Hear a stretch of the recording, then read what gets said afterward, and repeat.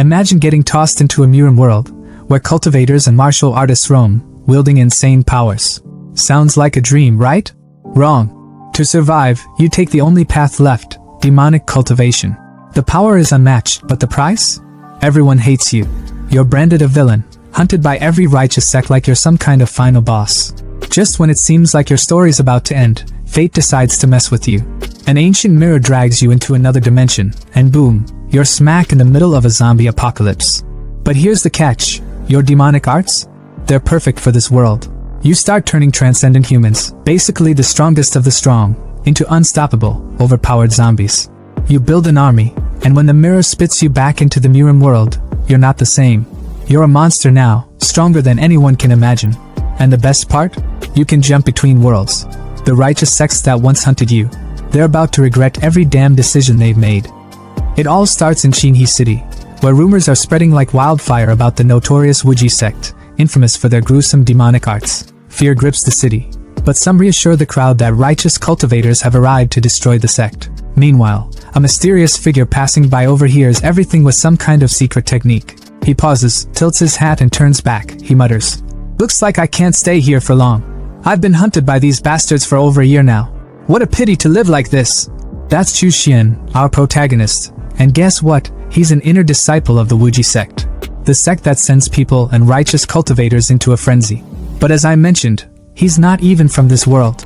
Chu Xian is an earthling who got ice-skate into the Chagzun continent with no family, no background, no cheat system, no maxed out stats, and no girl. Poor guy. But our MC isn't having it, so he took matters into his own hands, walking the dark path of demonic cultivation. Through sheer grit and ruthless determination, he clawed his way into the Wuji sect, the largest and strongest sect in Yugua. To survive, he mastered everything: worm cultivation, poison arts, disguise, corpse puppetry, you name it. After years of relentless effort, he finally reached the chi refining stage, poised to be accepted as an inner disciple by the sect elders. But fate had other plans. Out of nowhere, the first ancestor of the sect went mad and perished, leaving the Wuji sect vulnerable. The 5 major orthodox sects pounced, branding them a demonic cult and slaughtering them mercilessly. The Wuji sect was obliterated, its disciples massacred. The few survivors, like Chu Xian, were now hunted like animals. Back in the present, Chu Xian leaned against a shadowy wall, his hat falling to the ground as a wave of pain hit him. His voice was strained, trembling with desperation. The blood transformation and soul seizure art. It needs so much blood essence, feeding the worms flesh and blood. If I don't get resources soon, the backlash will kill me. But he gritted his teeth, pushing himself forward. A cold resolve filled his gaze. Today, he was going to meet someone, a surviving junior disciple, his only hope to replenish his resources. He turned back to a bar behind him and spotted a figure cloaked in blue sitting alone.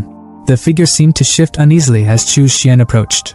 With a nervous smile, the junior disciple greeted him cautiously. "Brother Chu Xian, you're finally here.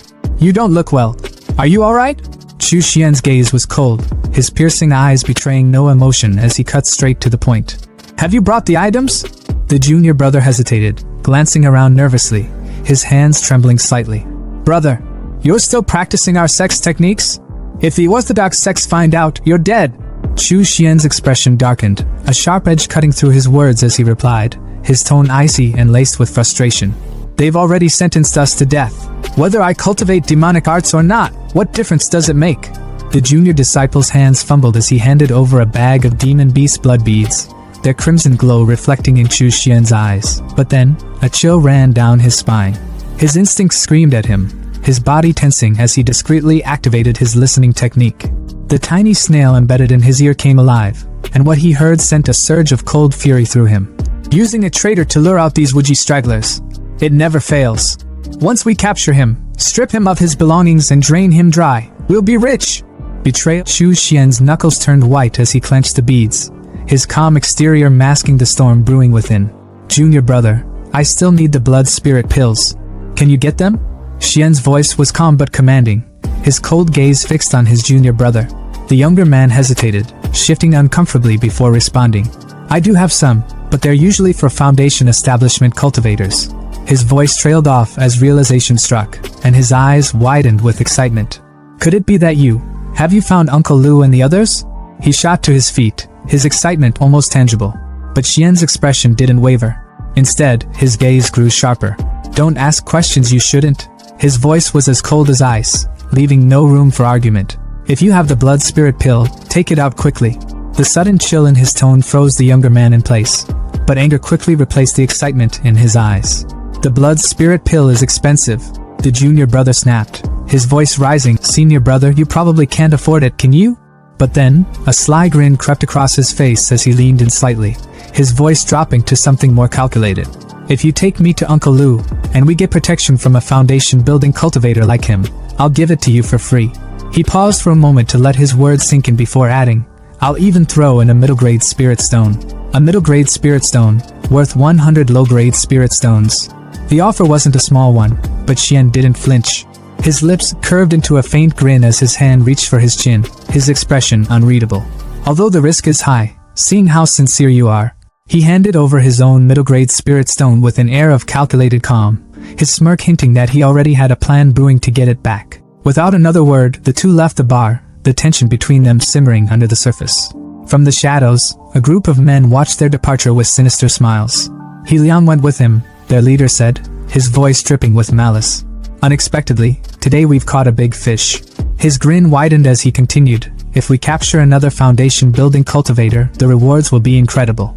Not just the sex merit rewards, but even the dead's assets would be worth far more than wasting time on self-cultivation. The men chuckled darkly, their eyes gleaming with greed as they moved to set their trap. At the temple, the atmosphere grew heavier with every step down the underground tunnel. The damp air clung to their skin, and the flickering torchlight cast eerie shadows on the walls. Junior brother broke the silence, his voice tinged with both admiration and unease.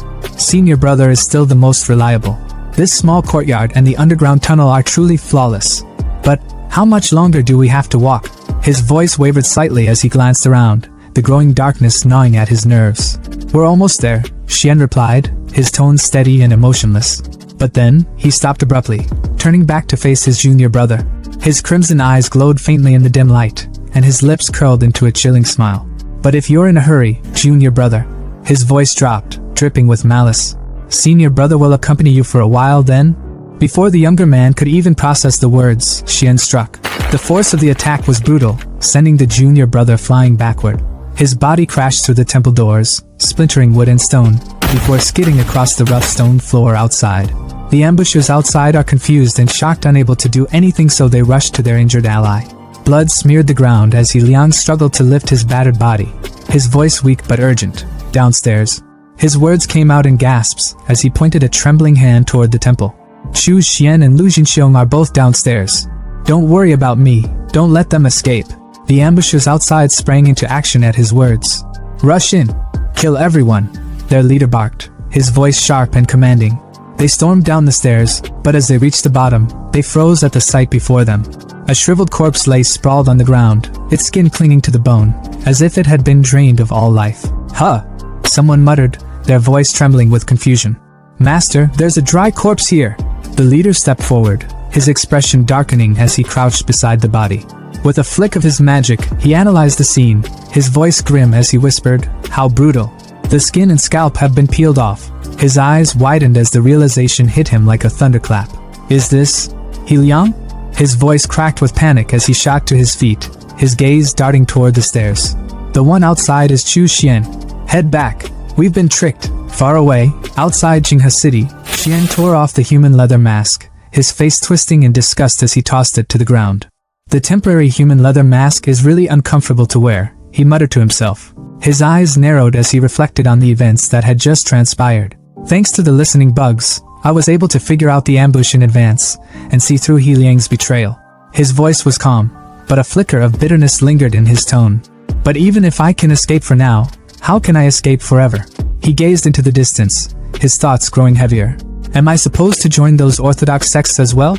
No, it's not possible. If I changed my path to the orthodox sect, I'd have to discard all my previous cultivation, which carries a high risk of backlash. More than that, with my aptitude, cultivating righteous techniques might mean I'd never even reach the foundation building stage. Only demonic arts, with their low thresholds and quick results, can give someone like me a chance at immortality. His voice was steady, filled with quiet determination. Later, in a glowing cave, Chu Xian examined his spoils, his hands trembling with anticipation. Among them was a mysterious artifact from the Wuji sect's treasure vault. As he activated it, a vision of a ruined, apocalyptic city appeared, sending a jolt of shock through him. Why does this look like Earth? My Earth, but destroyed. What the hell happened? Before he could react, the artifact pulled him in, and he stumbled into the desolate wasteland, his eyes widening in horror at the scene before him. A zombie gnawing on a corpse. Zombies? What the hell is this? The undead swarmed him, their groans chilling his blood, but Chu Xian's survival instincts roared to life. Blood-red worms erupted from his hands, slicing through the zombies with savage precision. He watched in stunned amazement as the worms thrived on the zombies' flesh, a twisted hope igniting within him. Wait, could zombies count as living beings? If I use their flesh and blood to cultivate my techniques and feed the worms? His dark grin returned, his heart pounding with exhilaration as the worms feasted. This entire city, no, this entire planet will become my resource pool. Killing zombies won't provoke heavenly punishment. I can cultivate freely. I can finally pursue what I never dared dream of before. Immortality. As more zombies charged toward him, Chu Xian stood tall, his blood worms writhing in anticipation. His voice was calm but resolute, filled with unshakable determination. Eternal life, no matter the cost. On a mountain of rotting zombie corpses, Chu Xian stood tall, his long robe stained with blood and his crimson eyes gleaming with satisfaction. A grin tugged at his lips as he declared, "In just a short while, I've broken through from the 4th to the 5th layer of qi refining. This place truly is a holy land for cultivating demonic arts." Below him, weak zombies aimlessly shuffled, searching for prey. Chu Xian glanced down at them, unimpressed. However, personally hunting down zombies to absorb their energy is too damn troublesome. It's time to try refining summoning corpses to do the work for me. He rubbed his temple and sighed, his disdain evident. But refining corpses requires strong bodies filled with deep resentment as the material. Only then will the refined corpses have good potential. His gaze returned to the pathetic zombies beneath him. Their sluggish movements and empty eyes annoyed him. These guys? Worthless trash. Impossible to work with. Straightening his posture, he crossed his arms behind his back in a commanding Napoleon pose and announced, "Oh well, for now, I'll use this place as a temporary base. In such a large mall, I should be able to find new suitable targets." The scene shifted to a bespectacled man, his face pale with fear, surrounded by a horde of hungry zombies. He screamed desperately, "Tiger bro, please save me!" His eyes darted to a blond man standing smugly on the upper floor, clutching a bag of supplies. "Didn't you say that as long as I distracted the zombies, you'd come save me once you finished collecting the resources? My mom and sister still need me. I can't die here." But the blond man's response was anything but sympathetic. With a wicked smile, he taunted, "Oh dear, I think I forgot to tell you. Your mom died yesterday. How could the Linquan gang waste resources on a 60-year-old woman?" The bespectacled man froze in disbelief, his voice trembling. "What did you say?" The blond man shrugged nonchalantly, turning to leave. "Thank you for sacrificing your life for me. After you die, I'll take care of your sister." The bespectacled man screamed in despair as the zombies closed in, ripping into his flesh. With his dying breath, he cursed, "Tang Hu, you'll definitely receive your retribution." But Tang Hu, the blond man, only chuckled darkly as he dashed off with his supplies. "Humph, what retribution? The rules of this world have always been survival of the fittest." Unbeknownst to him, someone was watching. From the shadows, Chu Xian observed the scene with a calculating gaze. A twisted plan formed in his mind as he muttered to himself, Wait a moment, this man's physique is quite impressive. Perfect material for refining a corpse." Tang Hu stopped in his tracks, sensing danger. He turned to see Chu Xian standing eerily still, his strange outfit and aura instantly filling him with unease. Pulling out a dagger, Tang Hu snarled, "Who the hell are you?" Chu Xian's lips curled into a sinister smile. "I mean, your physique is quite good. You'll make a fine servant for me." Tang Hu's face twisted in anger. "You're courting death," he roared, lunging at Chu Xian with his dagger. But before the blade could reach its target, a red flash sliced through the air. Tang Hu stumbled back in shock, staring at his broken dagger. The source? A bloodworm, writhing and biting the blade into pieces. Tang Hu clutched his bleeding palm, his confidence shattered. Fear crept into his voice as he thought, "This man, he can control insects? Is he a transcendent being too? There's no way I can beat him." Quickly shifting tactics, Tang Hu put on his most charming smile. "My brother-in-law is Zhao Hong of the Linquan gang. For his sake, let me go. You can even have this bag of supplies." Chu Xian raised a brow, unimpressed. "The Linquan gang?" Tang Hu nodded eagerly. Don't you know? The Lingquan Gang is the largest organization in Dongwu City. My brother-in-law, Xiao Hong, is the leader and a transcendent. He's 10 times stronger than me. Chu Xian chuckled darkly, his voice laced with mockery. If he's only 10 times stronger than a mere mortal like you, then there's nothing to worry about. Before Tang Hu could respond, Chu Xian's bloodworms lashed out, binding him in midair. Tang Hu screamed in terror as he was dragged toward a golden ritual cauldron, surrounded by glowing red sigils and 4 skulls.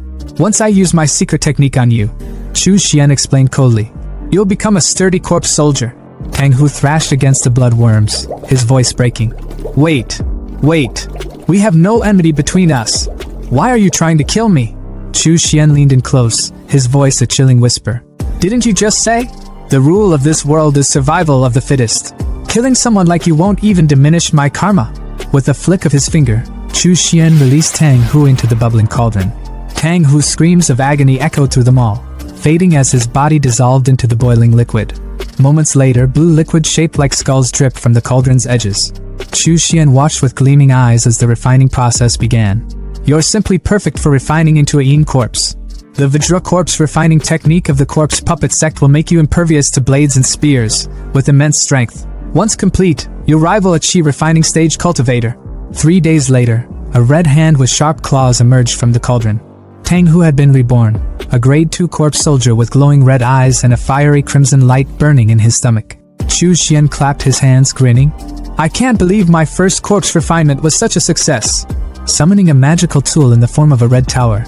Low-grade magical tool, corpse nurturing tower. Used for storing, nurturing, and appraising yin corpses, Chu Xian shouted. Appraisal! The tool analyzed the new yin corpse and returned its details. Grade 2 corpse soldier. Innate spells, bloodthirst technique, golden light incantation. Chu Xian couldn't hide his excitement. Not bad! It's not only reached grade 2, but its innate spells complement each other perfectly.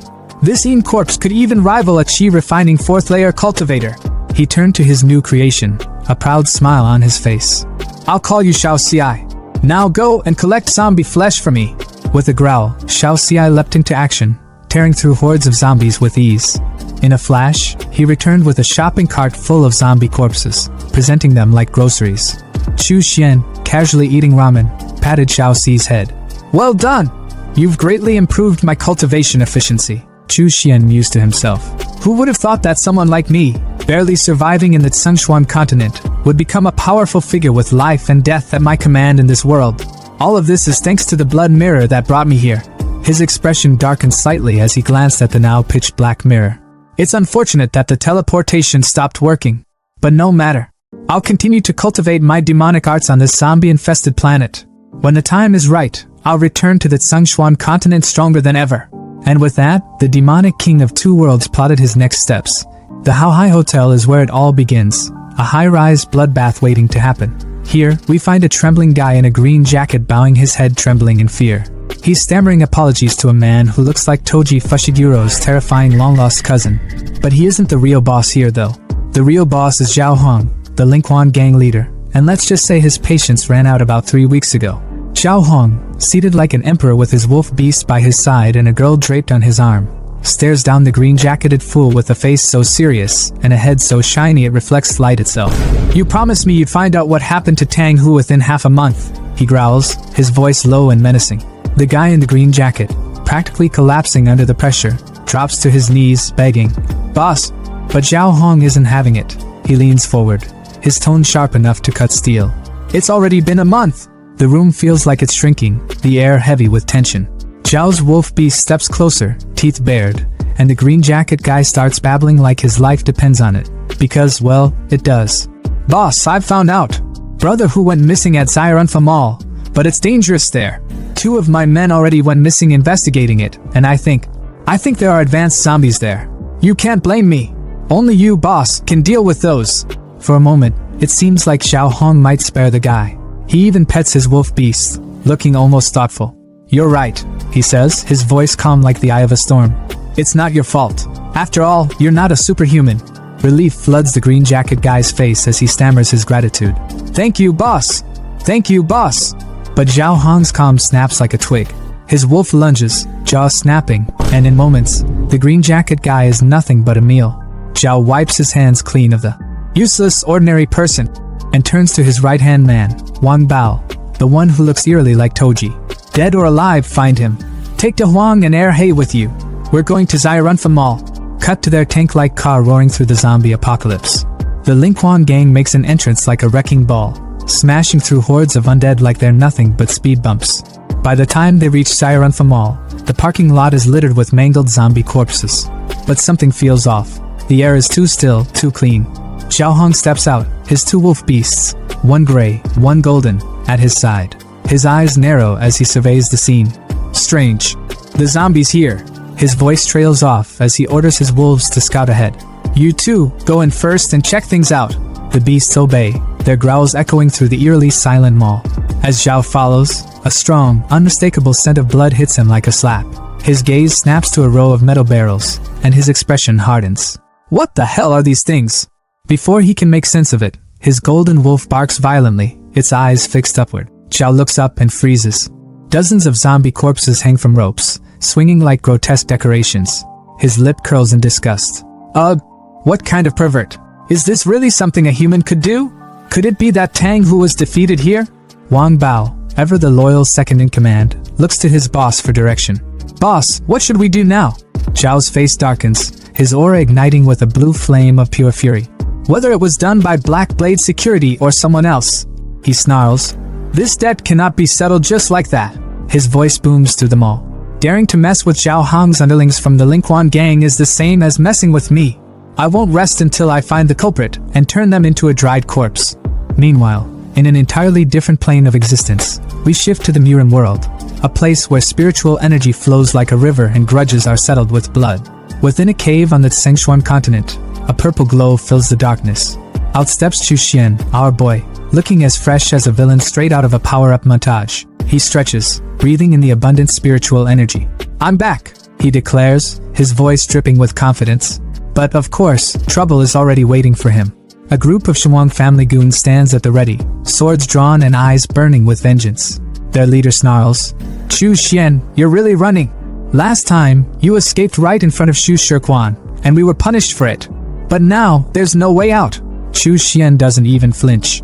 Instead, he smirks, his tone laced with mockery.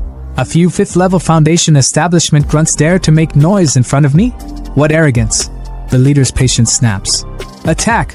They roar, and the group surrounds Chu Xian, blades gleaming. Big mistake. Chu Xian's hands move in a blur, and with a sinister grin, he unleashes his upgraded blood steel threads.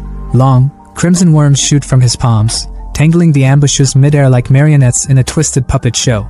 Screams fill the cave as one of them shrieks. How can this be? Weren't you only at the 4th level of chi refinement? Chu Xian laughs darkly. Your information is outdated. My cultivation has already reached the 6th level of chi refinement. The leader stares slack-jawed. That's impossible. It's only been 3 days. How can you break through the 6th level? Chu Xian's mind races. Wait, 3 days? He calculates quickly. I've been inside the Blood Mirror world for a month, yet only 3 days have passed here. The time difference must be about 10 to 1. Out loud though, he's all business. Let me ask you, besides you few, are there any other reinforcements pursuing me? Did that Foundation establishment master of yours come as well? When his question is met with silence, he tightens his grip on the threads, splitting one poor soul into bloody chunks. Answer me, or this will all be your fate. Terrified, the remaining ambushers spill everything. We're the only ones here.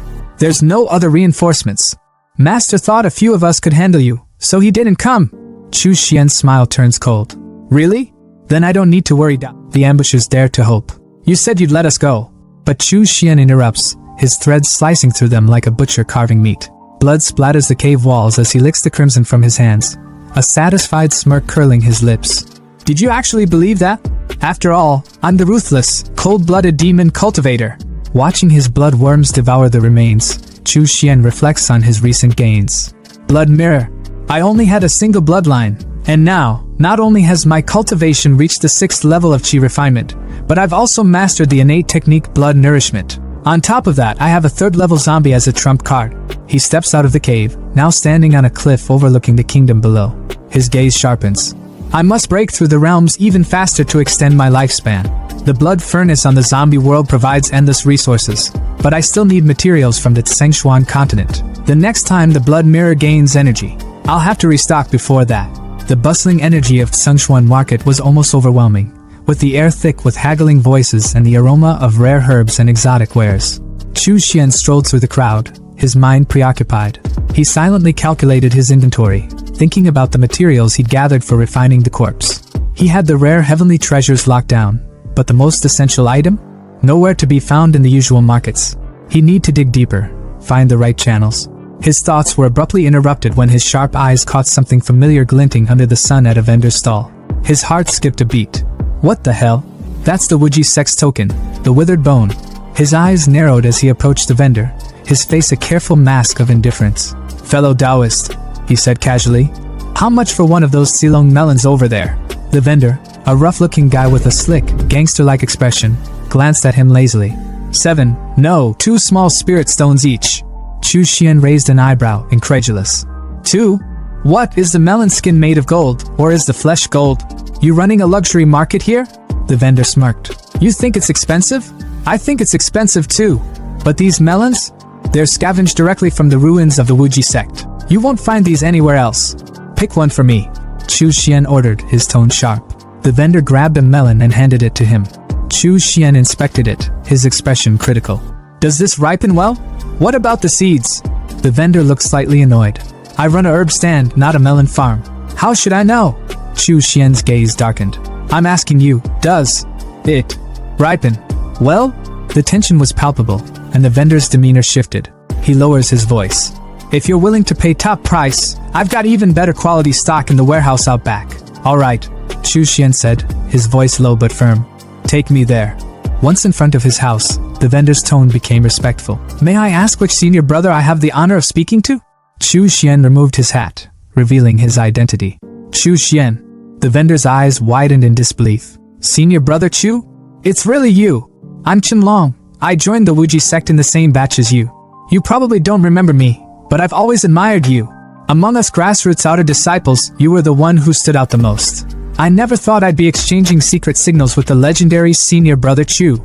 Chen Long practically buzzed with excitement, circling Chu Xian like an overzealous fanboy. Uncle Lu and the other senior brothers are hiding in the Wu family manor in Taiping Town. When we heard 3 days ago that you killed that traitor He Liang, it gave everyone hope. You're a legend, senior brother. Chu Xian scoffed, his tone cold. So the third elder's direct disciple, Uncle Lu Junxiong, is still alive, hiding in plain sight within Shigang sect territory. Clever. No wonder they haven't found him. Chen Long's enthusiasm didn't waver. Senior brother Chu, you should join us. Us Wuji sect cultivators need to stick together now more than ever. Chu Xian waved him off. I'm just here to buy something. Chen Long's face fell slightly, but he composed himself. What are you looking for? I need a blood transformation grand array. The words hit the air like a hammer, and Chen Long froze, his face twisting in shock and horror. What? Chu Xian remained unfazed as he explained. The blood melting formation is a tool often used by demonic cultivators for large-scale blood sacrifices. It's infamous for its ability to refine the 10,000 souls blood pearl, used to lay a powerful foundation. There was even a demonic sect leader who once sacrificed 300,000 lives to cast a citywide blood melting formation. It's simple yet devastating, capable of mass murder even when wielded by someone in the chi refining stage. But, and here, his voice dropped chillingly, I'm not planning anything that extreme. I'd deploy it on a zombie-infested planet, no harm to the heavens, and it might even earn me some merit. Chen Long looked pale, his voice trembling. Brother Chu, the 5 major sects are cracking down hard on anything related to demonic arts. If you activate that formation, they'll come for you. Chu Xian's gaze hardened. That's not your concern. Do you have it or not? Chen Long hesitated before mumbling. I know someone who does. They soon arrived at a secret Wuji sect stronghold, where a towering, jacked man stood like a sentinel. Su Ming, once ranked 11th among the inner disciples, greeted them with a sneer. The blood melting formation? Yeah, I have it. But why should I sell it to you, Chu Xian? Chu Xian's eyes narrowed, his thoughts racing. Of course, it had to be Su Ming. They'd butted heads plenty in the past over resources, and it was clear Su Ming was relishing the thought of seeing him fail. But not this time. Chu Xian reached into his bag and pulled out his trump card, an entire sack of glimmering blood pearls. Qianlong and Su Ming's jaws dropped. Blood pearls? So many? How many lives were sacrificed for this? Another voice chimed in, dripping with awe. To refine this many blood pearls under the Shigang sect's watch, Junior Brother Chu's power has surpassed all of ours. It was Wei Hua, ranked 12th among the inner disciples. Su Ming's thoughts churned with frustration. Damn Chu Xian, always outshining him. Fine, he sneered. 200 blood pearls, and the formation is yours. Chu Xian gave a cold laugh. Greedy, aren't we? Wei Hua stepped in, his tone reasonable. A basic formation like this used to go for 80 blood pearls tops. Su Ming, we're all from the same sect. This is unreasonable. But Su Ming wasn't backing down. Even between brothers, accounts need to be settled clearly. I'm the only one with the blood-melting formation, and without it. Chu Xian cut him off, his voice laced with quiet menace. Su Ming, are you misunderstanding something? That formation is worthless if you can't use it, which means it's already devalued. Meanwhile, you're desperate for blood pearls to fend off chi deviation. So tell me, who's the one really in need here? Su Ming's bravado cracked. Fine, 80 blood pearls. 60, Chu Xian countered. Su Ming bristled. Why are you still haggling? If you won't sell, I'll leave, Chu Xian said flatly, turning to go. Wait. Su Ming practically panicked. Fine, 50. Chu Xian smirked, handing over 60 blood pearls. You're wise to agree. The blood-melting formation was his, and Xian wasn't about to let anyone take it. In his mind, he was already scheming. He had plenty of blood pearls left, so why not offer a little more goodwill? Chu Xian spoke up, his tone calm but firm. Senior Brother Wei Hua, if you want the remaining blood pearls, you can exchange them with me for spirit stones.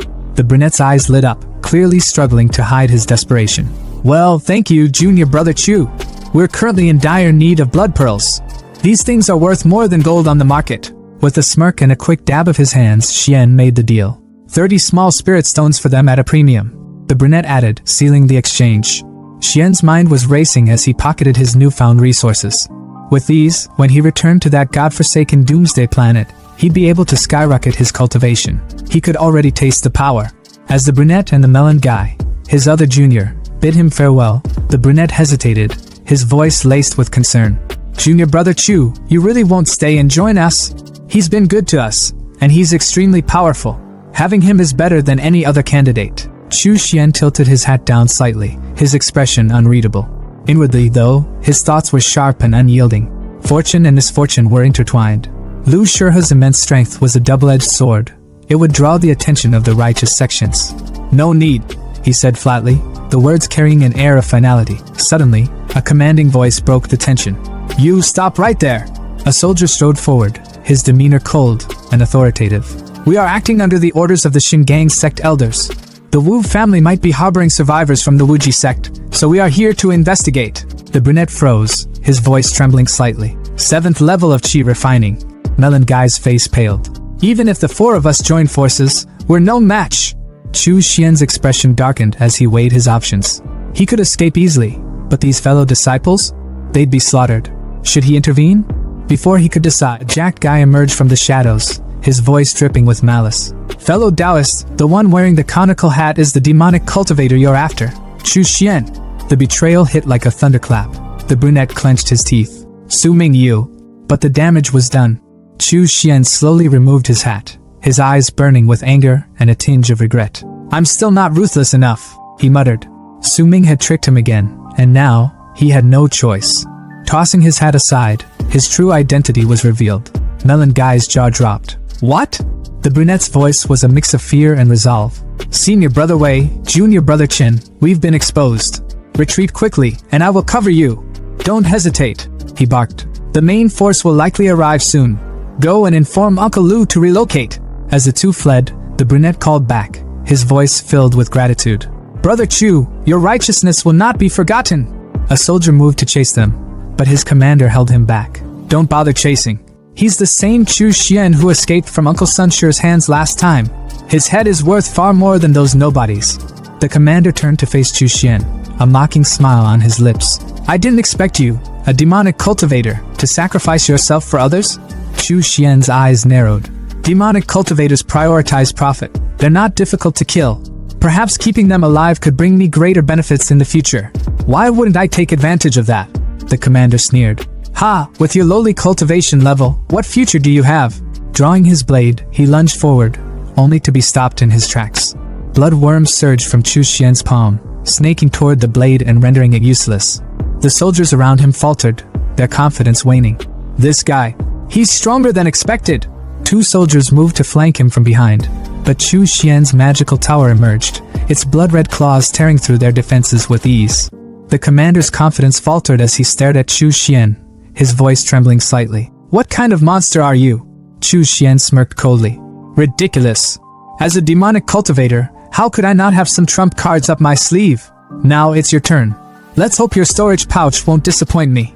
Meanwhile, at the Wu family's separate residence, chaos was brewing. Lu Jinxiong, the elder of the Wuji sect. What? You left Chu Xian there alone? Even though we are demonic cultivators, the sect has been destroyed.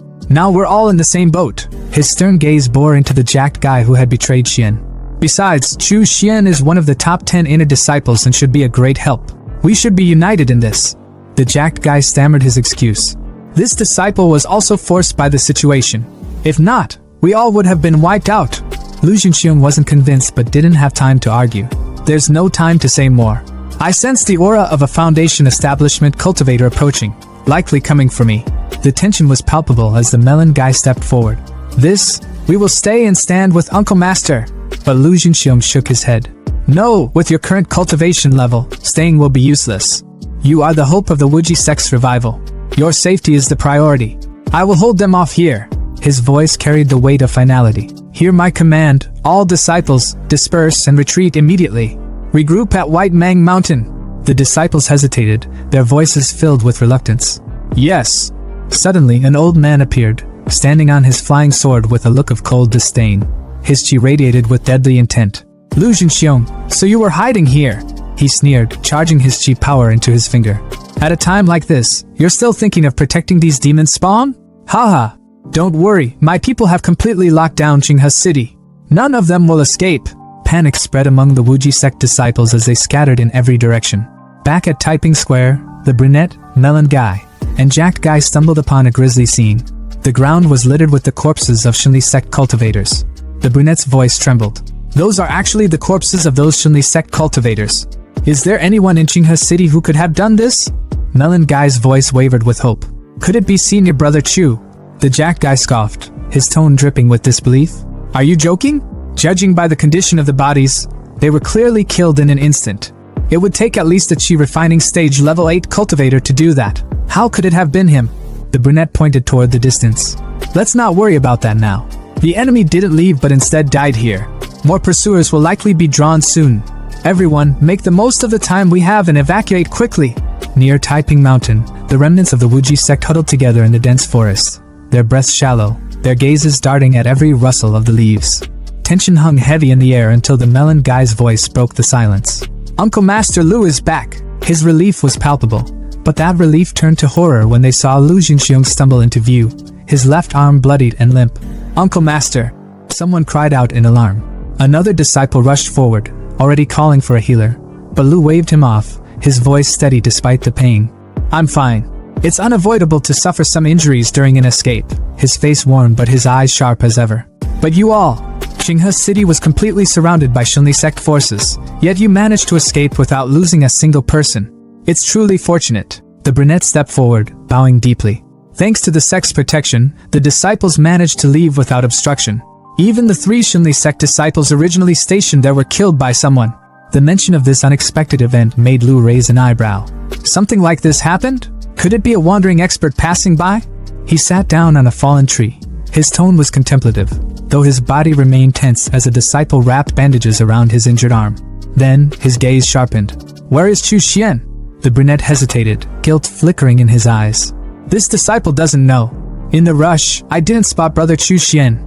Su Ming, the jacked guy, crossed his arms with a scoff. Chu Xian is only at the 4th level of chi refining. Facing 3 opponents, he probably got reduced to ashes. His voice was cold, uncaring. But the melon guy wasn't having it. Su Ming, this is all your fault for getting senior brother Chu killed. And you still have the nerve to speak? His fist clenched as he glared at Su Ming, who merely shrugged. Lu Jinxiong rubbed his chin thoughtfully. Chu Xian. I recall him. He's the one who's been ranked 10th in the inner sect for years. His aptitude may be ordinary, but he's very clever. He might not have met with misfortune. His sharp gaze turned to Wei Hua, the brunette. Wei Hua, once things calm down, take some people to gather information on him. If you find him, bring him to join us. It's good to have some support. Since the sex destruction, he's been wandering alone. I can't imagine how difficult things must be for him now. Meanwhile, Chu Xian wasn't exactly struggling. In a dimly lit cavern, he sat cross-legged, grinning from ear to ear as he counted his spoils. Ha ha ha, life is really getting better and better. He chuckled, his voice echoing in the cavern. 800 low-grade spirit stones, 2 mid-grade spirit stones. Spirit gathering formation and maze formation, suitable for setting up a cave dwelling.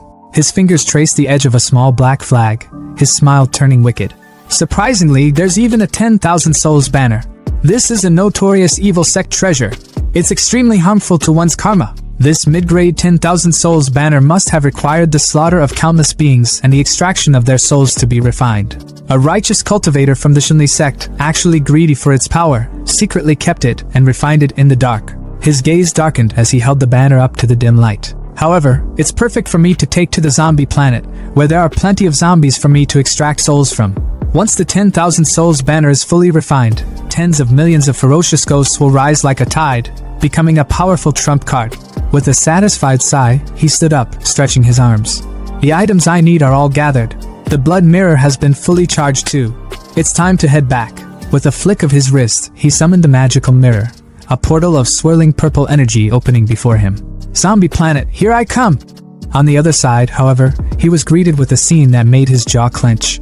Smoke billowed from what remained of his base. The barrels of supplies he'd so painstakingly gathered reduced to ash. He crouched by the smoldering remains, his voice low and seething. Let me calculate the time. I should have left here about 2 months ago. But things shouldn't have turned out this way. His eyes narrowed as he inspected the damage. Corpses wouldn't do something like this. Someone deliberately set the fire. If I had known, I would have refined a few more corpses to guard the place. His fist tightened, his teeth grinding in frustration. My snack reserves, all burned to ashes. Whoever did this didn't even come here to loot supplies. They just set a fire for no damn reason? Summoning his magic tower, he called out. Xiaohu, report to me. Come here.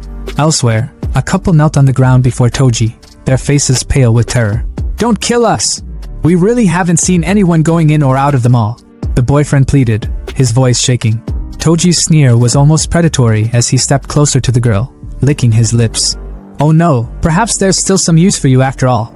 The girlfriend's eyes widened in horror. No, please, she begged, her voice cracking. Before Toji could lay a hand on her, a massive shadow loomed over him. He turned slowly, his confidence evaporating as he stared up at Xiaohu, who towered over him like death itself. The couple didn't waste a second, scrambling to their feet and running as fast as they could. It's a high-level zombie, the boyfriend shouted in panic, his voice fading into the distance. Xiaohu leaned down toward Toji, mimicking the predator's earlier movements, and karma hit like a truck. Toji's legs shook as he stammered. No, don't. But then his eyes focused on the zombie's face, recognition dawning too late. Wait, this zombie. Tang Hu. His words were cut off as Xiaohu grabbed him by the collar like a ragdoll, slung him over his shoulder, and dashed away, leaving a trail of smoke in his wake. Toji's scream was more pathetic than anything. Ow! Where are you taking me? Where are you going? Xiaohu didn't answer, of course, but when they arrived at Chu Xian's hideout, Toji was unceremoniously slammed to the ground, his head pinned under Xiaohu's massive hand. Chu Xian turned, his eyes lighting up with amusement. How you're back so soon, Xiaohu? He patted his undead companion affectionately, as if he were a loyal dog. Toji, trembling on the ground, stammered, Who are you? And why can you control Brother Hu? Chu Xian tilted his head, unimpressed. So what if I can? You know Xiaohu? Could it be that you're also part of the same gang? Was it your people who burned down this place too? Toji, shaking but still have the balls to say, Yes, so what about it? Chu Xian's expression darkened, his tone turning icy. I haven't caused any trouble here yet, but instead, others have already troubled me. His eyes glowed crimson as his aura intensified. If I want to cultivate in peace in this world, I'll have to deal with these annoying little dogs first. He leaned in, his voice dripping with malice. I just wonder how much corpse refining material they can provide me. Toji's voice cracked as he asked, Corpse refining? What does that mean? Chu Xian smirked. How about you first tell me all the intel you have on the gang? Chu Xian's spirit-capturing eyes glowed with an eerie intensity as he locked his gaze onto Toji, the man's pupils dilating like a puppet under command. Toji's voice trembled, spilling the truth as if his very soul had been wrenched open. "My name is Wang Bao," he confessed, his words robotic and devoid of resistance. "A trusted subordinate of Zhao Hong, the Spirit Dog Gang's boss. Our base is in the Grand Hotel. The mall was burned down when we came to look for Brother Hu. Meeting the horrifying scene, the boss ordered us to fire and destroy everything." Chu Xian's cold stare didn't waver. His tone was sharp, slicing through the air like a blade. "How strong is Zhao Hong?" Toji's head tilted slightly, his subdued voice revealing the extent of their boss's power. "He's a 5-level transcendent who has tamed 3 spirit dogs. Each one of them is more than 3 meters long and incredibly violent. He's also physically stronger than an ordinary person. He can compete with high-level zombies." But something in Toji's voice shifted. He was regaining fragments of his consciousness. A flicker of fear crossed his face as he stammered. Chu Xian's thoughts raced. The spirit capturing I was losing its grip. Time was running out. He pressed on. "Wang Bao, let me ask you one last question. This isn't your first time murdering and burning things down, is it?" Toji's lips curled into a nervous grin, his voice dripping with sarcasm as he chuckled uneasily. Of course not. Such things are common right now. I even enjoy it a little bit. Ha ha ha ha." His laughter was hollow, but the moment was short-lived. Chu Xian's expression darkened, his voice icy as he delivered a final, chilling verdict. "In this case, there is no need to refuse your excellent corpse refining material." Panic surged through Toji as the realization hit him like a brick wall. His scream pierced the air. "What did I do just now?" But there was no mercy to be found. Xiaohu, the towering zombie, grabbed Toji like a ragdoll, lifting him effortlessly. The cauldron bubbled ominously, steam rising as if it were eager to claim its next victim. Chu Xian stood calmly, his eyes gleaming with a sinister satisfaction as he threw the final ingredients into the boiling concoction. Toji thrashed violently, his screams echoing through the space. What are you doing?" But his cries were cut short as Xiaohu smashed him into the seething liquid, submerging him completely. Chu Xian watched the process unfold, his thoughts cold and calculating.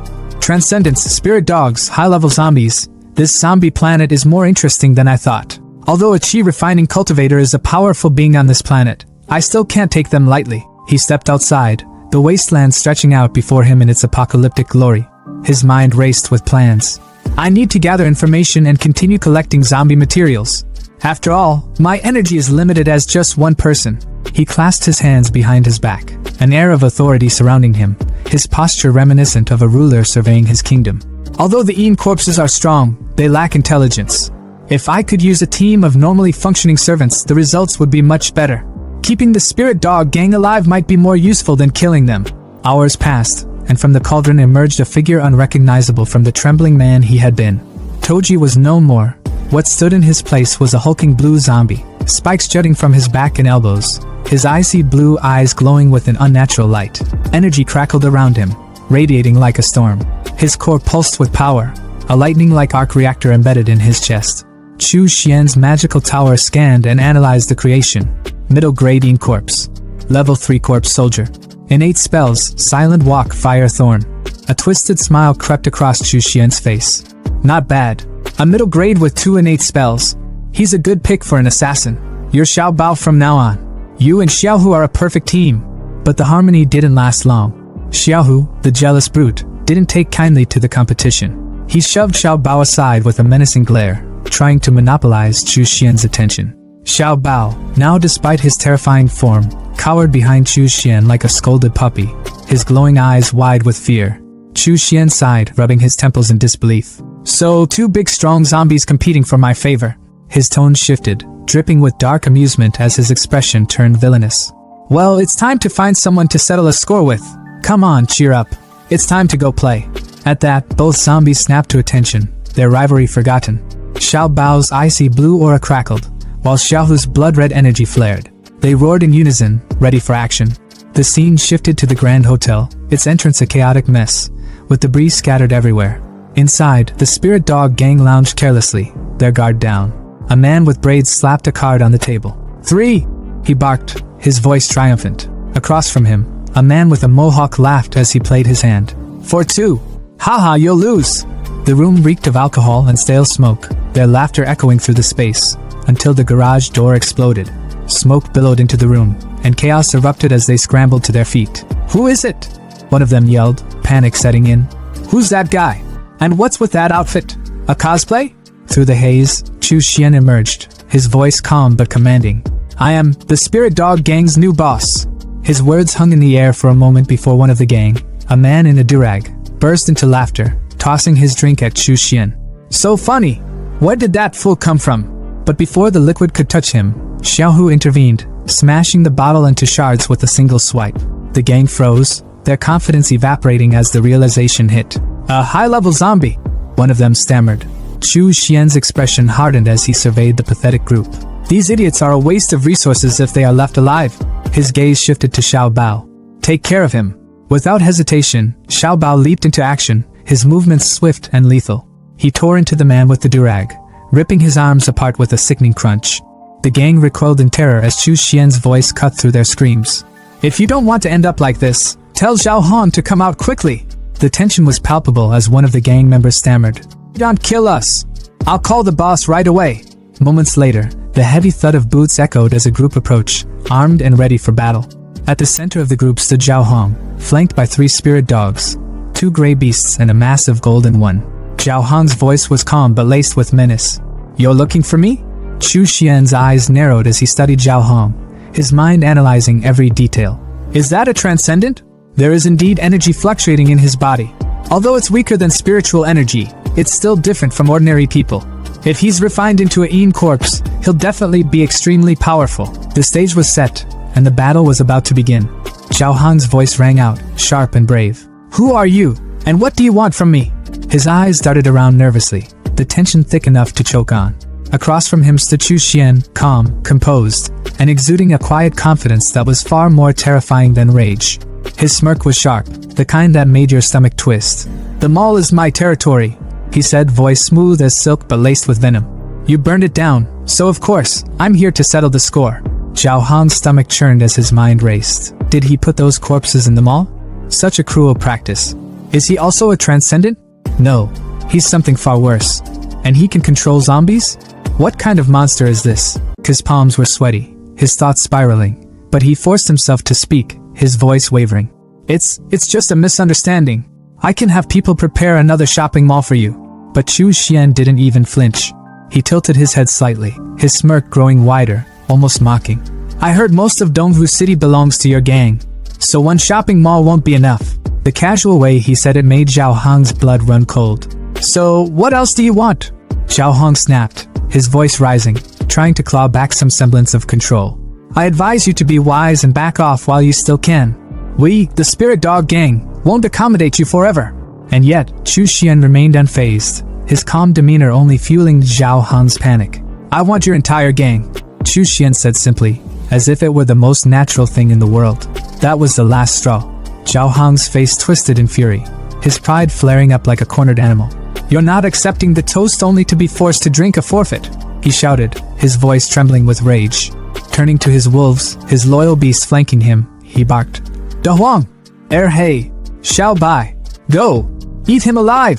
The wolves didn't hesitate, their growls rumbling like thunder as they charged at Chu Xian, but Chu Xian didn't move.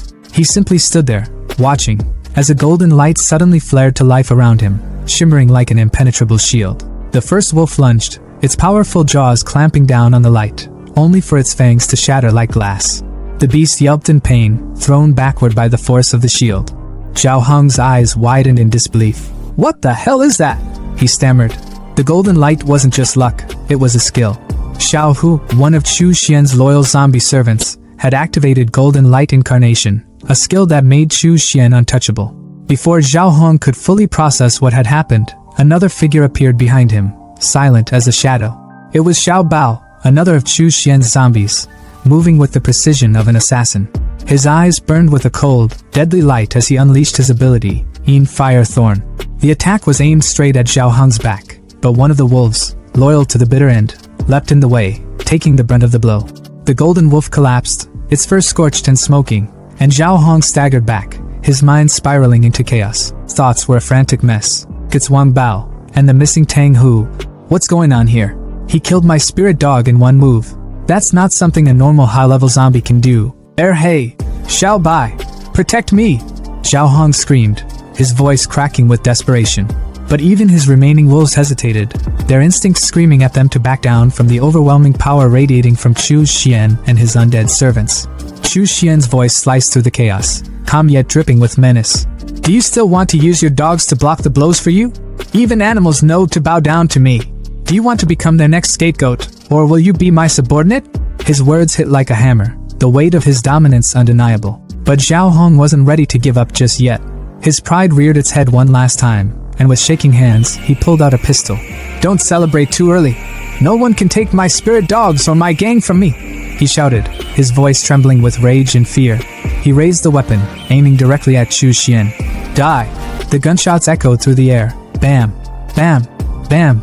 But the bullets never reached their target. From Chu Xian's body, steel blood worms erupted, coiling through the air like living shields.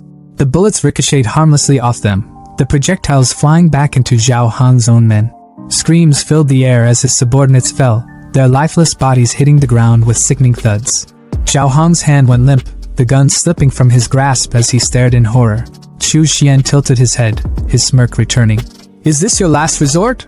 I was hoping for something more impressive. Zhao Hong's legs gave out, and he dropped to his knees, his voice breaking as he begged. The spirit dog gang is yours. Please, spare me. Chu Xian's smirk didn't falter. He stepped closer, his eyes cold and calculating. This spirit dog gang is useful to me, so I'll take it from your hands. And I'm also going to use your body. Zhao Hong's face turned a deep shade of red, and for a moment, his fear was replaced with sheer confusion. Although I don't like men, if you're adamant I can, he stammered, his words trailing off awkwardly. Chu Xian's expression twisted in disgust. Don't get me wrong, I'm not into men either. He turned to Xiao Bao, dismissing Zhao Hong entirely. Tie him up. Then, to Xiao Hu, he added, I'll leave these 2 dogs to you. The remaining gang members, trembling with fear, fell to their knees, bowing their heads in submission. Master! They cried, their voices trembling with sincerity. Chu Xian smirked again. Right. You should read the rune properly. 10 years ago, the sea star spirit exploded, unleashing a wave of energy that reshaped the world. Most people couldn't withstand it. Their bodies twisted and mutated, turning them into bloodthirsty monsters known as zombies. Among the survivors, a rare few gained extraordinary talents, their strength divided into 9 stages based on the number of cores in their bodies. Back in the present, Zhao Hong, now tied up and defeated, explained through gritted teeth. Donghu City, where we are now, is a small city in the Linjiang province. It belongs to the Flame Nation's centralized monarchy. There are only 2 powers here. One is the Spirit Dog Gang, and the other is the Black Security Company. Chu Xian listened carefully, his expression unreadable. That's all I know, Zhao Hong added, desperation creeping into his voice. Is there anything else you want to know? Whatever it is, I'll find it. Chu Xian waved a hand dismissively. Xiao Bao, take him to the medicinal bath. Zhao Hong's eyes widened. Medicinal bath? His protests turned into panic screams as Xiao Hu and Xiao Bao dragged him away. Big brother, didn't you say you'd spare me? Chu Xian sipped his drink, watching the chaos unfold with amusement. The medicinal bath this time is the best one I've been able to get. After soaking for a few days, his talent will come into play. He leaned back, savoring the moment. Then it's the perfect chance to set up the blood battle array for a blood sacrifice. Modern food and drinks really are better. Outside, Chu Xian soared through the air on his flying sword, drink in hand, surveying the desolate city below. His sharp eyes caught movement on a rooftop. A group of survivors was fighting for their lives. 2 men strained to hold the door against the relentless pounding of zombies, while an old man stood behind them, trembling, clutching a white case to his chest. This stage 3 core was obtained at the cost of many lives, the old man whispered, his voice heavy with resignation. We can't lose it. Just take it and leave me. The man in sunglasses shook his head, his voice firm. Mr. Jing, you're the Linjiang Province Institute of Sciences chief. Your life is more important than ours. Don't worry. I've sent a rescue signal. The Black Security Company will send someone to pick us up. The old man sighed, his shoulders sagging. Alas, the world has changed. If you want to be rescued, it will be hard. The door behind them splintered and burst open. A wave of zombies poured through, their growls deafening. The 3 survivors froze, their faces pale with despair. We're doomed. Out of nowhere, a sword shot through the air like a damn missile, slicing clean through the zombie lunging at the guy in green. But that wasn't all. This wasn't some one-and-done move, it was a massacre. The blade zipped through the horde, carving through every rotting corpse with terrifying speed and precision until the scene was eerily silent, not a single zombie left standing. Before anyone could process what just happened, a figure floated down from the sky like some ancient deity, his tone calm but commanding. "It's quite lively here," said Chu Xian, as he landed gracefully in front of the stunned group. The survivors, still reeling from the chaos, scrambled to thank him, their voices trembling with gratitude. "Thank you. Thank you so much for saving us, great one." But Chu Xian wasn't here for praise. His sharp gaze locked onto the white case the old man was clutching like his life depended on it. "What's inside? Could it be that these zombies were after this?" he asked, his voice laced with curiosity and authority. The old man froze, stammering as if he'd just been caught hiding a state secret. The two men flanking him immediately raised their guard, their expressions hardening. It's a level 3 psionic core," the old man finally sputtered. "Originating from a level 3 zombie bear." That caught Chu Xian's attention. His eyes narrowed as he stepped closer. "Oh? Let me see." Without waiting for permission, he released a steel blood worm, his personal nightmare fuel, and it slithered out to snatch the case right out of the old man's hands. The group tensed but knew better than to resist. "Please don't take it away," the old man begged, his voice breaking with desperation. "The Life Sciences Research Institute depends on it. With this, we have hope of researching a weapon to counter the zombies, which concerns the entire." Chu Xian cut him off with a glance, opening the case to reveal a glowing green orb. He examined it with a critical eye, unimpressed. "So this is the energy core. It's not that impressive," he thought, his inner monologue dripping with disdain. "The energy inside is nothing compared to the spiritual energy within a small spirit stone." Without a second thought, he tossed the core back to the old man, who fumbled to catch it, his face a mix of shock and confusion. "Don't worry," Chu Xian said flatly. "I'm not interested in things at this level." The old man could barely process what he just heard. A level 3 psionic core, insignificant? Who the hell was this guy? Before he could voice his disbelief, Chu Xian turned his attention back to the group. "You all, where have you come from?" he asked, his tone sharp. One of the men, sporting shades that screamed, "Badass wannabe," stepped forward. "We're from Linjiang Province, Linjiang Army. We're under orders to protect Professor Jing and bring back the psionic core." Chu Xian raised a brow. "Just the two of you?" he asked, skepticism dripping from his voice. The guy with the shades scoffed. "Of course not. The Black Blade Security Company will escort us out temporarily."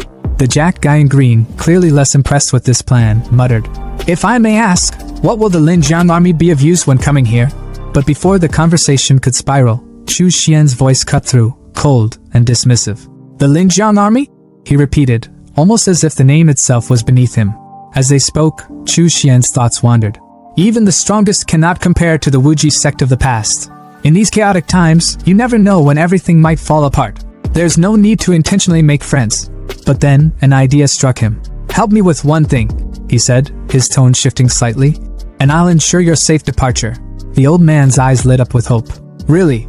We'll do anything you need." But then, as if remembering his position, he adjusted his glasses nervously. "However, we cannot do anything against regulations. That's our bottom line." Chu Xian smirked, already walking away. "You don't need to do much. Just stay on the rooftop. Attracting the zombies will be enough." Before they could protest, he removed the seal from the door, unleashing a horde of zombies below. The old man looked like he was about to have a heart attack, but Chu Xian waved off his panic. "No need to worry," he said casually. "I've already reinforced the door with a stone talisman.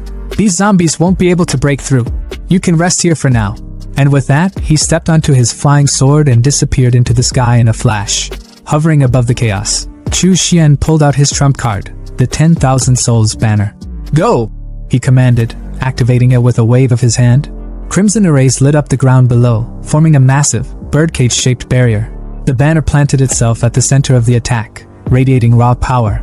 Looking down at the horde of zombies crowding the mall like Black Friday shoppers, Chu Xian smirked. "With the psionic core attracting the zombies, you've saved me a lot of trouble," he muttered, satisfied. Returning to the rooftop, he addressed the trio. "Everything is ready. Time to take you out of here. I'll make sure of one thing first. Do you want to come with me?" The old man didn't hesitate. "We'll go with you," the jacked guy in green, still cautious, muttered. "Mister." But the old man reassured him. "No worries. If this great one wanted to harm us, even 10 lives wouldn't be enough. He wouldn't need to use any tricks." And just like that, Chu Xian wrapped them in his steel blood worm like some creepy, sentient roller coaster and took off on his flying sword. The trio screamed bloody murder the entire time, their terror echoing through the skies. By the time they landed, they were utterly drained, not from running, but from sheer emotional exhaustion. Chu Xian, unfazed, gestured for them to leave. Alright, you can go seek your rescue on your own now. I won't be accompanying you. The old man tried to stop him, bowing deeply. Thank you, Great One, for your immense kindness. May I ask your name, Great One? Chu Xian, ever the dramatic, turned slightly, striking a pose fit for a painting. Chu Xian, he said simply before flying off into the distance.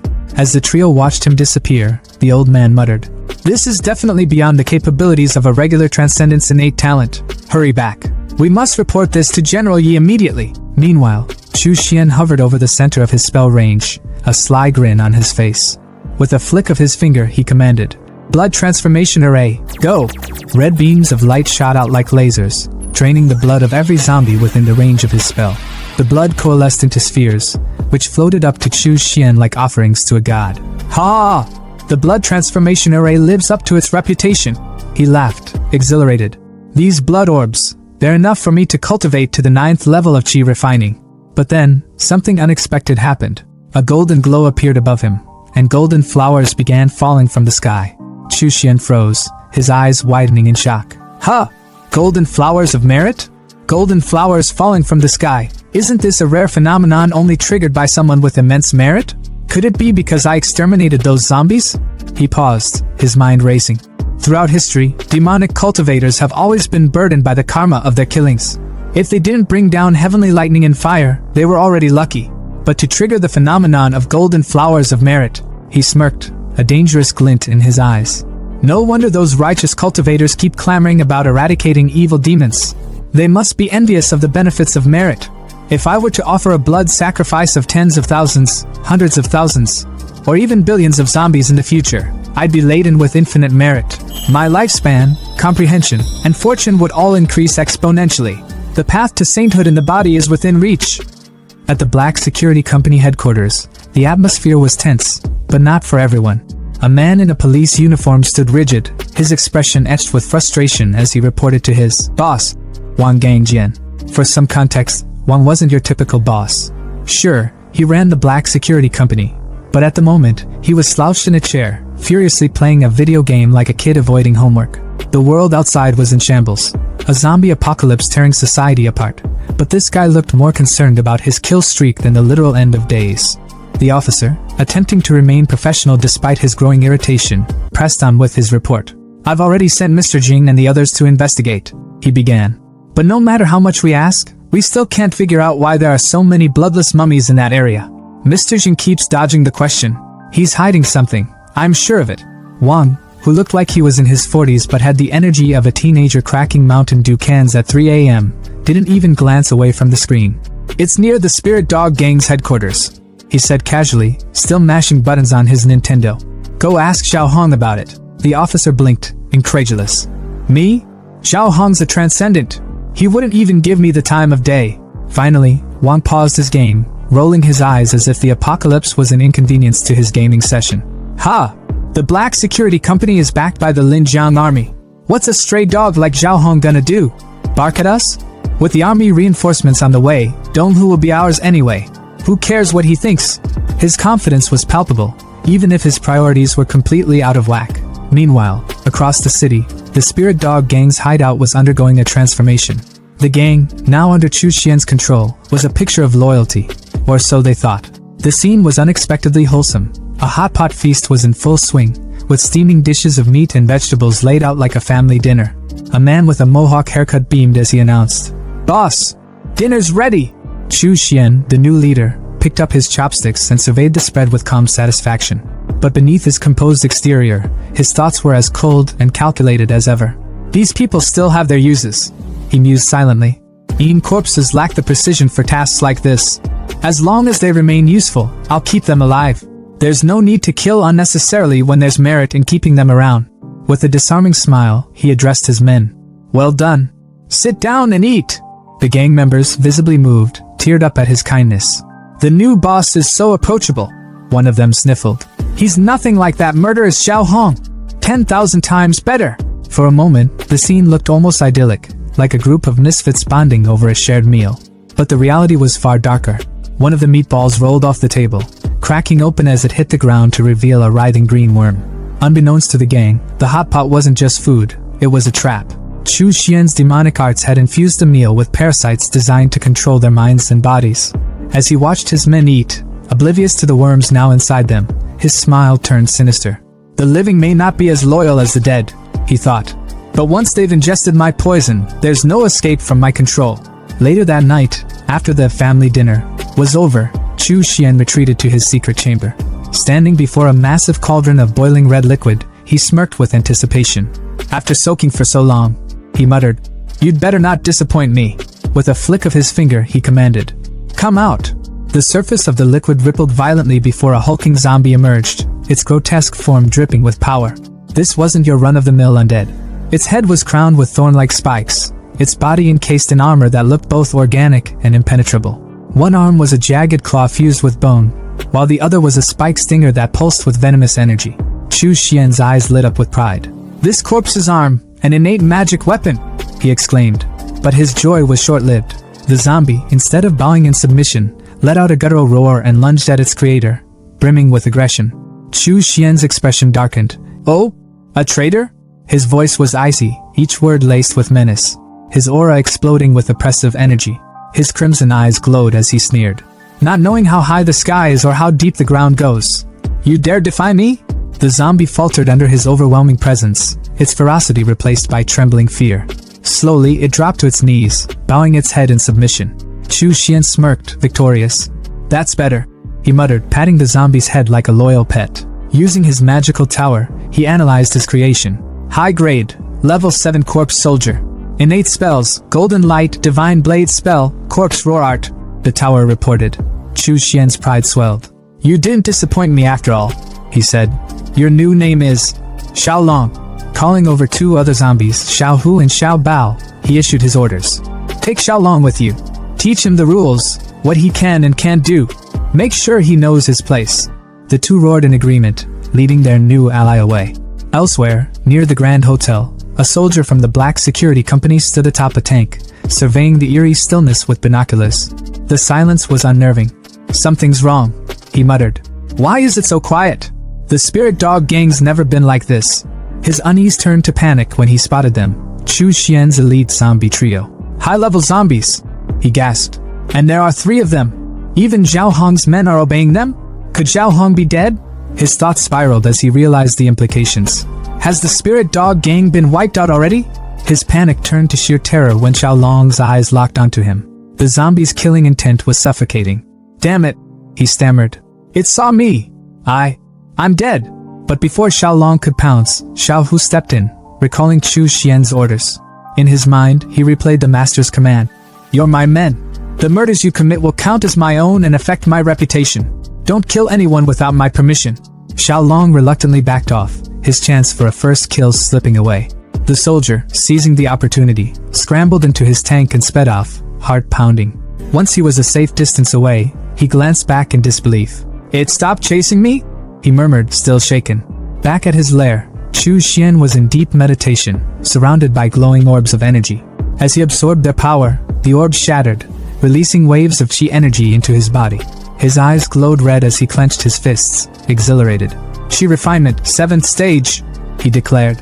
"With my current power, I'm invincible below the foundation building stage."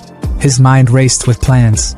To reach the foundation building stage, I need to compress my spiritual energy into liquid form. But the ingredients for the original foundation building pill are tightly controlled by the righteous sections. Demonic cultivators like me have to find another way. His solution? The soul flower, a rare and powerful ingredient cultivated through slaughtered souls. The last time I returned to the Sichuan continent, I prepared the seeds.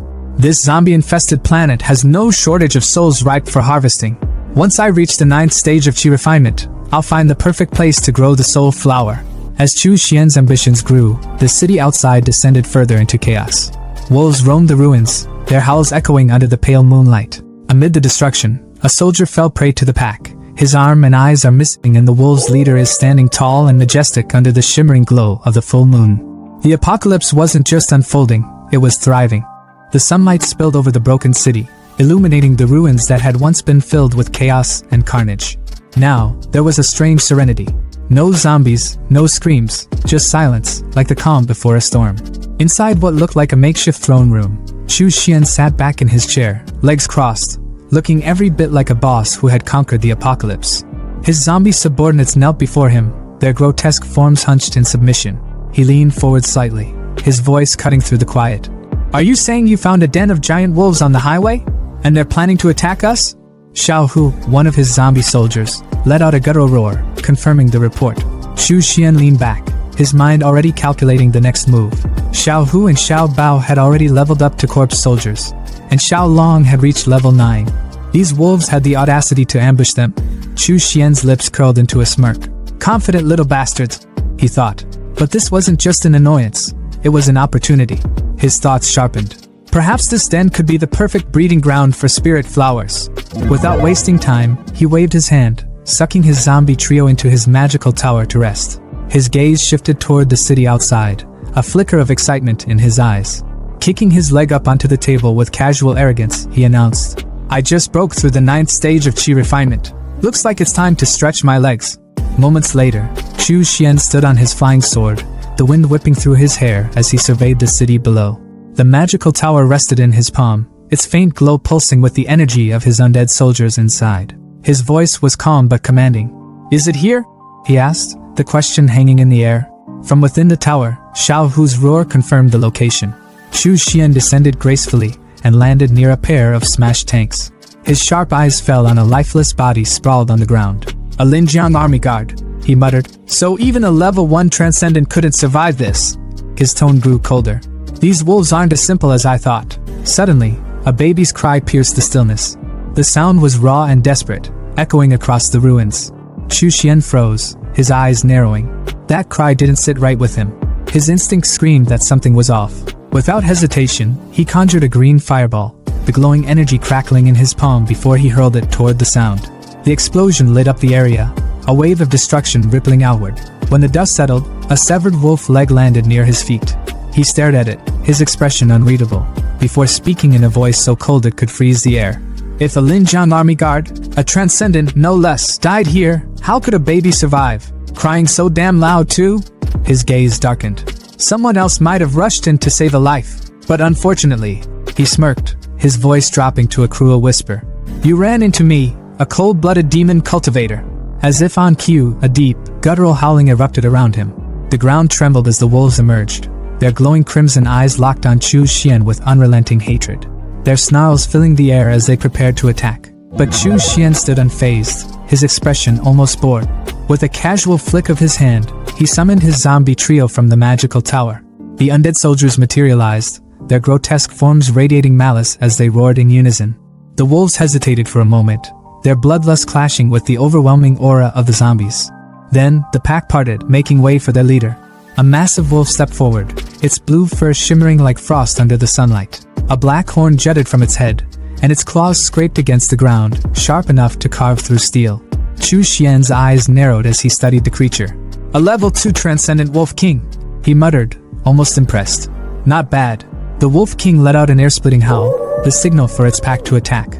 The wolves surged forward like a tidal wave of fur and fangs, their howls tearing through the air. Chu Xian's voice cut through the noise, calm and commanding. "Leave the transcendent to me," he told his zombies. "The rest are yours." The trio roared in response, charging into the fray without hesitation. The battlefield erupted into chaos. Blood sprayed as claws met bone, teeth tore into flesh, and the undead soldiers fought with a ferocity that matched the wolves' savage attacks. The ground was littered with bodies as the two sides clashed, either willing to back down. Meanwhile, Chu Xian faced the Wolf King head-on.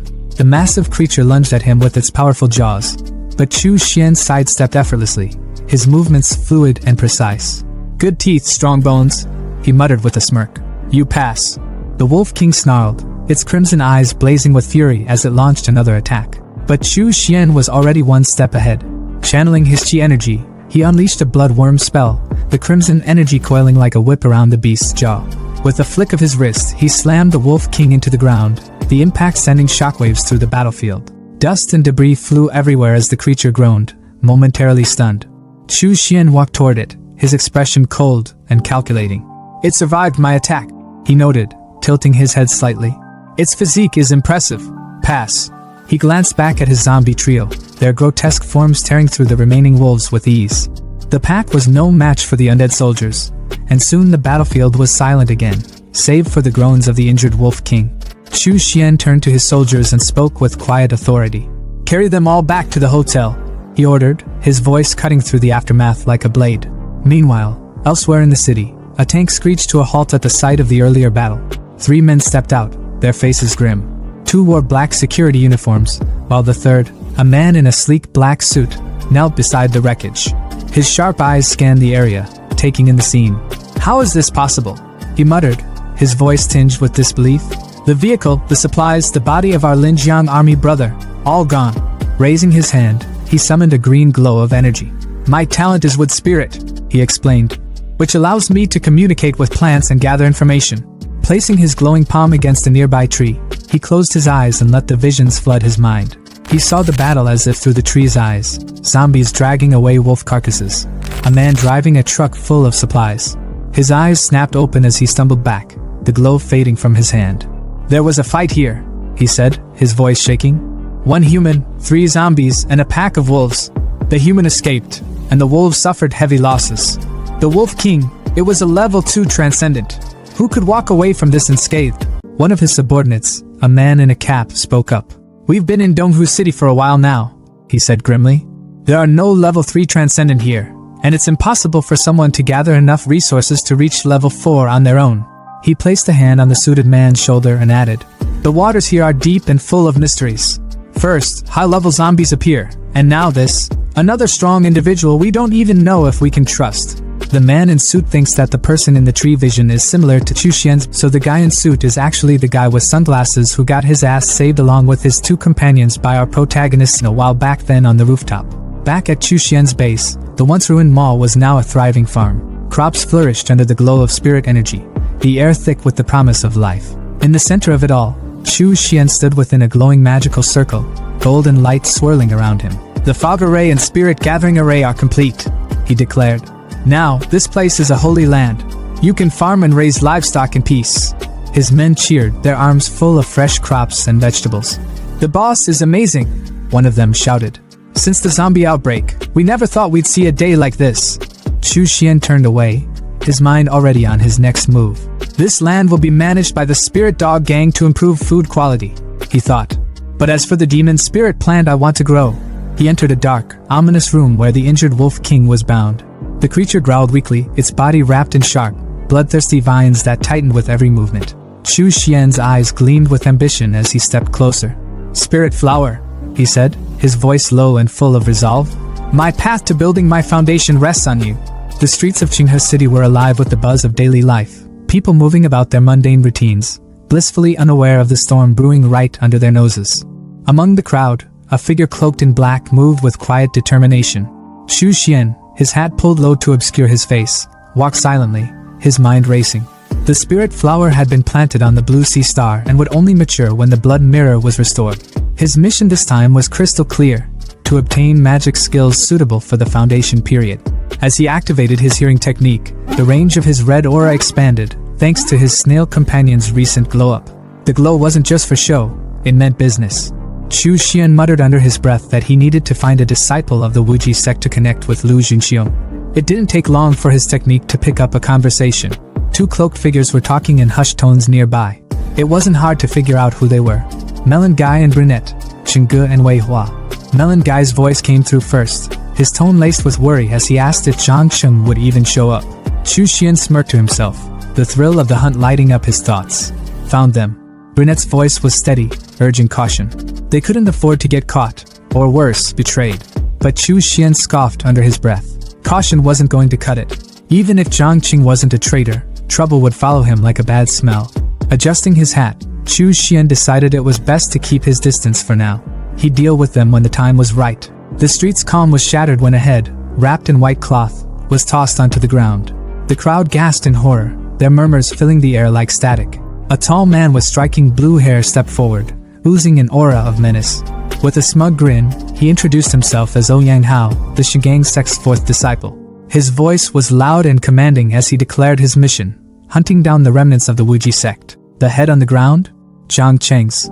The crowd recoiled as Ouyang gloated, his tone making it clear he wasn't just here to hunt, he was here to make a statement. When one brave, or foolish, soul in the crowd dared to question his actions, Ouyang silenced him in the blink of an eye, slicing the man's hands clean off. His expression was cold, his voice even colder. "Ignorant and stupid," he sneered. "I'll spare your life, this time." As Ouyang's sharp eyes swept over the crowd, they locked onto Melon Guy and Brunette. His twisted grin widened, and his voice dripped with malice. "Demonic villains," he sneered, his tone almost playful, like a predator toying with its prey. Melon Guy and Brunette didn't wait around for a second invitation. They bolted, weaving through the panicked crowd as fast as their legs could carry them. Ouyang wasted no time, launching a blue beam of energy in their direction. The blast tore through the street, nearly hitting innocent bystanders. The crowd erupted in whispers, their fear palpable. "Ouyang Hao is too overbearing," one muttered. Another hissed for them to keep their voices down. Ouyang was no ordinary disciple. He was a genius of the Shingang sect, already at the 9th stage of Qi refinement.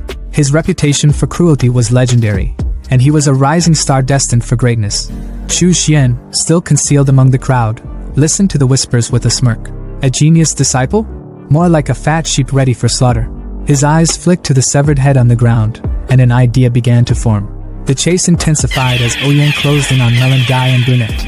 The red and purple lights of their aura streaked through the air as Ouyang's blue energy bore down on them. With a flick of his hand, Ouyang unleashed his spiritual sword finger technique. The sheer force of it sent waves of panic through the duo. They thought it was all over, until a crimson shield suddenly appeared, blocking the attack. High above, Ouyang hovered on his flying sword, his eyes narrowing as he glared at the figure who had intervened. The man stood tall, his presence commanding. "Have you forgotten me so quickly?" he asked, his voice steady and cold. "I am Zhang Qing. I've returned to claim your eyes." Melon Guy froze. "Zhang Qing? But how?" It didn't make sense. Ouyang wasn't buying it either. His voice dripped with scorn as he drew his second sword. "You're playing tricks," he growled. With his attention diverted, Brunette and Melon Guy took the opportunity to escape, disappearing into the chaos. Ouyang's focus snapped back to the imposter. "Demonic cultivators always have tricks," he sneered. "You let my prey escape. If you don't satisfy me, I'll make your life worse than death." But Chu Xian, now disguised as Zhang Qing, wasn't fazed. His crimson eyes glowed ominously as he laughed. "You've got it all wrong. You're the prey here." The tension snapped like a drawn bowstring as Chu Xian's zombie trio emerged, charging toward Ouyang with unrelenting force. But Ouyang moved like a storm, cutting through them with ease. His sword aura was relentless, indestructible, or so he thought. When he finally reached Chu Xian, ready to deliver the killing blow, his blade was stopped midair by something unexpected. A steel blood worm coiled around the blade like a living chain, its metallic body impervious to the sharp edge. Ouyang's eyes widened in disbelief. The worm had evolved. Chu Xian wasted no time, activating his blood-binding skill. The worm wrapped itself around Ouyang's body, tightening like a vice. But Ouyang wasn't done. "Interesting," he said, his grin returning. With a burst of golden energy, he activated a Shingang sect secret skill. "Release!" The energy shattered Chu Xian's binding, and Ouyang's aura flared brighter than ever. With his chi energy gathered at his fingertips, he prepared to unleash his ultimate move. "Your little tricks end here," he spat. Chu Xian's grin widened. "Is this your trump card? Looks impressive. I've been waiting for a decent opponent." Ouyang charged, his voice echoing as he screamed the name of his killer technique. "Shingang Absolute Sword Finger!" The air crackled with raw energy as he closed in on Chu Xian. But in a flash of smoke and chaos, everything changed. Ouyang froze mid-attack, his finger piercing nothing but air. Behind him stood Chu Xian, his zombie Xiaolong by his side. Ouyang's chest, however, was no longer whole. A gaping hole had been drilled through him by Xiaolong's devastating fist. This kinda reminded me of a scene from One Piece.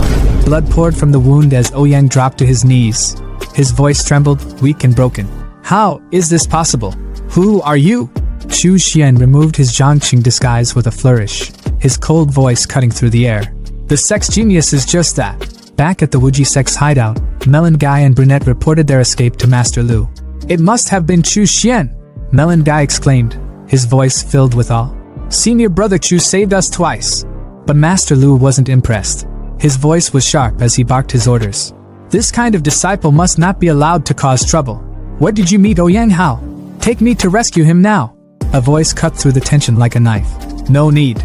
Chu Xian stepped into the room, holding Ouyang Hao's severed head like a trophy. His voice was calm, almost casual. "Wuji Sexji Refinement Disciple Chu Xian greets Uncle Lu." Melon Guy's voice bursts with uncontainable excitement, practically shaking the air around him as he yells, "Senior Brother Chu? You're alive? That's freaking amazing." His joy is so raw it's almost infectious. But the brunette standing next to him isn't as animated. His gaze locks onto the severed head dangling from Chu Xian's hand.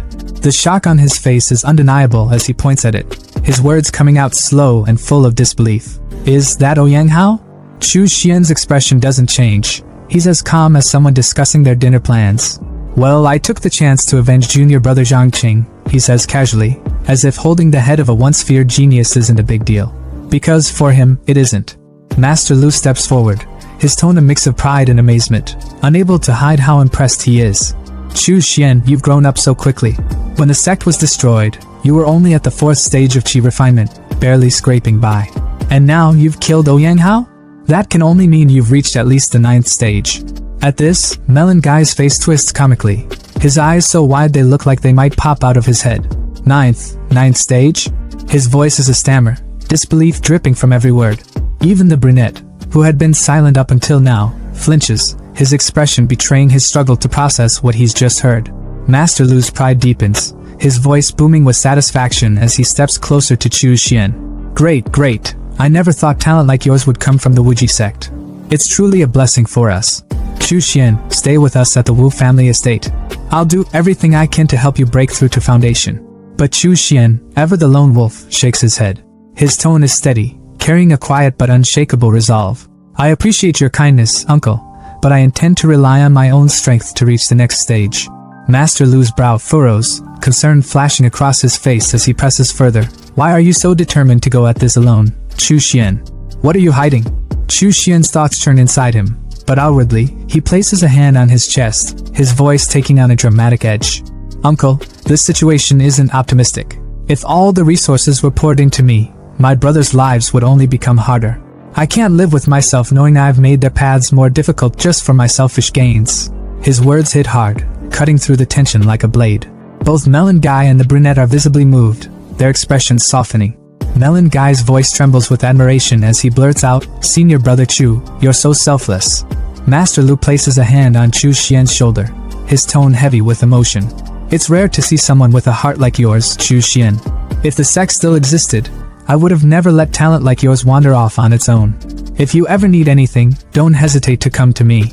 Chu Xian hesitates for a moment, his tone careful but direct as he asks, "Uncle, I was wondering about the blood refining scripture. How much does it cost?" Without hesitation, Lu raises 5 fingers, his voice calm. 500 blood beads, and I'll give you a copy." Chu Xian's mind races for a moment, a flicker of surprise crossing his face. In the past, even 1,000 sect contribution points wouldn't have been enough to exchange for something like this. Uncle Lu really is giving me a good deal.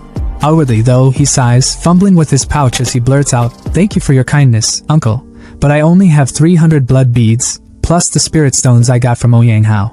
Lu chuckles, brushing off the difference with a wave of his hand. "Don't worry about it. They're resources meant for disciples anyway. If they don't need it, I can just give it to you for free." Chu Xian freezes for a moment, stunned by Lu's generosity. His earlier wariness dissolves, replaced by a newfound respect. This disciple is truly grateful," he mutters, his voice soft but sincere. Lu hands him the blue book, the coveted blood refining scripture, his tone fatherly and full of warmth. "Take care of yourself out there, Chu Xian. Don't push yourself too hard. If trouble comes your way, come find me at the Wu family estate." Chu Xian bows deeply, his voice carrying the weight of his gratitude as he replies, "Yes, uncle." As he leaves, his brothers and Lu's voices echo behind him, their farewells tinged with both pride and sadness. Chu Xian, however, is lost in thought as he walks away. The Wuji sect may have been a demonic sect, but someone as kind and good-hearted as Lu Jinxiong exists here. This world, that Sengshuan continent, is there even a place where good people can thrive? His thoughts linger, heavy with contemplation, until the scene shifts to the Wuji sect training grounds. There, Su Ming, the arrogant traitor who once betrayed Chu Xian, is blindsided by shocking news. "Uncle Lu, how did we get so many blood beads?" His voice is sharp, suspicion dripping from every word. Lu's reply is simple but heavy with meaning. "They were brought by Chu Xian." At this, Su Ming's face twists in disbelief, his voice rising. "Chu Xian? He's still alive?" The brunette, who had been silently observing, finally speaks, his tone cutting like a blade. "Not only is he alive, But he's reached the 9th stage of chi refinement and killed Ouyang Hao. Su Ming freezes like a statue, his thoughts a chaotic mess. Did Chu Xian really kill those guards at typing? But how the hell did his power grow so fast? The brunette smirks, his words sharp and mocking as he addresses Su Ming. If you think so little of senior brother Chu, then you won't want his share of the blood beads, right? Melon guy, never one to miss a chance to tease, jumps in with a grin.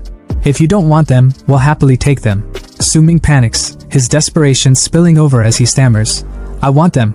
I want them. His hands reach out greedily, clutching at the air as if afraid the beads will vanish. But deep inside, jealousy burns like fire. Damn it, Chu Xian must have found something extraordinary. How else could he grow so strong so quickly?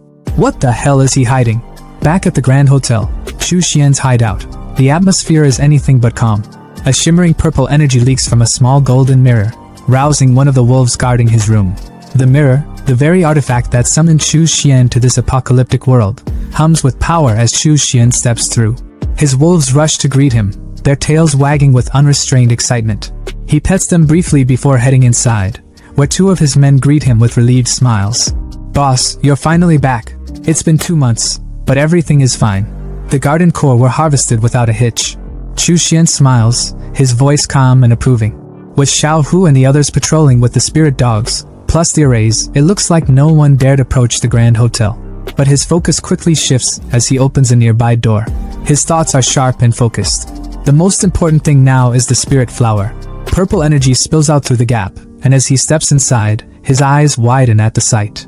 The room is overrun with spiky purple vines, their flowers blooming in abundance. There are so many of them. These spirit flowers are enough for me to refine 3 foundation blood pills, he exclaims, his excitement barely contained.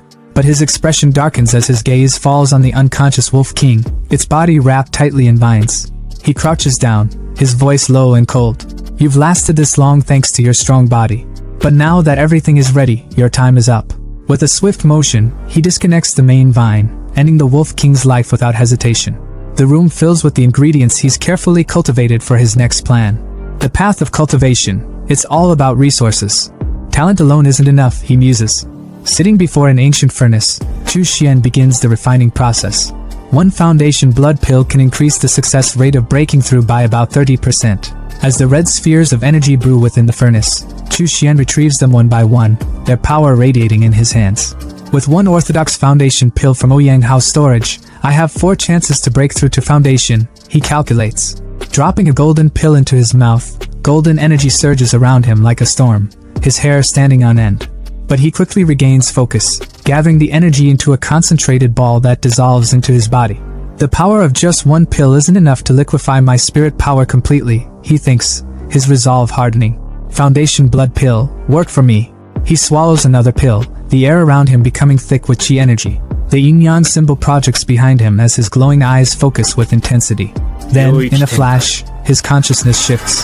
Chu Xian finds himself in a vast, dark blue space, like the depths of an ocean. Confusion flickers across his face as he mutters, "This is..." Before he can make sense of it, a thunderous voice cuts through the void, filled with rage and hate. "Chu Xian, you cruel, demonic cultivator."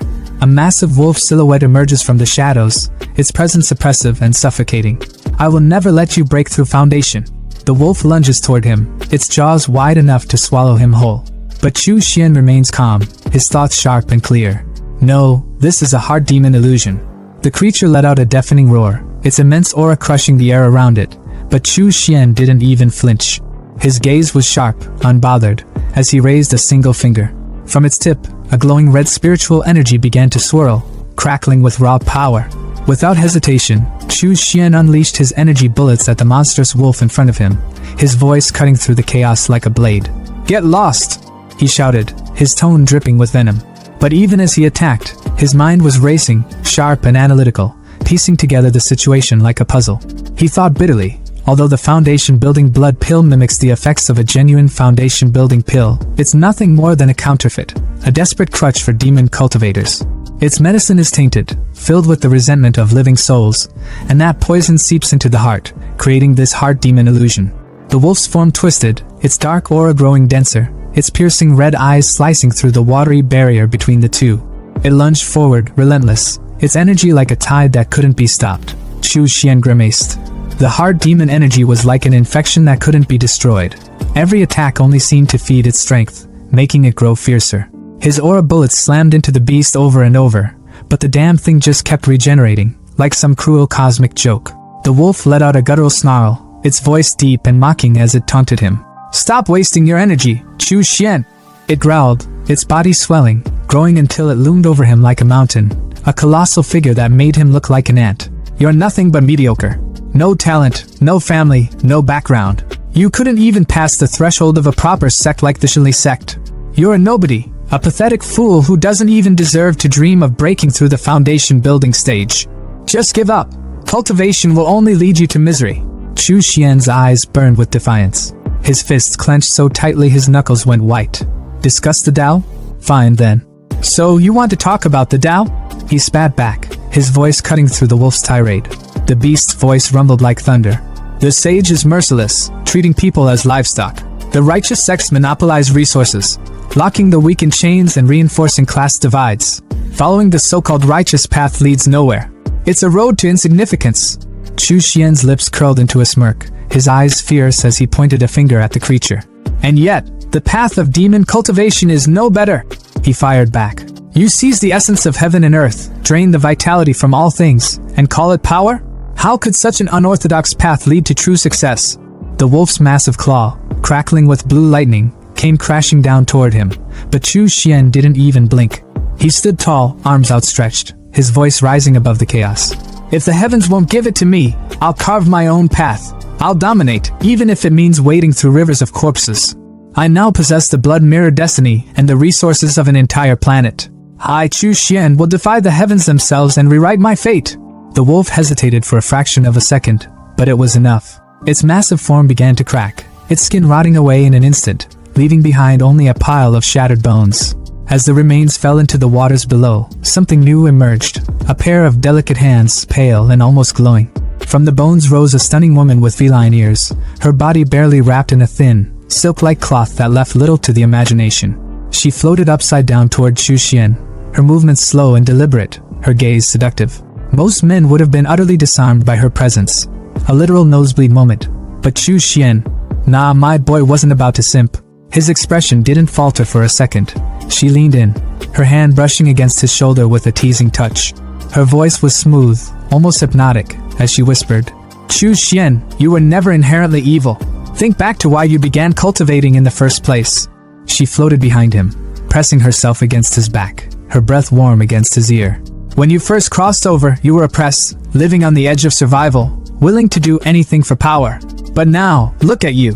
You're already the strongest in Donghu City. No one can threaten you anymore." She moved in front of him, her silk falling away completely, leaving her entirely exposed, but Chu Xian only frowned, unimpressed, almost disappointed. Her voice dripped with temptation as she said, "Power, wealth, beauty, it can all be yours. Stop fighting, and you can enjoy everything life has to offer." Chu Xian's smirk returned, sharp and unyielding. His voice was steady and cold as he replied, "As expected of the infamous hard demon illusion. You almost had me, but this little performance of yours? It's just a stall tactic to outlast the effects of the foundation-building blood pill." Her composure cracked, her body tensing as his words cut through her like a blade. He raised his hand, revealing a crimson pill glowing with ominous energy. Without hesitation, he popped 2 of them into his mouth, swallowing them down like candy. His body erupted with fiery energy, his aura exploding outward as flames began to consume him. The woman's eyes filled with panic as she screamed, "You're insane! You actually dared to swallow 2 foundation-building blood pills at once? The spiritual power might grow, but the resentment of the living souls will only make me stronger. You'll die an even more miserable death." Chu Xian's lips curled into a menacing grin, his aura now overwhelming, his presence dominating. "No," he said calmly, his voice cutting through her panic like a knife. "I'm done wasting time with you. This little illusionary discussion of the Tao. It's reminded me of one thing. No reason, no obstacle, no force can stop the spirit of human progress." His body trembled slightly as fiery wings burst from his back, flames engulfing him completely. He shot into the air like a phoenix, leaving an explosion of fire in his wake. His eyes now glowed a blazing red as he hovered above her, his voice booming with power and conviction. "No reason can stop me." The woman, unable to withstand the searing heat of his flames, muttered weakly, "You've won." Ek. Her voice trembled with defeat, her seductive demeanor completely shattered. But Chu Xian wasn't done. Raising a hand, he summoned his flames, his expression cold and merciless as he aimed his power at her. She fell to her knees, begging, her voice desperate. Chu Xian, I'll stop. I won't obstruct your breakthrough anymore. What more do you want from me? His voice was deathly calm, his aura suffocating. I'm just curious, he said, his tone sharp and cutting. Whether the blood fiend magic refining scripture can burn away this hard demon of yours. Chu Xian clenched his fist, and his magic lashed out like a serpent, wrapping tightly around the catgirl. She screamed in agony, her cries echoing through the space, the heat of his magic searing her skin. Well, considering she was completely naked, it probably burned even worse. Her voice rose, desperate and filled with pain. What? No! Chu Xian! You are cruel, heartless! Are you not afraid of retribution? But Chu Xian barely spared her a glance, his tone cold and detached as he watched her body burn away into raw energy. Retribution? You're wasting your breath, beast. That's not something I'm worried about. The flames consumed her entirely, leaving nothing behind but pure energy, which Chu Xian absorbed into himself without hesitation. His confidence grew with every passing second, his voice ringing with conviction as he declared, My merits will only grow greater. My path of demon cultivation will stretch endlessly, to eternity. Meanwhile, outside his consciousness, his physical body remained seated in a meditative state, his expression calm but intense. Then, all at once, his eyes snapped open, glowing a fierce, unrelenting red. A thunderous shout erupted from his mouth. Break for me. A tidal wave of energy exploded from his body, radiating outward in every direction. His aura was suffocating, and his glowing red eyes gleamed with an intensity that could pierce the heavens. The power surged beyond the confines of his room, breaking through walls and spreading across the entire building. Outside, pedestrians trying to avoid the wandering zombies stopped in their tracks, shielding their faces from the fiery red light that shot through the roof like a beacon in the night. Even the zombies, mindless and devoid of consciousness, paused in confusion, their heads turning toward the light. Far away, in the headquarters of the Black Security Company, the phenomenon caught the attention of the boss, Wang Gangjian, who stood with his men. The Cap's subordinate beside him spoke with urgency. A strange phenomenon has appeared. It could be a sign of the zombie tide. Wang Gangjian's face darkened as he addressed his men. Once the zombies form a tide, it's no different from a natural disaster. Wherever they go, everything is destroyed. Even level 3 extraordinary beings don't stand a chance. You, investigate the surrounding situation immediately. If there's any sign of a zombie tide, report back at once. His men replied swiftly. Understood. Back in Chu Xian's room, the energy began to stabilize. Surrounded by the red glow of his aura, Chu Xian's lips curled into a triumphant smile. His voice was filled with excitement, yet there was an eerie calm to it. I've broken through. Foundation building level 1. He laughed softly, almost in disbelief. To think, becoming a foundation building cultivator means an additional 100 years to my lifespan. I've truly transcended the ordinary now. His smile grew wider as he continued. From now on, I can fly without the aid of external tools. And not just that, I can refine a personal magic weapon, binding it to my soul so it grows alongside me. It'll be leagues stronger than any ordinary magic tool. He reached for the Blood Fiend Magic Refining Scripture, the book Master Lu had sold to him. Flipping through its pages, his eyes rested on a specific section, and he muttered, In the Blood Fiend Magic Refining Scripture, the most suitable weapon for me is the Soul-Devouring Rope. The text described its terrifying abilities. Once activated, the rope could launch a piercing attack, targeting the soul directly, and its wielder could control it with precision. The crafting process, however, was no small feat. The rope required hot steel as its base, combined with rare materials like white bone bamboo, the soul of a powerful being, and 6 other components, including intoxicating vine. The refinement process alone would take 36 days. Insha steel is a material crafted by demon cultivators. It's made by placing ordinary steel in areas rich with Insha energy, letting it absorb the Yin Qi. It sounds simple, but Insha zones on the Tsengxian continent are heavily guarded by spies from the righteous sections. If I get too close, it'll put me in mortal danger. He paused, weighing his options. Even here on Blue Star, condensing Insha requires the blood and souls of at least 10,000 zombies. His gaze sharpened as he pieced together a plan. Based on how they behave, zombies usually roam alone. But wait, those undead are drawn to high-level spirit cores. If I hunt some extraordinary beasts, I can use their spirit cores as bait to lure the horde. Then, with the right array, I can accelerate the formation of Insha steel. That will make crafting my personal magic weapon almost effortless. The scene shifted to Xiao Bao, darting through the streets like a blur, a glowing green core clutched tightly in his hand. Behind him, a horde of zombies stumbled and scrambled to keep up, drawn to the core's energy like moths to a flame. Meanwhile, a fat man crouched behind a building, observing the chaos from a safe distance. High above the city, Chu Xian stood on his flying sword, his gaze sweeping over the streets as his zombie trio herded thousands of undead from 3 different directions, funneling them toward a central location. Chu Xian's mind calculated quickly. The number of zombies has almost reached 10,000. I need to find the right ground, bury the demonic steel, and activate the formation to begin the refinement process. As Chu Xian scanned the area, his eyes caught sight of the fat man sprinting away from the scene, his movements frantic. Chu Xian frowned. Who's that guy? He'd better not mess this up. I don't want to lose merit because of some random bystander. The fat man rushed toward the black security company, gasping for air as he reached his comrades. 5 high-level zombies. It's a sign of a zombie tide, he stuttered. I also found a bunch of first-level spirit beast skeletons outside. The zombies must have eaten them. The capped man's face tensed as he processed the information. If the zombies provoke the spirit beasts into gathering, Dongwu City will be wiped out completely. Suddenly, a scream pierced the air. The capped man turned to see one of his comrades being dragged into the shadows, a giant spider sinking its fangs into his neck. The poor man's pleas for help were drowned out by the sound of the spider's venomous enzymes corroding his body. Within seconds, he was nothing but spider food. The fat man, thinking he was the main character of this story, stepped forward, pulling out what appeared to be a magical spear. But instead of a traditional weapon, he used his own unique ability, fat manipulation. His body shimmered as he shaped his excess fat into a spear, hurling it at the spider with surprising speed, like a thunderbolt made of pure grease. The spear impaled the beast, but it was too late to save their comrade, whose body had already been reduced to a liquefied mess. The capped man observed the scene grimly. Spiders are mutated spirit beasts. Even though they don't form spiritual energy cores, their venom and enzymes are lethal. There's no saving someone once they're bitten. The fat man glanced nervously at the room ahead, which was filled with webs. His stomach churned as he muttered, "There are so many webs in there. What if there's more than one spider?" The silence was heavy, but Fatty's intuition was sharper than anyone gave him credit for. He was right, too damn right. From the shadows, an army of spiders began crawling out, their numbers quickly swelling to about 20. But the real nightmare?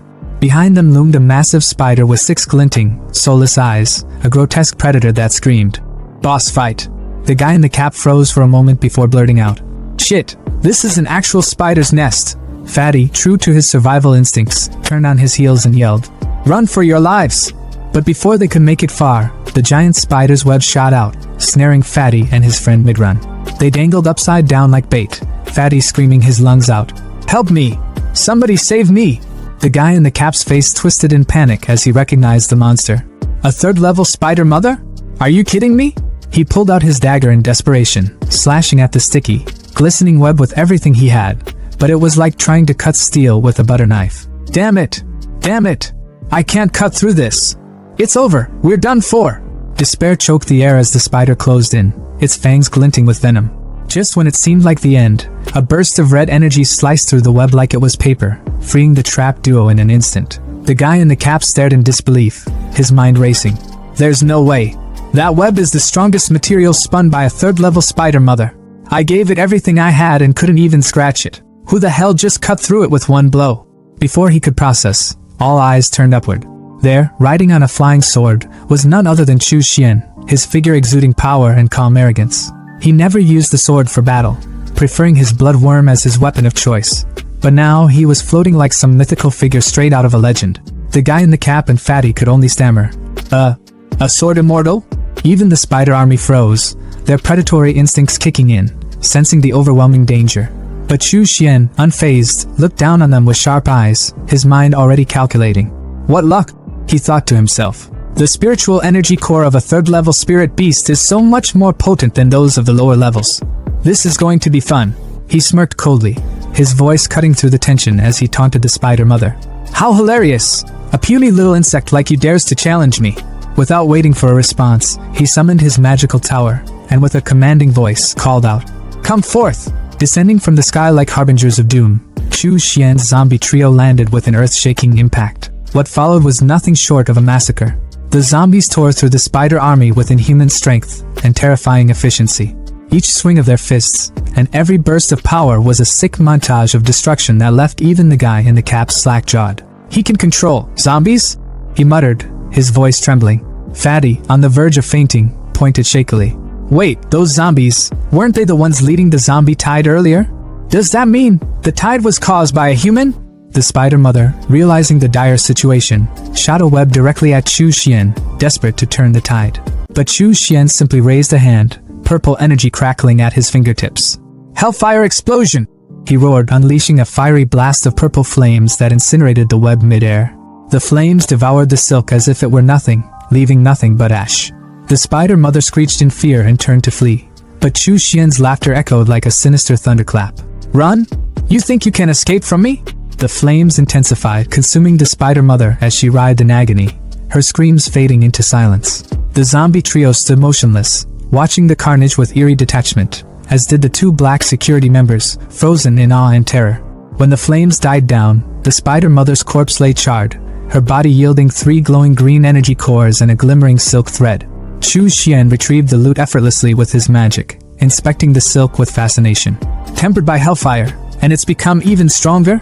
What a surprise. This will be perfect material for the soul-killing rope." Handing the energy cores to his zombie trio, he ordered, "Use these to attract more zombies. Let's keep the tide rolling." Turning back, his expression darkened, and the two men felt every nerve in their bodies scream in fear. They knew. The zombie tide, the thing that had terrorized them and countless others, was caused by this man. And now, he was looking at them with a cold, suffocating aura. Was he going to silence them for knowing too much?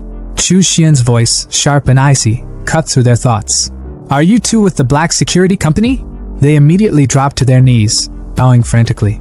Yes. Immortal, we thank you for saving us." Chu Xian's eyes narrowed as he thought to himself. "They're terrified. Good. Makes things simpler." Without breaking his intimidating demeanor, he commanded, "Leave this place immediately. Go back to your people and tell them this. No one is to come within a kilometer of this area. If anyone dares to disobey." He didn't finish, but the unspoken threat was enough. The guy in the cap scrambled to his feet, screaming, "Understood. We won't disturb you ever again." They bolted like their lives depended on it, which, to be fair, they probably did. Chu Xian watched them disappear before pulling a flag from his inventory. Surveying the eerie, demonic aura that lingered in the spider's nest, he smirked. "This place reeks of dark energy." Wang Gangjang slammed his hand on the table so hard, it probably left a dent. His voice boomed through the room, absolutely drowning out any other noise.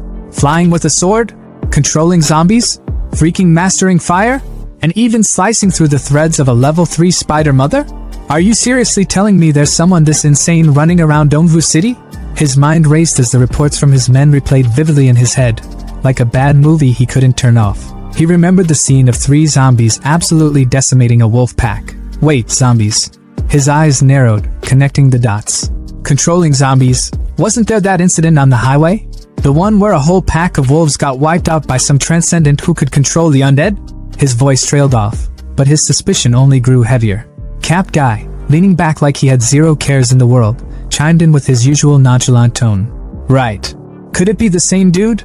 Fatty, on the other hand, nearly leapt out of his chair, his voice cracking with disbelief. "So you're telling me we've got a level 3, no, maybe even level 4 transcendent just casually hanging out in Dongwu City?" Wang Gangjang rubbed his chin, his eyes narrowing as he shut them tightly, deep in thought.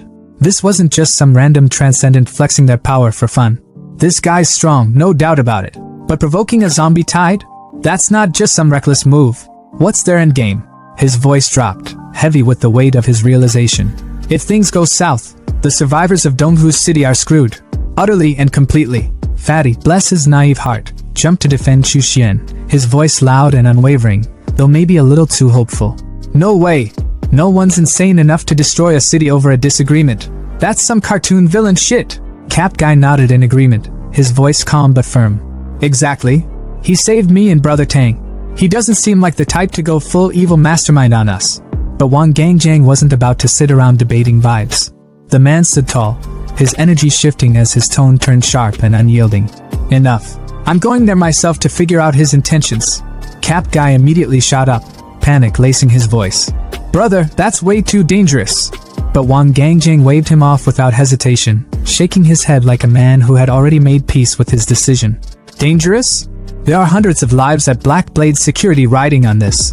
As their leader, I don't get the luxury of playing it safe. His aura shifted dramatically, a golden light radiating from his body like he just powered up in a video game. Stay here. I'll try to negotiate with him, convince him to lead the zombie tide away from the city. But if I fail, his voice grew heavier, the weight of his responsibility pressing down on everyone in the room. You all evacuate Donghu City. I'll use my strength as a level 2 transcendent to buy you as much time as I can. Determined, resolute, and maybe just a little reckless, Wang Gangjang left, his massive tank-like truck rumbling as it carried him straight into Chu Xian's zone. As he approached, an eerie black aura with a red glow greeted him, blanketing the area in a suffocating atmosphere. He stepped out of his truck, immediately hit by the oppressive energy. His heart sank as he muttered to himself, "Why the hell is it so foggy all of a sudden? Is this another one of his tricks?" Reaching for his walkie-talkie, he cursed under his breath when it crackled uselessly. Damn it! Why now? The silence was deafening, unnatural. His instinct screamed at him that something was off. Tens of thousands of zombies gathered here, yet it's dead quiet? That makes zero sense. The unease clawed at his chest until a voice, cold and sharp, cut through the gloom like a blade. "You're with Black Blade Security, aren't you?" Chu Xian's voice carried an icy authority that made Wang Gangjang's blood run cold. Descending from the sky on his flying sword, Chu Xian's presence was nothing short of overwhelming. "Didn't your colleague warn you not to come near? This place is dangerous." Wang Gangjang's heart thudded in his chest as he stared at the transcendent before him. He's the one," he muttered internally, barely able to process the pressure radiating from Chu Xian. Summoning the courage to speak, his voice trembled slightly. I came because I'm worried this zombie tide could threaten the survivors. I had to see the situation for myself." Chu Xian's gaze was piercing, almost mocking. "Humph, then let me show you." With a casual wave of his hand, the fog cleared, revealing a mountain of zombie corpses piled high like some grotesque monument. A red beam of energy pulsed ominously behind Chu Xian, who hovered above it all on his sword.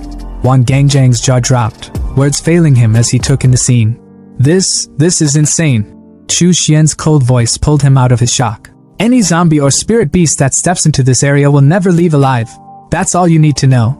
Without another word, Chu Xian walked away, leaving Wang Gangjang to process the sheer power he had just witnessed. Driving back to his base, Wang Gangjang's grip on the steering wheel was tight, his mind racing. His men's voices crackled through the walkie-talkie, their worry evident. "Brother, what's the situation? Are you okay?" Taking a deep breath, he finally replied, his tone steady but laced with relief. "Everything's fine now.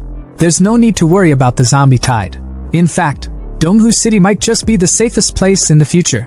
2 days later, Chu Xian stood before a massive volcano, not a real one, but a horrifying construct made entirely of zombie corpses, with red energy oozing like lava. Hovering on his sword, he smirked. "It's time to see the results." Releasing his blood worm into the sea of energy, it slithered through the crimson glow, finally grasping the Yin Sha steel from its depths. Chu Xian held the steel, feeling the malevolent energy coursing through it. "Not bad," he thought. "Nearly 100,000 zombies condensed this high-quality aura. Finally, I have all the materials I need for the soul-binding rope." Suddenly, the sky above him shifted. Dark clouds parted as golden lightning struck down, illuminating the volcano. Red energy erupted into the air, colliding with the golden light, forming a dragon of pure gold and a fiery red phoenix.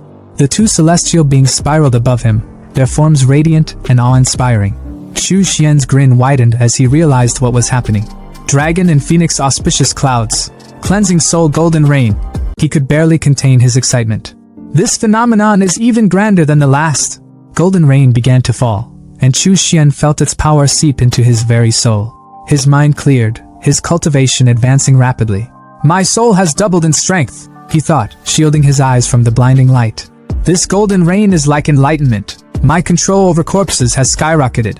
Truly, this phenomenon is boundless."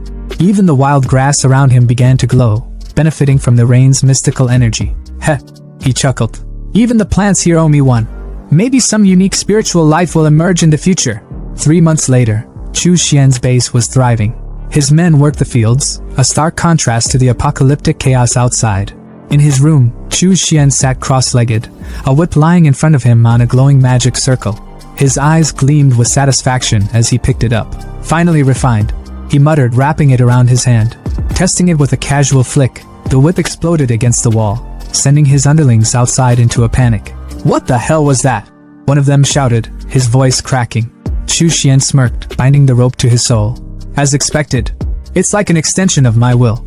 Its potential is unmatched. Opening his blood-refining scripture, he began planning his next steps.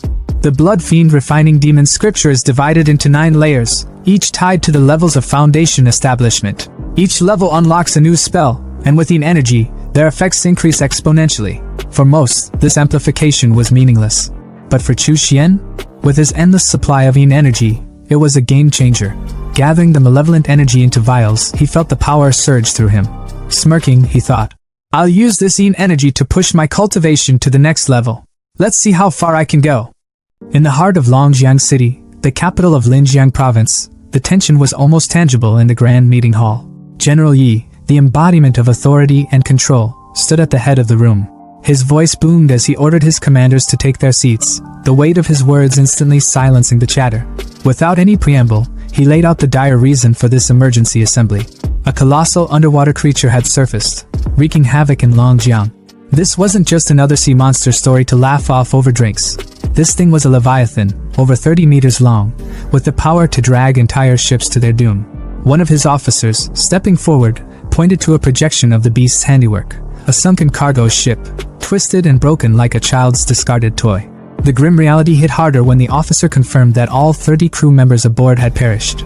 The room buzzed with murmurs of disbelief and fear. One commander declared that the creature was no ordinary beast. It had to be at least level 3, a threat that was far beyond what they usually faced. Another grimly admitted that, given their current military strength, taking it down would be anything but easy.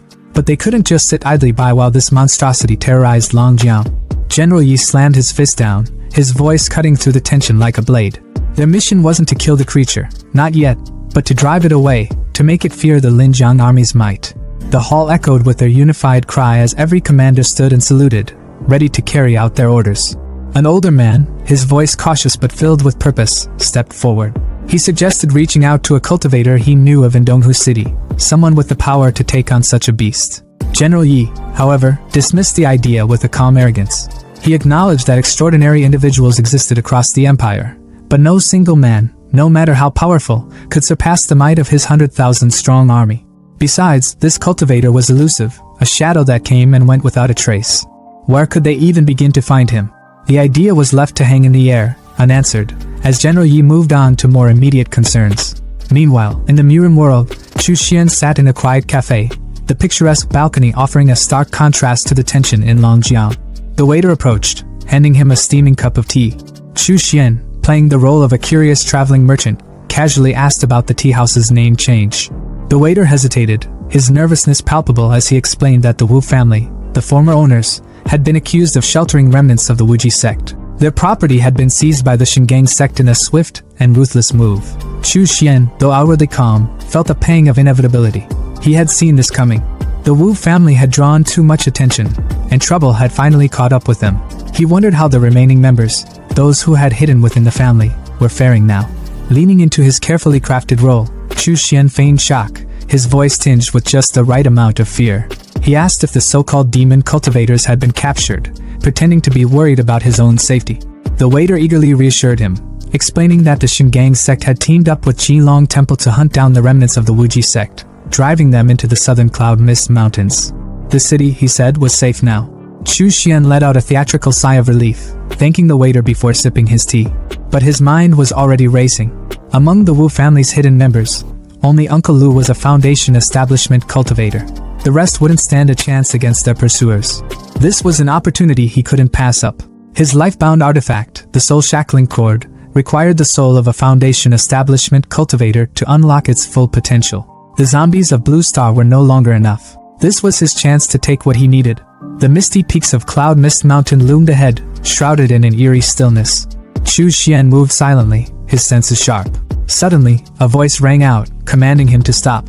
Emerging from the fog were 4 men, their uniforms marking them as disciples of the Shingang sect. Chu Xian's face twisted into a mask of fear, but inside, he was smirking.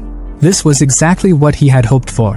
One of them was a Foundation establishment 3rd stage cultivator, while the other 3 were mere Qi refinement cultivators. A perfect haul. He feigned nervousness, scratching his head as he explained that he was just a rogue cultivator hunting monsters for spirit stones. But the disciples weren't buying it. They accused him of being a demon cultivator, their leader sneering as he admitted the truth. It didn't matter whether Chu Xian was guilty or not. His head was worth sect contributions, and that was all they cared about. They attacked in unison, their fists crackling with electric energy. But Chu Xian was already one step ahead. Their strikes passed right through his body as if he were a ghost. Before they could process what had happened, Chu Xian's afterimage dissolved, and the real him appeared above them, his whip drawn and glowing with deadly intent. In a split second, his whip lashed out, decapitating all 4 men in one swift motion. Their lifeless bodies hit the ground as Chu Xian calmly collected their souls, sealing them into his pouch with his soul-seizing technique. He examined his prize, noting that the Qi Refinement Souls would strengthen his 10,000 soul banner. But the Foundation Establishment Soul required special care. He needed a quiet place to refine it properly. Without a second glance at the fallen disciples, he disappeared into the mist, already planning his next move. In the dim, cold silence of a cave, Chu Xian meticulously tightened his grip on the whip in his hands, its surface glowing with an ominous red light. Yet, as the glow flickered and died, his face twisted in frustration. Another failure. Covering his face with his hand, he muttered to himself, his voice laced with disappointment. Failed again. Months of effort, battles, and bloodshed, and still, the soul-shackling cord refused to be refined. His tone turned bitter as he addressed the empty air, as if venting to some invisible presence. A month of slaughter, 4 Foundation Establishment cultivators, over a dozen Qi Refinement cultivators, and yet none of their souls have been strong enough for this damn whip. He secured the whip to his side with a resigned sigh. Looks like I'll need to hunt someone stronger. Someone whose soul isn't as weak and pathetic as theirs. Just as his thoughts began to spiral, a noise from outside the cave snapped him back to reality. The clashing of weapons and shouts echoed closer. His eyes narrowed. Fighting? Out here? Without hesitation, he strode toward the source of the commotion. Outside, chaos unfolded. An old man in white robes, his face contorted with rage, was chasing after another man drenched in blood, Lu Zhenxiong. The old man's voice boomed, each word dripping with murderous intent. Lu Zhenxiong, you killed my brother Zhao and 2 other Foundation Establishment cultivators from the Shingang sect. Stop running and accept your death. Lu, visibly weakened and coughing up blood, spun around, his defiance undimmed despite his injuries. If you're going to kill me, just do it. Don't waste your breath accusing me of things I didn't do. His words were brave, but his body betrayed his limits. The old man sneered. This is the end for you. Severely injured, out of pills, and still standing? Impressive. But let's be honest, you're out of time. Before the old man could land the killing blow, a flash of red streaked through the air like lightning, a whip. The sheer speed and force of it caught the old man off guard, and though he managed to raise a magical shield in time, it shattered like glass. The whip didn't stop there. It sliced across his wrinkled face, leaving a gash that made him stumble.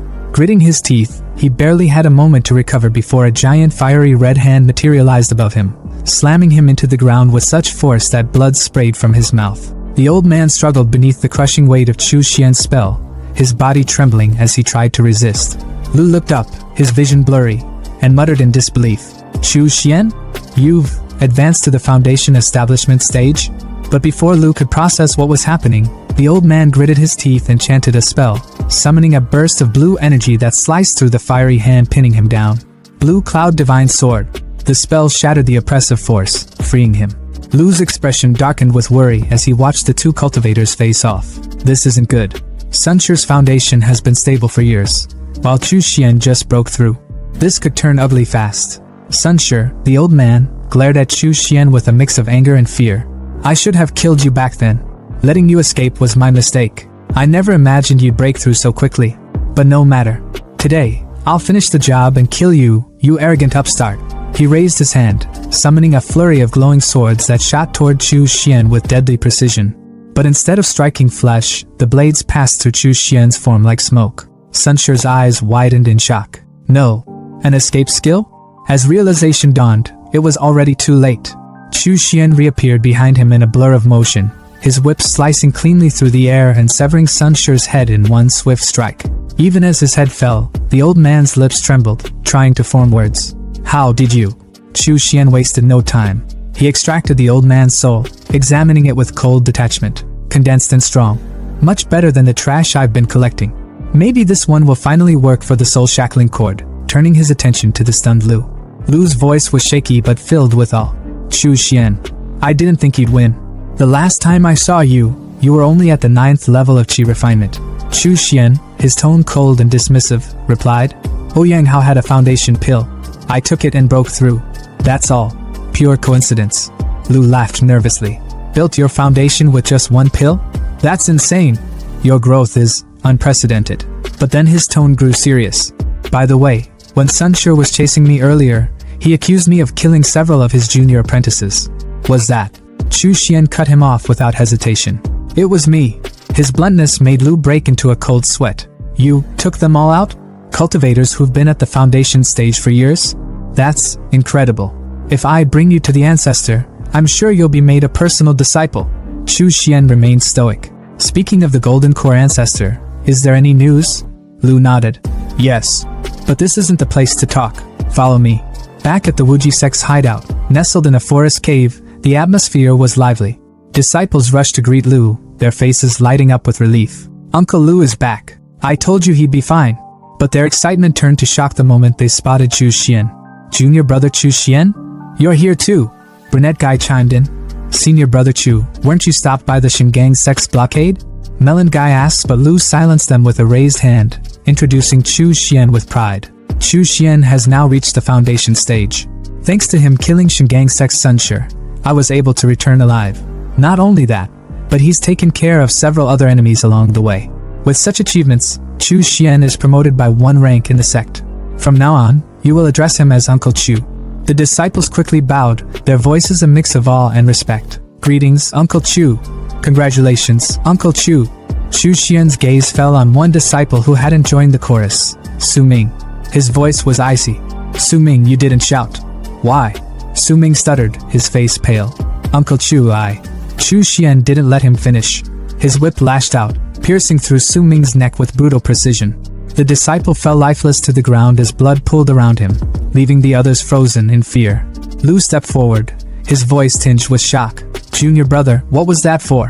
But before Chu Xian could reply, another disciple spoke up, his tone filled with anger and disgust. Proper kill. When the Shingang sect interrogated us earlier, it was Su Ming who betrayed Uncle Chu's identity. Another chimed in, piling on. Uncle Chu let him live this long? That guy was lucky to even breathe after what he did. Lu finally nodded in understanding. So that's how it was. Junior brother Chu, I'm sorry for what you endured. Chu Xian's voice was calm, but the cold edge in his words was unmissable. No need to apologize, senior brother.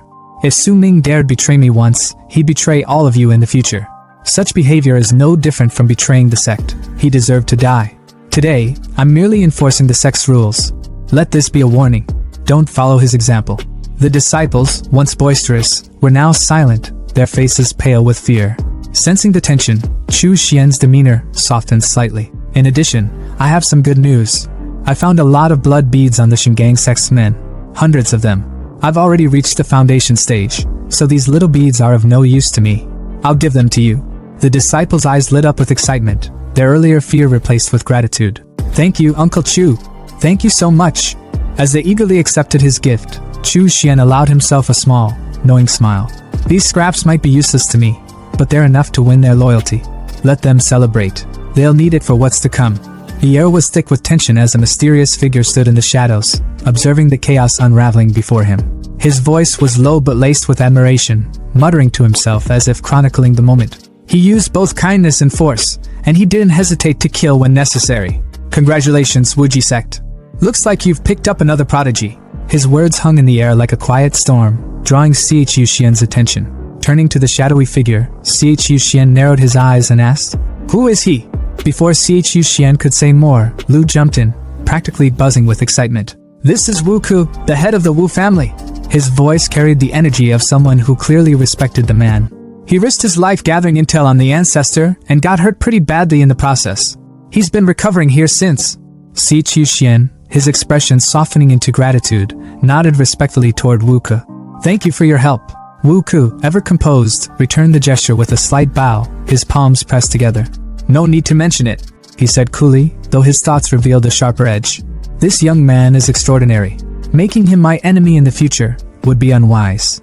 Chu Xian, however, was all business. Fellow Taoist Wu, is there any news about the sect's ancestor? Wu Ku didn't waste time. The Golden Core ancestor, Wan Wuying, is also your senior brother Lu's master. He's been captured by the Shingang sect and is currently imprisoned in Yinwu village, to the north of the Yinwu mountains. Si Chuxian's brows furrowed in disbelief. Imprisoned? They left someone alive? His tone was sharp, almost disbelieving. Lu's face twisted in anger as he gritted his teeth. The Shingang sect, those fucking hypocrites. All they care about is sword chi, and the best way to temper it is through battling evil spirits. Wuka's voice cut through Lu's anger, his own fury bubbling to the surface. That's not all. The leader of the Shingang sect is using the special physique of our ancestor to extract his blood repeatedly. He's feeding it to an evil spirit to strengthen his sword chi, hoping to break through to the nascent soul stage in one go. The revelation hit Si Chuxian like a bolt of lightning. Outrageous! He roared, his voice echoing with fury. But deep inside, his thoughts were colder, almost sardonic. Somehow that fits their idea of righteousness. Lu, unable to hold back, exploded. Right now, Yinwu Palace is only guarded by 4 Foundation cultivators. The leader only shows up once a month to draw blood. If we avoid him, there's nothing to worry about. Junior brother Chu, let's join forces to rescue Master. Si Chuxian rubbed his chin thoughtfully, his calculating nature kicking in. But there's only the 3 of us at the Foundation stage, against 4 of them. Not to mention the defensive array around the palace. The odds of success are not great. Lu, refusing to back down, pointed out another potential ally. We have one more. She's the disciple of the first ancestor, and is at the 3rd level of the Foundation stage. Si Chuxian's mind immediately connected the dots. She's the one with the best aptitude among all Foundation disciples. If anyone has a shot at reaching the Golden Core stage, it's her, senior sister Li Xianwei. Lu continued, his determination unwavering. I've already contacted her. She left worldly affairs behind, but for the sake of rescuing the ancestor, she's willing to come back. The only condition is that Ancestor Wan accepts her as his eldest disciple. Lu dropped to his knees, bowing his head deeply to Si Chuxian. Please, junior brother Chu. With you, we have the numbers.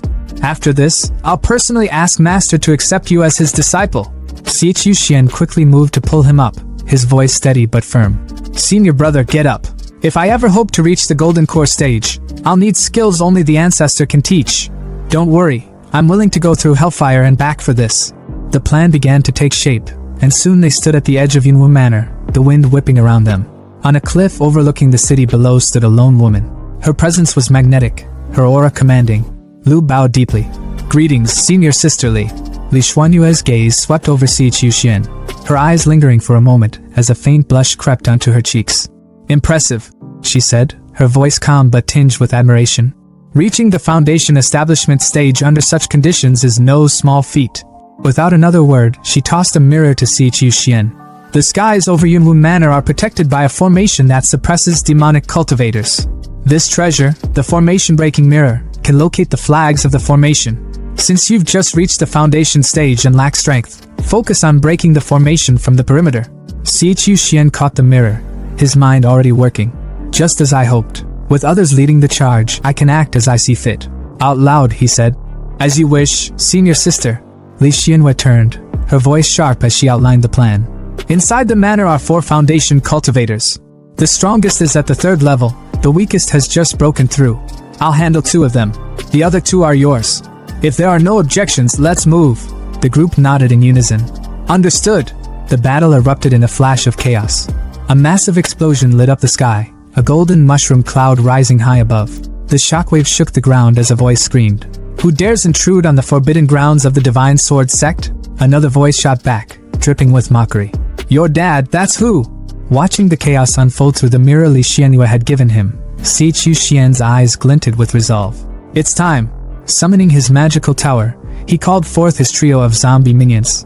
Xiao Bao, Xiao Long, Xiao Hu, go! As his undead warriors charged into the fray, Si Chuxian thought to himself, the situation's too chaotic to waste my own spiritual energy. Best to outsource the dirty work.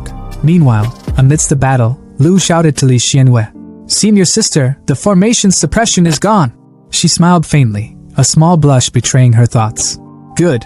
Junior brother Chu works faster than I expected. Her demeanor shifted instantly as she lunged forward, piercing one of the Divine Sword sect cultivators through the chest like a skewer. The man's companion, panicked and drenched in fear, screamed, Master Wei Kong! The formation's down! If you don't act now, we're all dead! From deep within the temple, a golden light flared. A sword burst forth, cutting through the air with terrifying speed. A voice, cold and commanding, followed. Foolish! I was waiting for the perfect moment to strike, and you ruined it. The sword shot toward Li Xianwei, but she dodged at the last second, the weapon returning to its owner like a boomerang. From the shadows emerged a monk, his golden aura radiating power. Li Xianwei, he said, his tone sharp. Benefactorly, we meet again. Xie Qiuxian, watching from a distance, muttered to himself. Hui Kong, the battle monk from the Golden Dragon Temple. A genius on par with senior sister Li herself. They've clashed before, and he's got more wins than losses. Li Xuanyue's aura flared, a mix of purple and pink energy swirling around her as she shouted at the monk. Hui Kong, your Golden Dragon Temple claims to be compassionate, yet here you are, colluding with the Divine Sword sect, imprisoning cultivators, and feeding their blood to ghosts. Hui Kong's golden aura burned brighter as he retorted, his voice steady but sharp. Nonsense! This monk is here to slay vengeful spirits. I know nothing of imprisoning cultivators or blood-feeding ghosts. But you, demonic scum of the Wuji sect, have delivered yourselves to death's door. The monk's cold sneer twisted into something far more dangerous as he hurled his pearl bracelet towards Sister Li, Lu, and Wu Ke, his voice booming with a sinister edge. Allow me to send you all to your graves. The bracelet tore through the air like a blade. In a flash, Wu Ke's hand was severed clean off, blood spraying as he cried out in pain. The bracelet hurtled toward Lu next, but his magical cloak flared to life, deflecting the attack just in time. Sister Li, however, moved with an almost ethereal grace, vanishing momentarily before reappearing a few paces away. Her skill, Shadow Step, saving her from what had been a near-death strike. Barely catching her breath, Sister Li's thoughts were racing. This damned Hui Kong. He intentionally let us burn through our spiritual energy. Now he's making his move to clean up what's left of us. Her eyes darted to the horizon. Reinforcements from the Divine Sword sect and the Golden Dragon Temple would arrive soon if they didn't wrap this up. Her grip tightened on her weapon, and she summoned her life-bound artifact, a black flag that seemed to crawl with an ominous wind. Leaping into the air, she screamed, "Out of my way!" With a burst of power, she unleashed the black wind banner, its smoky tendrils swirling like a violent storm around her. But Hui Kong didn't flinch. His muscles bulged as his aura erupted in golden fury, his body glowing like a super scion ascending to a higher form. Running? Did you ask this monk for permission? His voice thundered as he launched himself at Sister Li, his sheer speed blurring his figure. Before she could counter, his strike landed with devastating precision. Her flag splintered in her hand, its shards scattering like broken glass. Her body hit the ground hard, rolling as smoke and debris exploded around her. Her robes were torn, her weapon destroyed, and her energy drained, but her spirit remained unbroken. Hui Kong stalked toward her with a smug grin, his voice dripping with mockery. Benefactorly, prepare to die. Struggling to lift herself, Sister Li glared up at him, her voice ragged but defiant. Suppressing evil mark, you've actually mastered this technique? No wonder you dare face 3 of us alone. So, this was your trump card. Her words were bitter, her mind racing as she realized the monk's terrifying advantage. Hui Kong raised his sword high, its edge gleaming with murderous intent. His red, devilish eyes glowed as he prepared to end her. But just as he brought the blade down, his body froze, his instincts screaming danger. Something was coming, fast. Summoning his golden bow artifact with a flick of his hand, he prepared to block the oncoming attack. But it was futile. A devastating strike pierced straight through the bowl, shattering it like brittle wood. The whip that had torn through his defense crackled with dark energy, and its owner stepped forward from the shadows.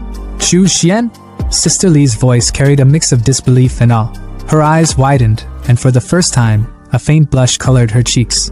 He didn't run. He didn't abandon us.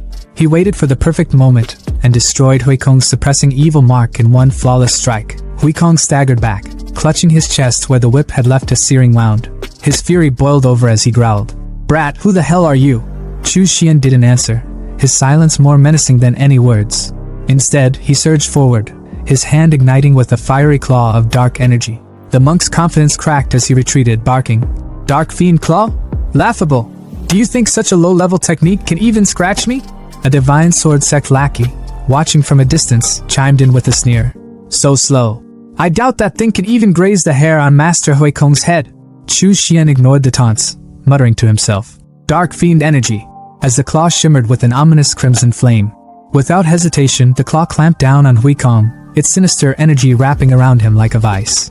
The monk's body convulsed violently, and before he could even react, blood erupted from his mouth as the claw tightened, crushing him.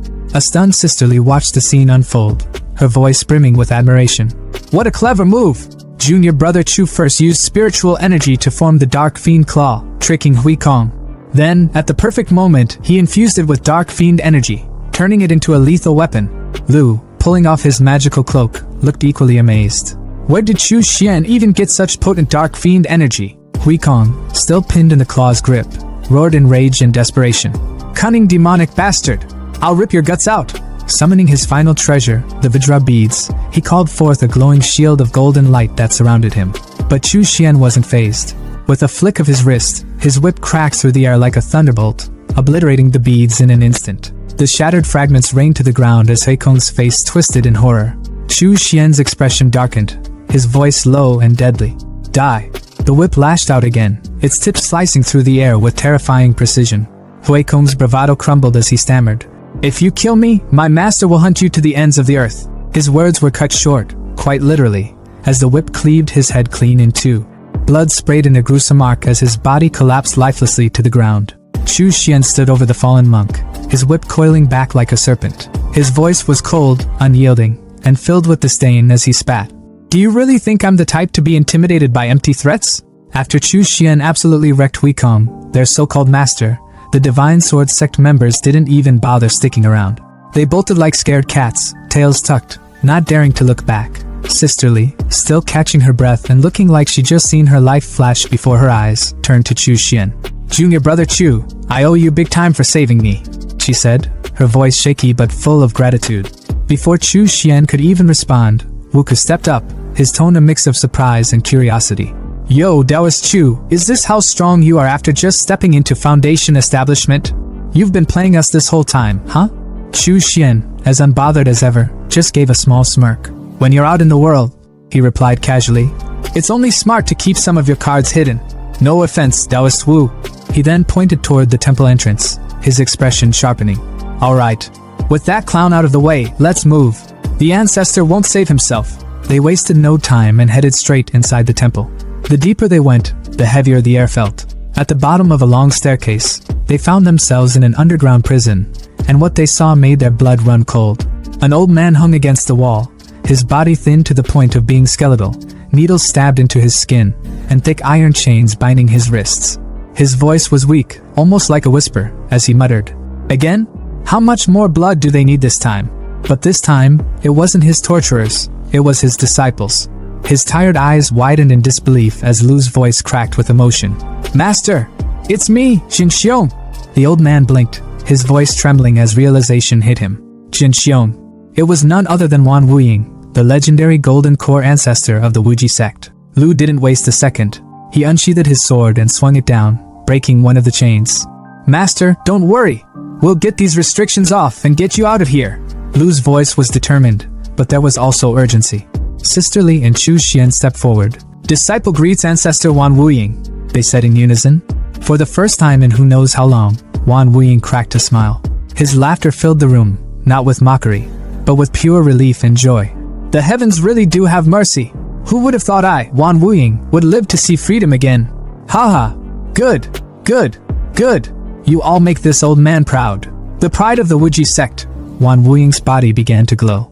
Purple energy burst out of him, shattering the restraints as he yanked the needles out like they were nothing. Even Lu, who had seen his master's immense power before, was left speechless. Without hesitation, Lu handed Wan Wuying a bag filled with blood beads. Master, your recovery comes first, he said, urgency still in his tone. Wan Wuying didn't need to be told twice. He tore into the blood beads like a starving man at an all-you-can-eat buffet. The transformation was immediate. His bony frame filled out, his muscles swelling with every bead he devoured. His aura became so intense it felt like the room was suffocating under it. Even Chu Xian, who rarely showed emotion, raised an eyebrow in surprise. Wan Wuying's laughter returned, loud and booming. The heavens truly show mercy. I can't believe I'm alive to witness this day. Good, good, good. You are all the pride of the Wuji sect. But as his laughter faded, his expression turned serious. Now that I'm free, Emo Huanshan will undoubtedly catch wind of this. We need to leave. Now. No delays. 3 days later, Chu Xian was sitting behind a breathtaking waterfall, meditating in a glowing red magic circle. His face was calm, but his thoughts were anything but. 3 days ago, Ancestor Wan brought us here to recover in secret, he thought to himself. He had us carve out caves to rest, but something's off. The spiritual energy here is way too abundant. This place clearly belongs to the righteous 5 sects of the Yu Kingdom, so why hasn't anyone come for us yet? He opened his eyes, his gaze locking onto the whip coiled around his hand. His expression darkened. Huh! The soul-devouring chain is reacting? He pulled it out, its aura swirling ominously. Originally, I planned to use Sunshure's soul for this, he muttered. But then I got my hands on Huikong's soul and figured, why not throw him in too? Inside the chain, 2 souls clashed violently, their energies colliding like a storm. Chu Xian watched with a faint smirk. Looks like the 2 of them have been duking it out, and it's finally over. His voice dropped to a commanding tone. Come out. The air around him shifted as Huikong's soul emerged, his spectral form glaring at Chu Xian with pure, unfiltered rage. The monk's ghost let out a roar and charged at him, but honestly, he wasn't as intimidating as he thought he was. Chu Xian didn't even flinch. He casually smacked the soul with the whip handle like he was swatting a fly. 10 minutes later, Huikong's soul was kneeling before Chu Xian, completely defeated. It's done, Chu Xian said, his tone cold and final. The monk's arrogance had been beaten out of him, literally. With Huikong's ferocity and brutality, he's perfect as the spirit of the soul-devouring chain, Chu Xian mused. From now on, I can feed him the souls of captured cultivators to make him stronger. With a flick of his wrist, Huikong's soul was sucked back into the whip. As my life-bound artifact, the soul-devouring chain will only grow more powerful over time. And naturally, Huikong's strength will grow with it. His moment of reflection was interrupted by a voice from the other side of the waterfall. Uncle Chu, the ancestor has emerged from seclusion.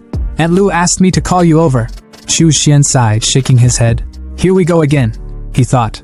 Inside the cave, Wan Wuying sat on a throne carved from stone, his gaze sharp and commanding as he addressed his disciples. Nephew Lu, as the last disciple of the first patriarch, I owe you for my freedom. Today, I've seen your strength, talent, and character, and they're all exceptional. But that monk from the Golden Dragon Temple wasn't ordinary. He had the suppressing evil mark. How did you manage to defeat him? Sisterly, ever respectful, quickly replied as Chu Xian entered quietly. To be honest, ancestor, it wasn't me who defeated Huikong. It was junior brother Chu. Wan Wuying's eyes lit up with curiosity. Oh? Lu stepped in, nodding. Master, the monk's name was Huikong. He was ruthless and cunning. The 3 of us barely made it out alive. It was junior brother Chu who held back until the perfect moment, then took him out in one decisive strike. Even the blood pearls you consumed came from him.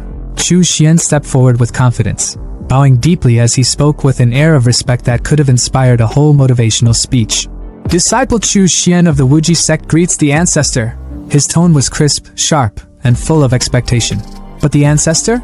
Yeah, he hit him with the most soul-crushing line possible. Eyes half closed, voice calm but dismissive, he muttered. Chu Xian? Never heard of you. Bro, the disappointment was palpable. Chu Xian's face held it together, but inside? Pure devastation. You could practically hear his pride cracking like glass. Lu, being the MVP big bro he is, quickly stepped in to save the moment. Master, he began, voice smooth like he'd practiced this in the mirror. Back when the sect fell, junior brother Chu was still in the chi refinement stage. He's grown a lot since then. The ancestor raised an eyebrow, stroking his beard like some wise old sage in a drama. When the sect fell, you must have been at least chi refinement level 8 or 9, Chu Xian.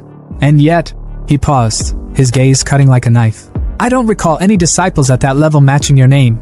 Ouch. That was a second blow to the ego. But Chu Xian wasn't about to let himself collapse. With a calm smile that screamed, I've got this.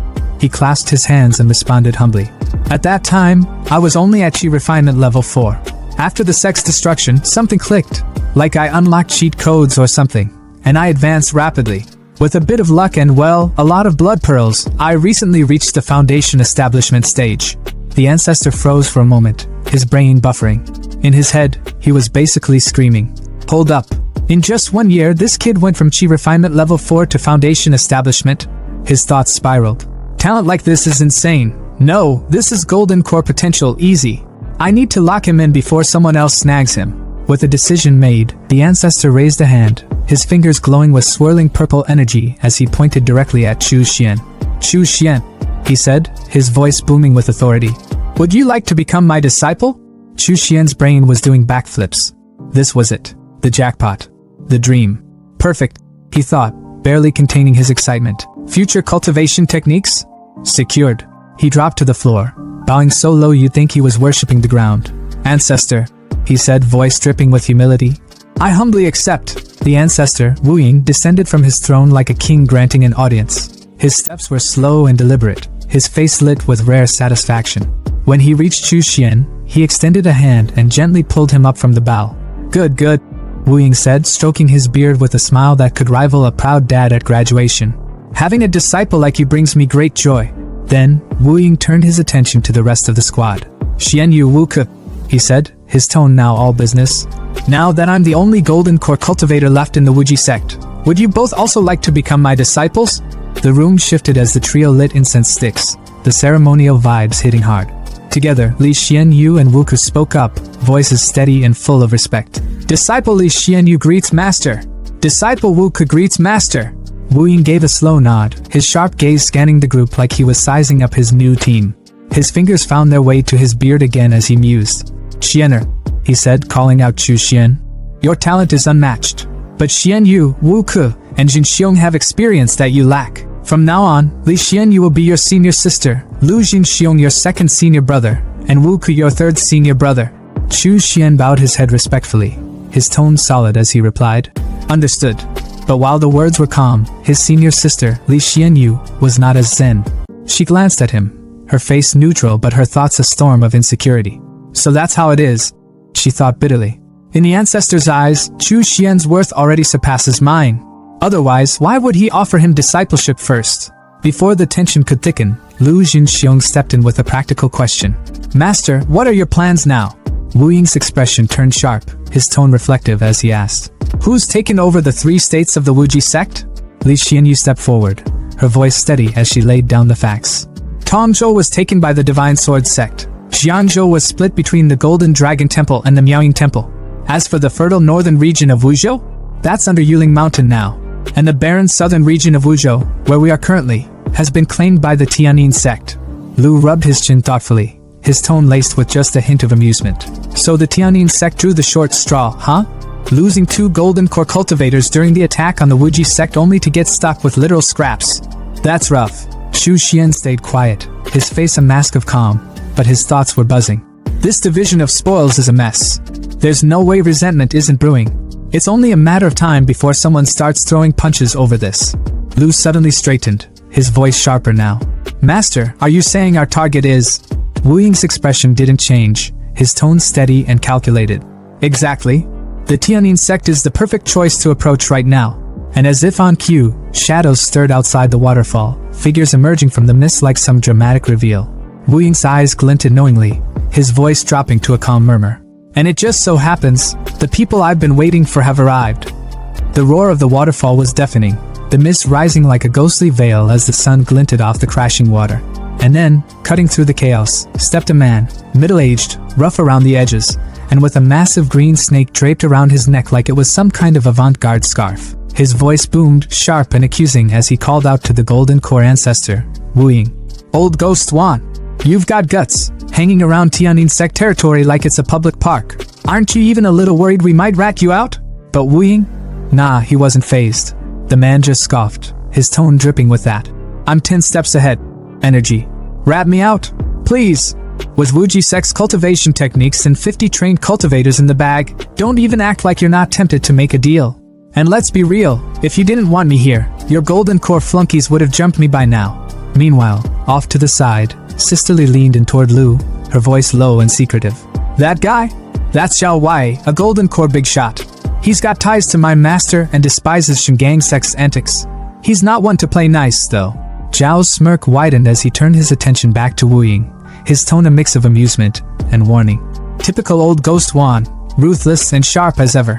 Sure, we're short on people, and yeah, we're not about to let this opportunity slip. But publicly accepting demonic cultivators? That's just asking for the entire cultivation world to come for our necks. And let's not forget, this patch of land in the southern Mist province? It's a freaking nightmare, hot, humid, crawling with venomous beasts, and eerie as hell. It's basically the middle of nowhere. Zhao paused dramatically, his gaze now fixed on the Wuji sect disciples. After a lot of back and forth, the sects made a decision. Your Yin Cavern branch will merge with the Tianyin sect. We'll hook you up with cultivation resources, but forget about returning to the main sect. Instead, you'll set up shop within a 3,000-mile radius and turn this wasteland into something usable for us. Congrats on your new digs. Wu Ying let out a laugh that could have shaken the waterfall itself. Finally, the Yin Cavern branch has its own turf. Disciples, pay your respects to your Uncle Zhao. The 4 disciples immediately chimed in, voices in sync. Greetings, Uncle Zhao. Zhao, clearly enjoying the moment, turned to Li Xianyu, one of the disciples, with a nod of approval. Good. You risked your lives to save old Ghost Wan. That kind of loyalty is exactly what our sect values. And you, Li Xianyu, you're the strongest of the group. I heard you even took down Huikong from the Golden Dragon Temple. Forget the losses in the past. What matters is who's left standing at the end. Wu Ying, never one to miss a chance to throw shade, grinned smugly. Haha, old Zhao, looks like your legendary foresight failed you this time. Then, turning to Chu Xian, Wu Ying called out, Schwanner, come here. But Chu Xian's face immediately fell at the nickname, like a kid embarrassed by his parents in front of his friends. Zhao's eyes narrowed in confusion. Wait, who's this? A Foundation establishment disciple? Why haven't I heard of him? Wu Ying's grin widened as he stroked his beard, clearly enjoying the moment. Of course you haven't heard of him. When Wuji sect collapsed, he was just a scrub at the 4th level of Qi refinement. But let me fill you in. He's the one who took down Huikong, and he's the one who busted me out of Yinwu Manor. Impressive, huh? Zhao's jaw practically unhinged, his shock written all over his face. Wait. He went from Qi refinement to Foundation establishment in just a few years. Old Wan, you've hit the jackpot with this one. He grabbed Chu Xian by the shoulder, his excitement radiating. Chu Xian, on the other hand, looked like a shy kid being introduced to a long-lost uncle. Jackpot? Nah, he's Tianin Sect's gain now. And as his uncle, I guess I owe him a gift. With a dramatic sigh, Zhao pulled out a glowing golden crystal and handed it over. Here, take this blood parasite serum. It's rare and perfect for refining parasites. Don't say I never gave you anything. Chu Xian hesitated, glancing at Wu Ying for reassurance. His master gave him a firm nod. Take it. No need to overthink. Oh, and while you're at it, take my blood parasite manual and spirit forge technique. Don't let us down. With the rare serum, a manual, and a technique in hand, Chu Xian bowed deeply. Thank you, master. Thank you, uncle. Meanwhile, the other 3 disciples looked like they were seconds away from combusting with jealousy. Fast forward to a sunnier day, and we see Chu Xian cruising through a lush valley on his flying sword, the wind whipping through his hair as he took in the scenery. For the first time in years, a sense of pride flickered in his chest. After drifting through Tsenchuan for so long, I finally have a place to call my own, he thought, a small smile creeping across his face. He steered toward a waterfall, slicing through the cascading water with his sword to reveal a hidden entrance. Inside, the underground base was everything he dreamed of. A cultivation room, an alchemy lab, a forge, and a spirit plant room.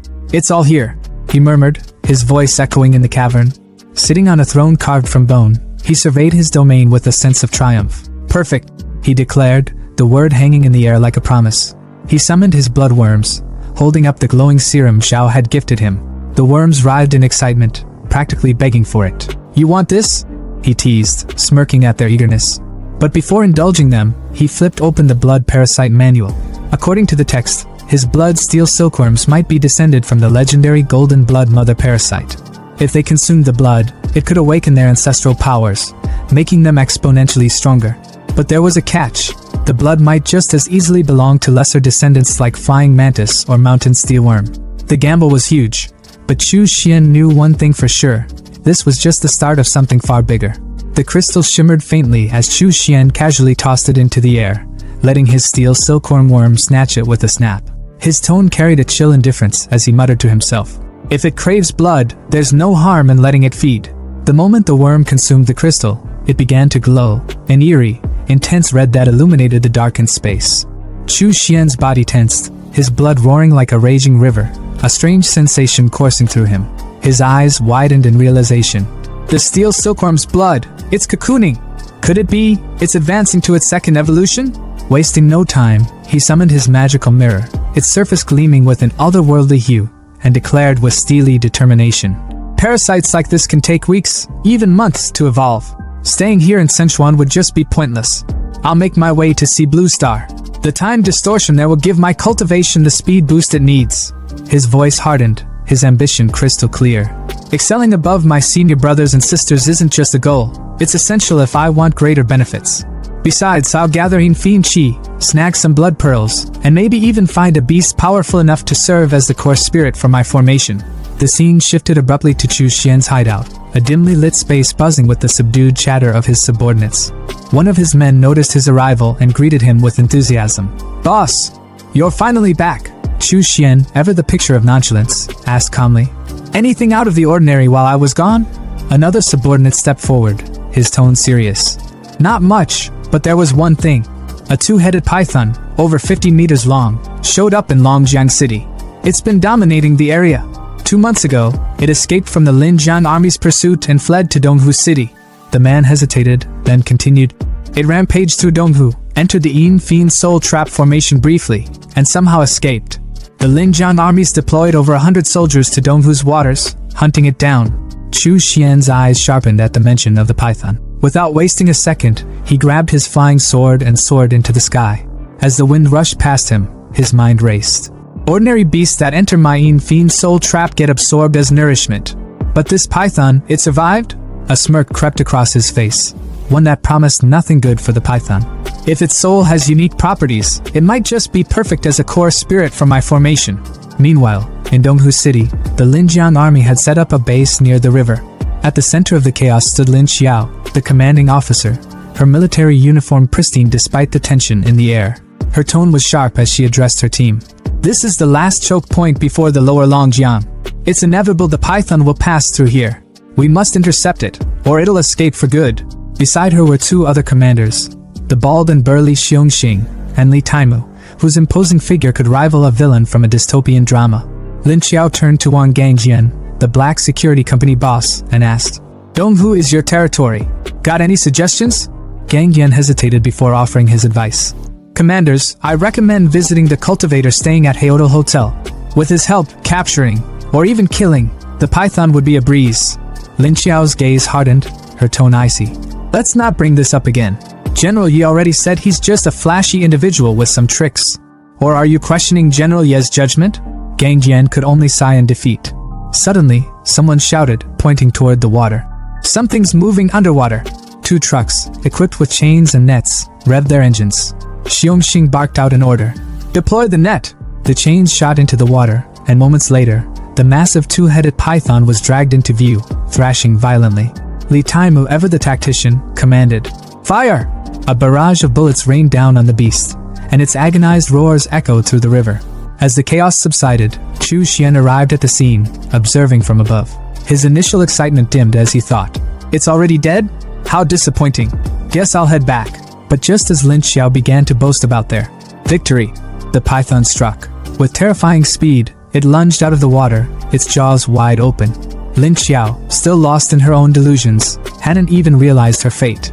She confidently ordered Gangjian, "Prepare a team to retrieve the corpse," only to be swallowed whole in an instant. Her untimely demise left everyone frozen in terror. Gangjian's expression twisted in shock and fear.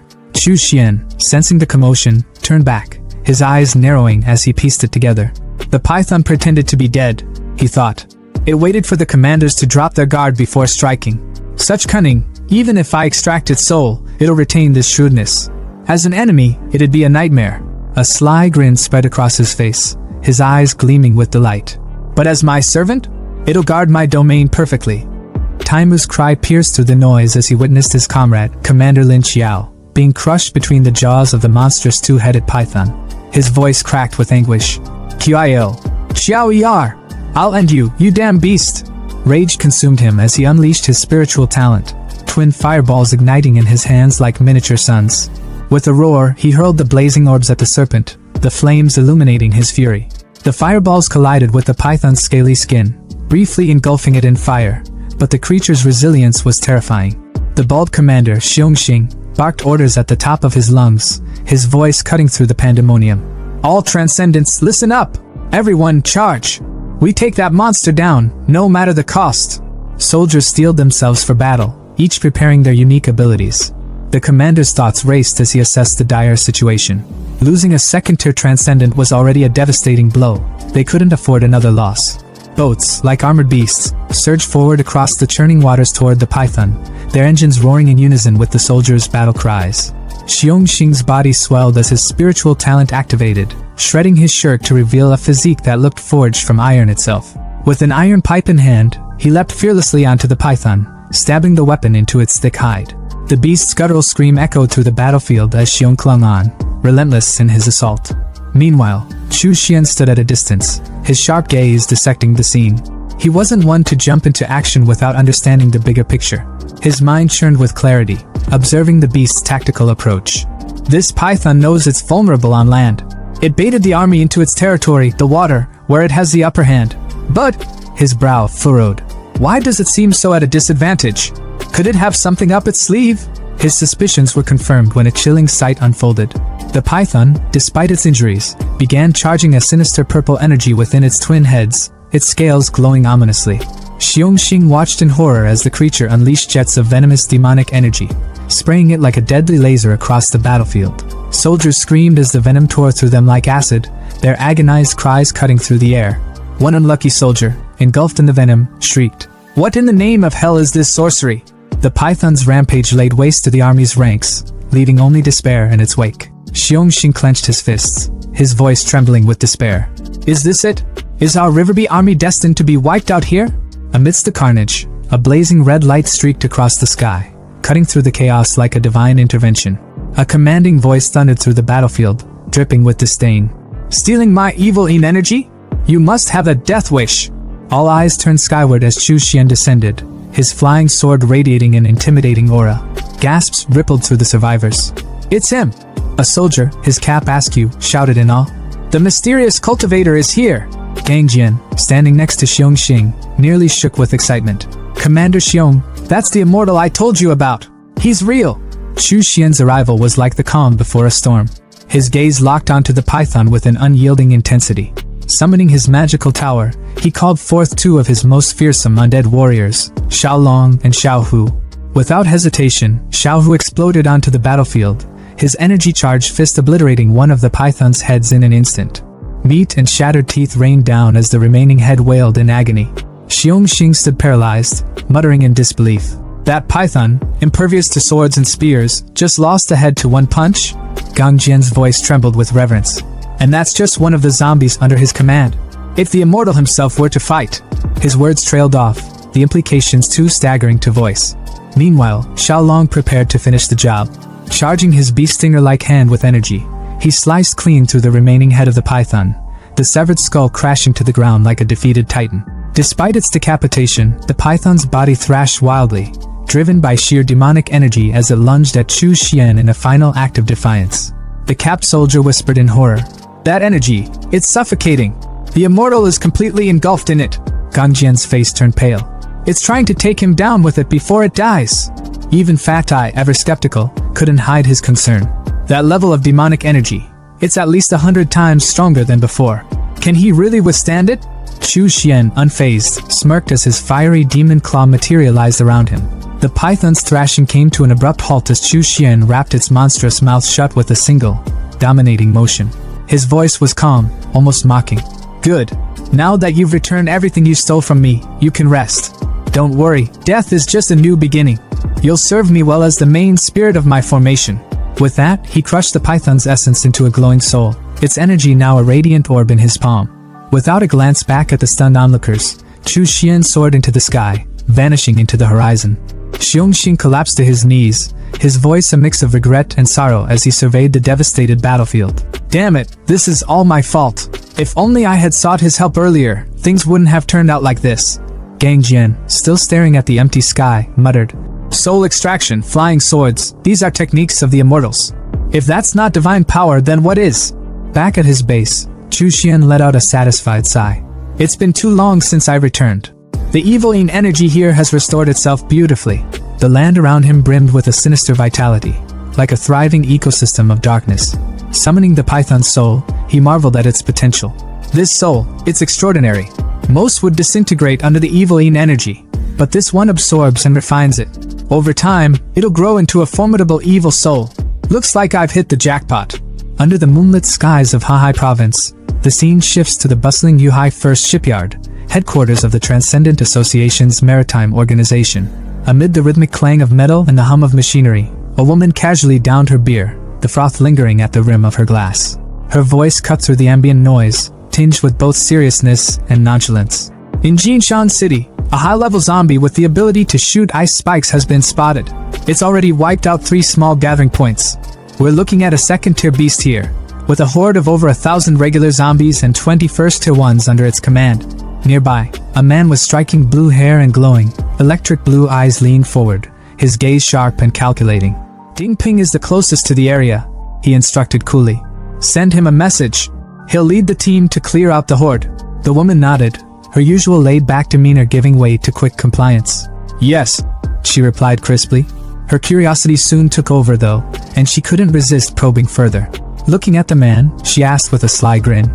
Since you awakened your transcendent talent to strengthen your mind, every major decision for this organization has been entrusted to you. You've never made a single mistake. Tell me, Xiaoyang, how does it feel to be infallible? Ignoring her attempt to needle him, she pulled out a leather-bound book, flipping it open to reveal fresh intelligence reports. Here's the latest intel from Linjiang Province, she announced with a slight edge of intrigue. The 2-headed python we once encountered? Dead. It was taken down in Donghu City. Xiaoyang, unfazed at first, turned his attention to the horizon, his glowing eyes reflecting the shimmering sea under the night sky. His voice remained steady, but there was a trace of skepticism. That python wasn't just some oversized snake. It was clever, cunning. Its spiritual abilities made it a nightmare to take down. Even with the combined might of Xiongxing, Lin Xiao, and Li Taimu, I calculated only a 72% chance of them temporarily subduing it. If 2 of them fell in battle, even that slim chance would vanish. The woman smirked, stepping closer, her tone dripping with playful mockery. Well, Xiaoyang, it seems even you can be wrong sometimes, she teased, holding the open book just under his nose. Her grin widened as she watched his expression shift from calm detachment to outright shock. His glowing blue eyes scanned the page, the words leaping out at him like a slap to the face. Sword flight? He muttered, his voice laced with disbelief. Soul extraction? Immortal techniques? The air around him seemed to still as his mind raced to process this new information. Whatever this mysterious cultivator was, it was clear they had just entered a realm far beyond the ordinary, and Xiaoyang, for once, had underestimated the game. He analyzed the so-called immortal they were pursuing, concluding there was a little over a 50% chance he was a level 4 transcendent, and a smaller, but still concerning, chance he was level 5. If this man could control zombies, Liang reasoned, there was an even stronger likelihood that his abilities were connected to the brain. To him, this wasn't just speculation, it was a clinical fact. Yu, standing nearby with a bottle of liquor in hand, couldn't hide her surprise. Liang rarely gave such high-level evaluations, and this one was clearly significant. But as usual, he wasn't one to linger on the details. With a casual shrug, hands stuffed in his pockets, he turned and announced that it was time to leave. No drama, no hesitation, just a quiet, matter-of-fact departure. Gil watched him walk away, her gaze lingering for a moment, her curiosity piqued. Later, the 2 of them stood before the leader of the boat gang, a grizzled man with a perpetual cigar between his lips. His voice carried the weight of someone who had seen too much of the world. He questioned their decision to leave after spending over a year with the gang. His tone wasn't accusatory, but there was a hint of disappointment as he asked if they were truly ready to go. Gil stepped forward, her voice steady and firm. She reminded him of the promise they had made when he'd saved their lives during a brutal attack by the zombie king. They had been on the verge of death back then, and the gang's leader had pulled them back from the brink. In return, they had agreed to stay and help the gang for a year. That time was up now, and they were free to pursue their own goals. The leader sighed, his rough exterior cracking just enough to show a sliver of sadness. He turned to stare out the window, the gray light of the water reflecting in his eyes. When they had first joined, they'd spoken about recovering Liang's lost memories and their hope of finding a transcendent with brain-enhancing abilities. Now it was clear they believed this so-called immortal was their next lead. Still, he warned them, this man they were chasing wasn't going to be easy to approach. His actions alone made that crystal clear. But Liang's resolve was unshakable, and he reassured the captain that they had thought this through. Gear, ever confident, added that they had something to offer that no one could refuse. The leader knew there was no stopping them, so he let out a quiet sigh and walked away. Far from the boat gang's ship, in the zombie-ravaged ruins of Donghu City, a scene of pure chaos was unfolding. A beam of energy shot down from the heavens, striking the formation with a thunderous crack. Chu Xian's eyes glowed a blood-red hue as he screamed, his voice reverberating through the empty streets. He could feel it. His cultivation was surging, breaking past barriers as he reached layer 4 of the foundation establishment. The energy coursing through him was intoxicating, and he stood tall amidst the chaos, his confidence swelling. With his newfound power, He felt invincible, certain he could take on even those above his level. As the energy dissipated, Chu Xian rose into the air on his flying sword, surveying the empty city below. He noted with some irritation that his 6 months of seclusion had drained his resources. The zombies in Donghu City were completely wiped out, leaving him with no choice but to seek out fresh prey in nearby cities. Meanwhile, in Xuanglong City, another zombie-infested wasteland, Ge and Liang moved with precision through the shadows. Ge's innate invisibility skill cloaked them as they advanced through the streets. Her sunglasses glinting faintly, she couldn't help but comment on how long it had taken them to get here. Half a year of grueling effort, countless close calls, and relentless danger. But finally, they were close. Just a little further, and they'd reached Donghu City, the territory of the immortal they sought. Liang, as always, was calculating. He analyzed the situation with his unnerving precision, noting the presence of a rare zombie mother at the heart of the city. It was surrounded by 9 level 3 zombies and a swarm of weaker ones. He ran the numbers in his mind, concluding that Ge had a strong chance of success if she went after it. But there was still a slim chance of failure, one she couldn't afford to ignore. He asked her if she was absolutely sure about using the zombie mother's energy core as a gift. Ge's answer was immediate and unwavering. A level 4 core was the only thing worthy of their target's attention. Anything less wouldn't even get a glance. With their plan set, Ge sprinted into action, her form vanishing completely as she approached her target. But she stopped in her tracks, her eyes darting upward. Liang, standing behind her, followed her gaze. His voice was quiet but filled with urgency as he pointed out the figure descending from the sky. It was him, the immortal they had been chasing. Ge froze, her mind racing. What was he doing here? High above, Chu Xian hovered in the air, his fingers pressed to his forehead as he activated his spiritual sense projection. With his eyes closed, he could see the entire city laid out before him as if it were a 3-dimensional map. When he opened his eyes, excitement flickered across his face. The strange shape of the building below suddenly made sense. Beneath it, hidden from view, lay the zombie mother. He explained its significance to himself, his tone almost gleeful. The zombie mother was the key to creating a zombie farm, a plan he had been dreaming of for months. It was like a queen ant, endlessly producing eggs as long as it was fed by smaller zombies. Bro is about to build a Minecraft zombie farm for experience points.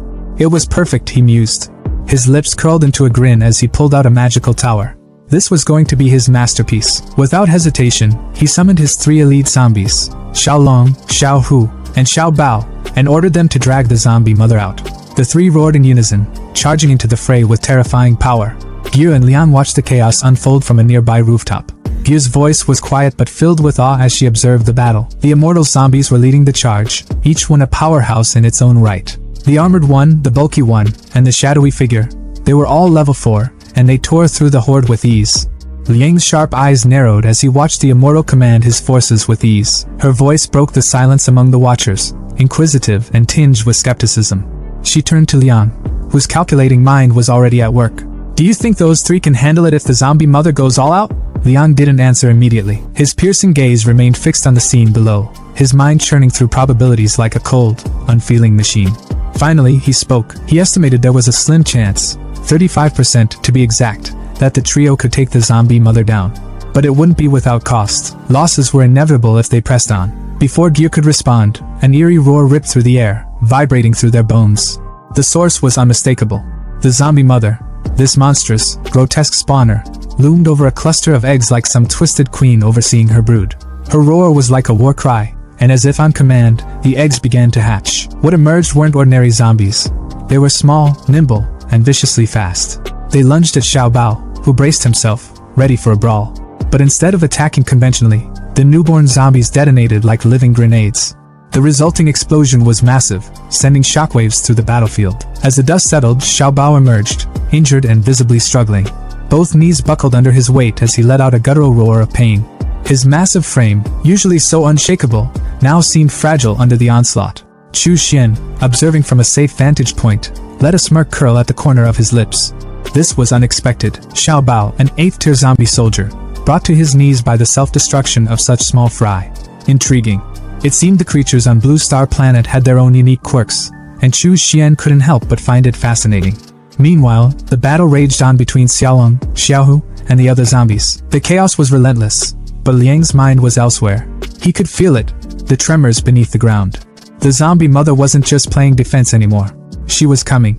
And if those 3 didn't retreat soon, the stealth-focused one, Xiaohu, had a 70% chance of taking severe damage. Liang's calm voice broke the tension as he answered Yu's earlier question. The immortal would intervene, no doubt about it. Liang's estimation was clear. Taking down the zombie mother would drain significant energy from the immortal, leaving him vulnerable. Yu's sly grin widened at the thought. Perfect. Once the immortal was exhausted, they could swoop in, lend a helping hand, and get on his good side. Two birds, one stone. Suddenly, a violent quake shook the battlefield, sending rubble tumbling and startling the zombie trio.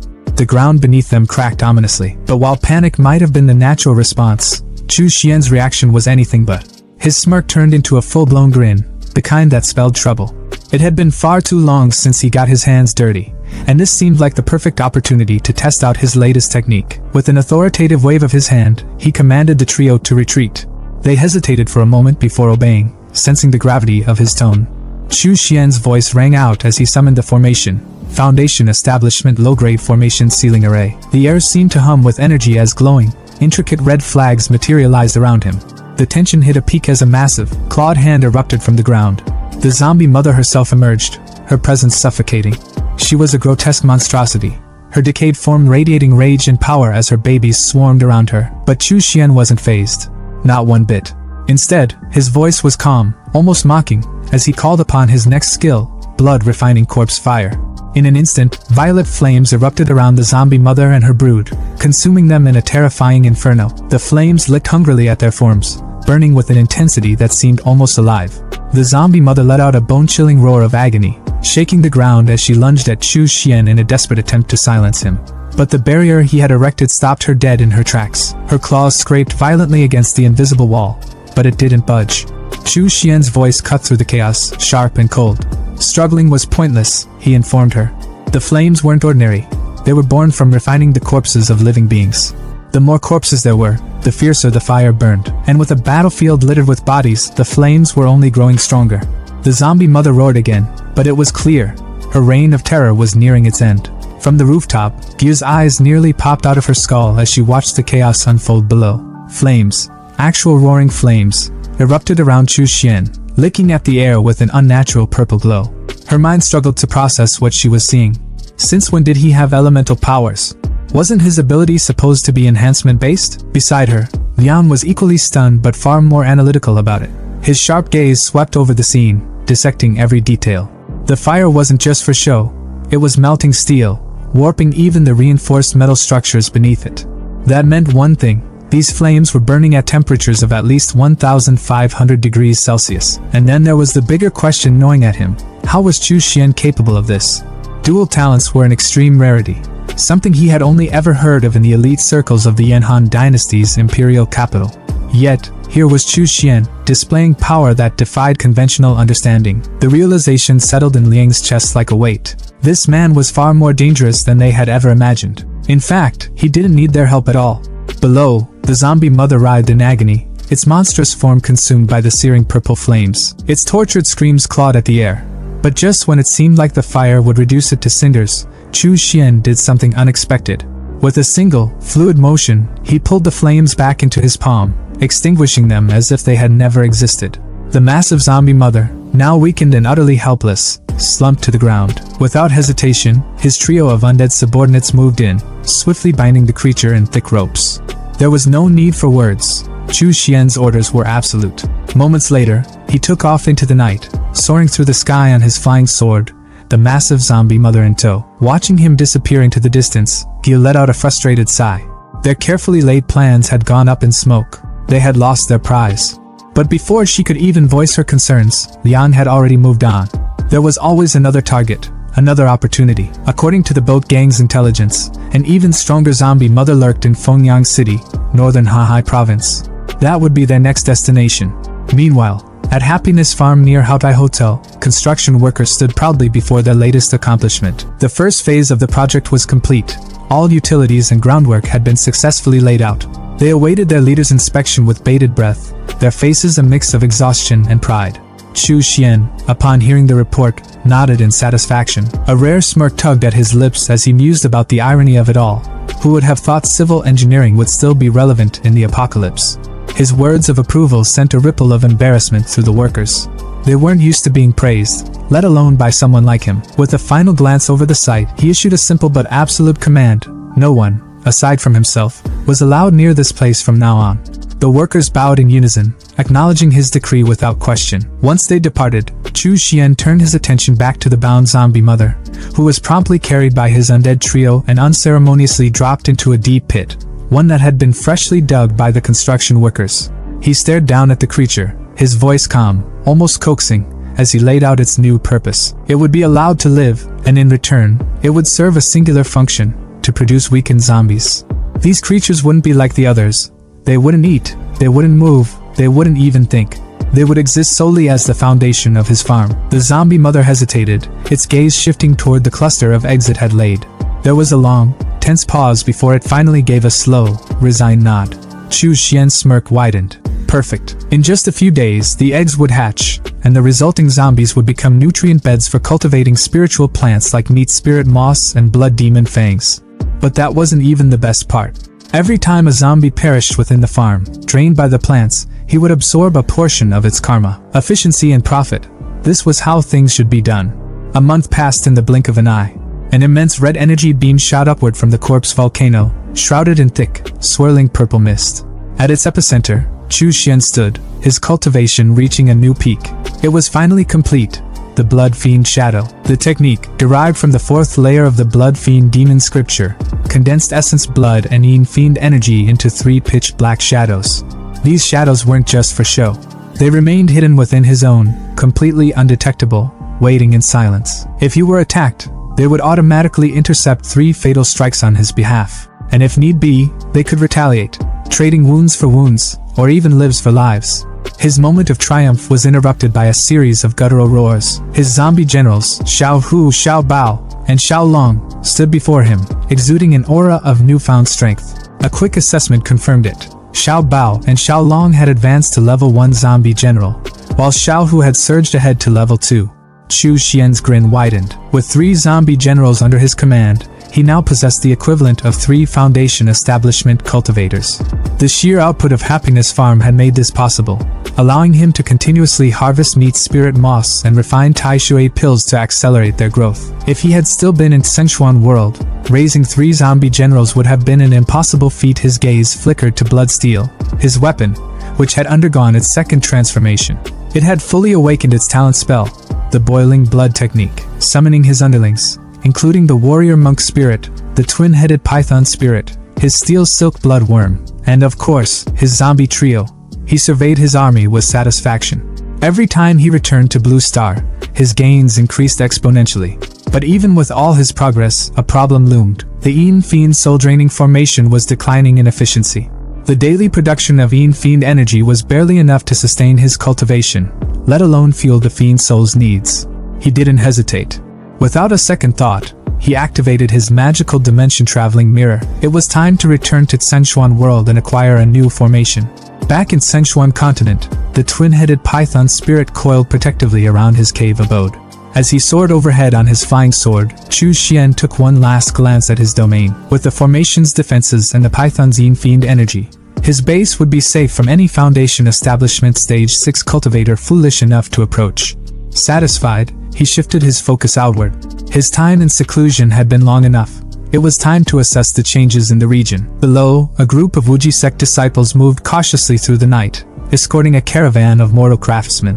One of them, a brunette, suddenly halted, eyes narrowing as his senses flared. There was something strong approaching. A dark figure descended from the sky, sending a ripple of unease through the disciples. But before tension could escalate, a younger disciple with a melon-shaped head broke into a grin. Recognition dawned on his face. It was Uncle Chu. The brunette, now more at ease, turned to the newcomers and introduced him properly. This was Chu Xian, the Foundation Establishment cultivator of Extreme Yin Cave, their Uncle Chu. The younger disciple eagerly explained that they were escorting a group of mortal craftsmen to establish a new settlement. As soon as the craftsmen realized who stood before them, they immediately lowered their heads in deep respect. "Greetings, Master Chu," they intoned in unison. Chu Xian studied the man before him, his expression unreadable as he mulled over the latest information. With a casual air, he inquired if anything noteworthy had occurred recently. The man before him, known for his melon-like round face, hesitated for a brief moment before leaning in, his tone turning grave. "Actually, Uncle Chu, there is something urgent," he admitted, his voice edged with concern. He proceeded to explain that the Tianyin sect was preparing for a large-scale offensive against the native factions of Wuzhou. The catalyst for this escalation? A Golden Core elder had been ambushed, left critically injured and unconscious.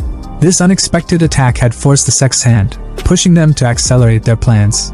Chu Xian's fingers brushed against his chin, a wicked glint flickering in his eyes. The full might of the Tianyin sect could easily crush Wuzhou's native factions if they truly committed to the cause. Yet, despite all these years, they had only managed to establish 2 small branch halls in Wuzhou. Their restraint wasn't due to a lack of power, it was strategy. They had been waiting for a justifiable excuse to act, and now, with this ambush, they had finally found one. There was no doubt they would seize this opportunity to mobilize their entire force. Lowering his voice, the melon-faced man whispered that many of the sect's cultivators were already gathering at the nearby mountain hall. The first wave consisted of 5 Foundation establishment cultivators and around 70 to 80 Qi refinement disciples, but this was merely the beginning. Their demeanor was somber, filled with dread. It was obvious they were the sect's undesirables, the expendable pawns sent to the front lines. Chu Xian sighed, shaking his head. In war, the first to be sacrificed were always those without backing, the unfortunate souls caught in the wrong place at the wrong time.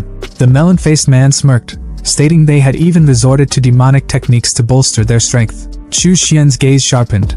The man sounded like he had been profiting quite a bit from them. The man chuckled, rubbing his hands together, claiming he had made some small gains from the Qi refinement disciples. But if Uncle Chu stepped in, he could earn even more. He patted the man's shoulder, amusement hinting at his expression. He then ordered the man to take him to the black market to see what the current rates looked like. They arrived at the bustling underground marketplace, where the melon-faced man gestured toward the chaotic scene. He explained that the nameless black market was first formed when the Tianyin sect's cultivators arrived in Wuzhou. Over time, rogue cultivators from nearby regions had caught wind of it and turned it into a proper marketplace, with the 3 strongest Foundation establishment cultivators keeping order. Merchants and buyers haggled over illicit goods. A vendor shook his head at an eager customer, stating that the blood beads were already sold out, and if they came back tomorrow, he would have more after slaughtering a village tonight. Nearby, an auctioneer raised his voice, calling out for bids on a mid-grade Yin corpse. Another shouted about a first Tegu worm, the last one available. Chu Xian's eyes swept over the wares, his expression unreadable. Blood beads, Yin corpses, Gu worms. This place had everything. It was clear that these cultivators would go to any lengths to strengthen themselves. Without hesitation, he activated his disguise technique, assuming the identity of He Liang, the traitor he had disposed of at the beginning of his journey. Glancing around, he felt unimpressed. Most of the items here were low-grade, nothing worth his attention. The melon-faced man leaned in again, his voice hushed, mentioning he had a few long-term customers who had bought plenty of beast blood beads from him. Chu Xian tossed him a bag without blinking, instructing him to sell these for him and promising a 10% commission. The man caught the bag and peeked inside, nearly dropping it in shock. His jaw slackened at the sight of large blood beads, Fiend ore-infused artifacts, low-grade and mid-grade spiritual weapons, rejuvenation pills, and recovery elixirs. His mind reeled at the astronomical amount of spirit stones a 10% commission on these treasures would yield. However, with so many valuables, greed would naturally follow. His whispered concerns were a little too loud, drawing sharpened gazes from those around them. Chu Xian, unfazed, summoned a towering, corpse-like entity from his magical tower, ordering it to accompany the melon-faced man and kill anyone who dared to make a move on him. A murmur rippled through the crowd, with one cultivator paling at the sight of the corpse general, realizing it meant its master was a high-level Foundation establishment cultivator. The melon-faced man, now reassured, straightened his back, promising to handle everything. Meanwhile, Chu Xian's gaze turned toward a tea house, where Brother Chen had mentioned the market overseers resided. Approaching the entrance, he was stopped by a guard who declared, "No unauthorized entry." Chu Xian's response was simple. He released a fraction of his aura. The guard's face drained of color, and he collapsed to the ground, stammering his apologies, begging for forgiveness. Chu Xian coolly accepted the apology, but chillingly added that if he truly wanted to punish him, the guard would not be alive to apologize. The guard shuddered, promising to call for the 3 Foundation establishment cultivators immediately. He informed Chu Xian that only one was present and led him to a private room on the 3rd floor. Shortly after, as Chu Xian sipped tea and gazed out the window, his business partner arrived. "Apologies for the wait, Taoist friend." The man greeted him politely. "I am Old Han, May I know your name? Chu Xian replied smoothly. He Liang. Old Han nodded. And what exactly are you looking for? Chu Xian studied the man. He, too, was using a disguise technique. Interesting. Without hesitation, he got to the point. Do you have the Yin Fiend Soul Refining Formation, the Tainted Blood Fiend Nurturing Formation, or the Soul Rebirth Blood Fiend Formation? Old Han's expression faltered for the briefest moment. His wariness spiked as he discreetly pulled out an artifact. Taoist friend, those are top-tier demonic formations. The 5 righteous sects are doing everything they can to eradicate them. They're nearly impossible to find. But how about this one instead? Chu Xian took the offered scripture and examined it. Fiend Nurturing Formation? He scoffed. This is only mid-grade foundation establishment level. I don't need it. Old Han sighed. The ones you're asking for are long gone. Even the remnants of the Wuji sect probably don't have them anymore. He paused before sliding another item across the table. This Fiend Nurturing Formation is still quite decent. I'll even throw in a formation manual as a bonus. He leaned forward slightly, his eyes glinting. If you have talent in formations, you might be able to combine this with other formations to meet your requirements. Chu Xian flipped open the scripture and skimmed through its contents, his sharp eyes scanning the intricate diagrams and notes. He gave a small nod of approval. It'll do, he murmured, closing the pages with a decisive snap. Without hesitation, he glanced up at Old Han. Name your price. Old Han's lips curled into a knowing smile, but before he could respond, Chu Xian spoke again. Can I pay with large blood beads? The merchant's eyebrows lifted in surprise as Chu Xian casually retrieved a bead and rolled it between his fingers before tossing it over. Old Han caught it effortlessly and held it up to the light, his face shifting from intrigue to barely contained excitement. If they're all this quality, I'll offer you a higher price. 50 small spirit stones per bead. He tapped the scripture on the table. This Fiend Nurturing Formation, plus the illustrated guide to demonic formations, would normally cost around 500 small spirit stones. Just give me 10 large blood beads, and we'll call it even. Chu Xian didn't hesitate. He tossed the beads over, watching as Old Han greedily scooped them up. Internally, he noted how the value of large blood beads had only been increasing since the fall of the Wuji sect. A scarce resource always became more precious over time. Deal. Old Han's voice was filled with satisfaction as he carefully stored the beads. If you have more business in the future, come to me first. He leaned forward slightly, his eyes gleaming. I also have plenty of other goods, Yin corpses, goo worms, blood arts, evil pills, demonic talismans. If you're looking for something special, I might be able to procure it. Chu Xian gave a thoughtful hum. Do you have second-tier goo worms? Old Han's expression shifted. Now that's rare, he admitted, rubbing his chin. But I happen to know someone who breeds a lot of them, including second-tier ones. He leaned back, folding his arms. However, he's not here right now. When he arrives, I'll contact you immediately.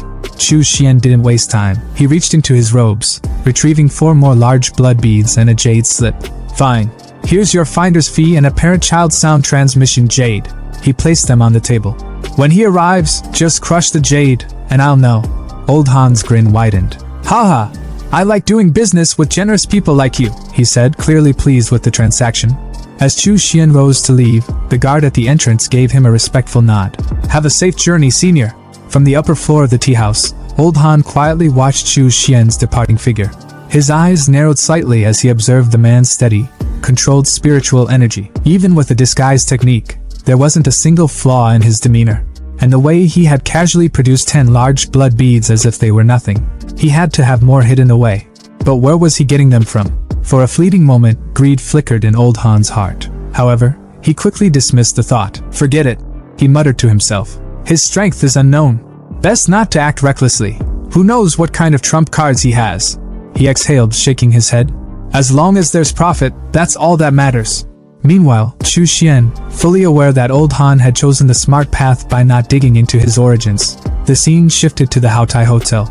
Seated comfortably in his room, Chu Xian idly munched on a bag of chips, his mind already focused on his new acquisition.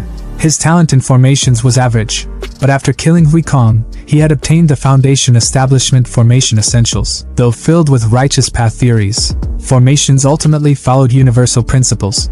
Now, with the illustrated guide to demonic formations in his possession, he was beginning to see new possibilities. He flipped through the scriptures, his eyes gleaming with understanding. I see now, he murmured. If I combine the Chi Refinement Peak Grade Formation, Soul Capturing Formation, with the Fiend Nurturing Formation, then any living creature caught inside will have its soul extracted, and their death aura and Yin energy will condense into Yin Fiend energy. An excited grin spread across his face. This will be far more efficient than the Yin Fiend soul-draining formation. His fingers tapped against the table as he thought further. And those extracted souls, they'll be transformed into ghosts, strengthening my 10,000 soul banner. His smirk deepened. A win-win situation. Then, a new thought struck him. I heard that in the southern region of Twin Dragon City, there's a forbidden zone for humans, a paradise for killer bees. He leaned back, letting his mind paint the scene. Killer bees were numerous, their swarms hunting endlessly under the Queen's command. The sheer number of victims they devoured ensured a constant supply of death aura, and the Queen herself. She had to be highly reproductive. A sinister glint flashed in his eyes. I'll use her to test the formation. Hopefully, she'll spawn enough killer bees before she dies. He chuckled to himself, fully satisfied with his plan. Perfect. In Swanglong City, things are looking wild as a swarm of bee monsters flies straight for a giant red barrier. Inside the barrier, Chu Xian doesn't even blink. He's totally unbothered. He activates his soul-capturing and fiend-nurturing grand formation with a wave of his hand, and bam! The barrier expands, trapping all the bees in one giant net.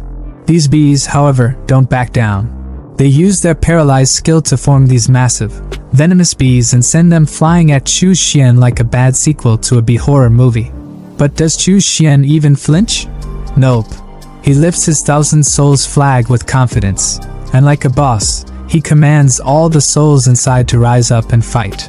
The red and dark souls charge at the giant bees like they're in a full-on battle. Chu Xian is just standing there watching the chaos unfold with a grin on his face, thinking, yes, the bees and the ghosts are going at it, generating a ton of resentment energy and Yin energy. This is my chance to farm some serious Yin Fiend aura. It's like he's grinding in a game, but for real-life power. After the bee and ghost showdown, Chu Xian heads back to the Sichuan continent, where he meets up with his disciple, Melonhead. Melonhead's practically bouncing with excitement, showing Chu Xian a treasure chest full of items he sold. Uncle Chu, I sold everything just like you told me to and made 2,000 small spirit stones, Melonhead says with a big grin. Chu Xian's a little surprised, thinking, dang, these cultivators are really out here dropping money just to get stronger. But he's chill about it, and hands Melonhead 200 small spirit stones like it's pocket change. Melonhead's face lights up, and he thanks Chu Xian, practically jumping with joy at how much he's earned in one day. Just as they're celebrating, Chu Xian's transmission jade rings with an alert, like a phone notification. He glances at it with a smirk, noticing that the parent stone cracked. That means Old Han's got some news. Double blessing today. At the tea house, Old Han introduces Chu Xian, disguised as He Liang, of course, to a guy who looks like he hasn't slept in days. This guy is known as the Insect Taoist, and he starts going on about goo worms, explaining that they need to be implanted inside the body and how most cultivators can't handle the backlash from them. He takes one look at Chu Xian and asks if he's ever raised goo worms, clearly thinking Chu Xian's a newbie. Chu Xian doesn't even bother replying. He just casually releases his steel blood goo worms with a flex, like it's no big deal. The insect Taoist's eyes practically pop out of his head when he sees them. Wait, is that a second-tier blood steel thread? He stammers, clearly shook because it's so rare for a low-tier worm to evolve into something that strong. He immediately starts asking where Chu Xian got this worm, practically begging to buy it. Chu Xian doesn't even flinch. In his mind, he's like, no way, bro, dream on. Old Han, sensing the tension, steps in like a true mediator. Haha, the insect Taoist is a bit of a fanatic about goo worms. Maybe he forgot his manners staring at someone else's worms, he says, trying to calm things down. They sit down to talk business, and Chu Xian, ever the straight shooter, asks the insect Taoist what second-tier goo worms he has. The insect Taoist grins and starts listing them off. The iron shell, which goes under the skin and helps the user resist high-grade magic attacks. The thought-nurturing worm, which strengthens the spiritual consciousness and lets the user control multiple magic artifacts, but with a high risk of backlash. And the spirit ocean seed, which absorbs excess spirit energy and stores it for use in battle. Chu Xian's interested, but he keeps his cool and asks, "What's the price?" The insect Taoist gives him the rundown. The iron shell and thought-nurturing worms are 1,000 small spirit stones each, and the spirit ocean seed, since it's mid-tier, is 1,800 small spirit stones. Chu Xian is seriously pissed off because he's being straight-up scammed. The insect guy is charging double the normal price for the goo worms, and Chu Xian isn't here for it. The man's ready to call out the scam, shouting that this is outright robbery. As if the price hike wasn't bad enough, Old Han is sweating bullets while serving tea, desperately trying to make it seem normal. He tries to smooth things over by claiming it's a special time and that prices are always higher now. But Chu Xian isn't buying any of it. He internally rolls his eyes, thinking that these worms are nothing compared to his blood steel thread. And at the rate his cultivation is speeding up, these worms will be obsolete in no time anyway. Instead of getting scammed, he figures he might as well gamble and try his luck. He asks the insect guy how much breeding these worms will cost. The insect guy laughs and tries to discourage him, claiming that breeding goo worms is a huge risk. Despite investing tons of effort, the results could end up being useless or deformed insects. But Chu Xian's not backing down. He's confident, so he just tells the insect guy to name the price and lets him know that whatever happens, he'll handle it himself. The insect guy, still grinning, tells him each breeding attempt will cost 50 small spirit stones. Chu Xian, unfazed, immediately agrees.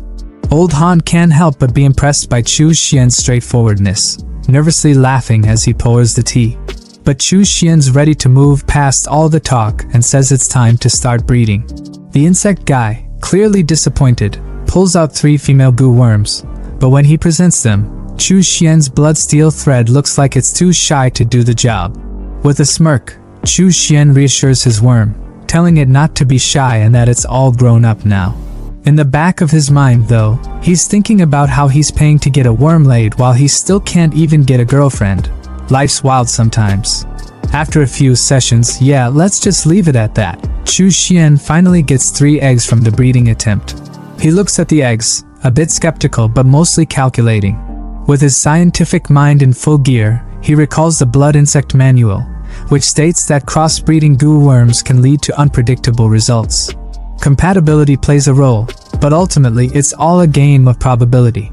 And with his accumulated karma and overwhelming luck, Chu Xian believes the odds are in his favor.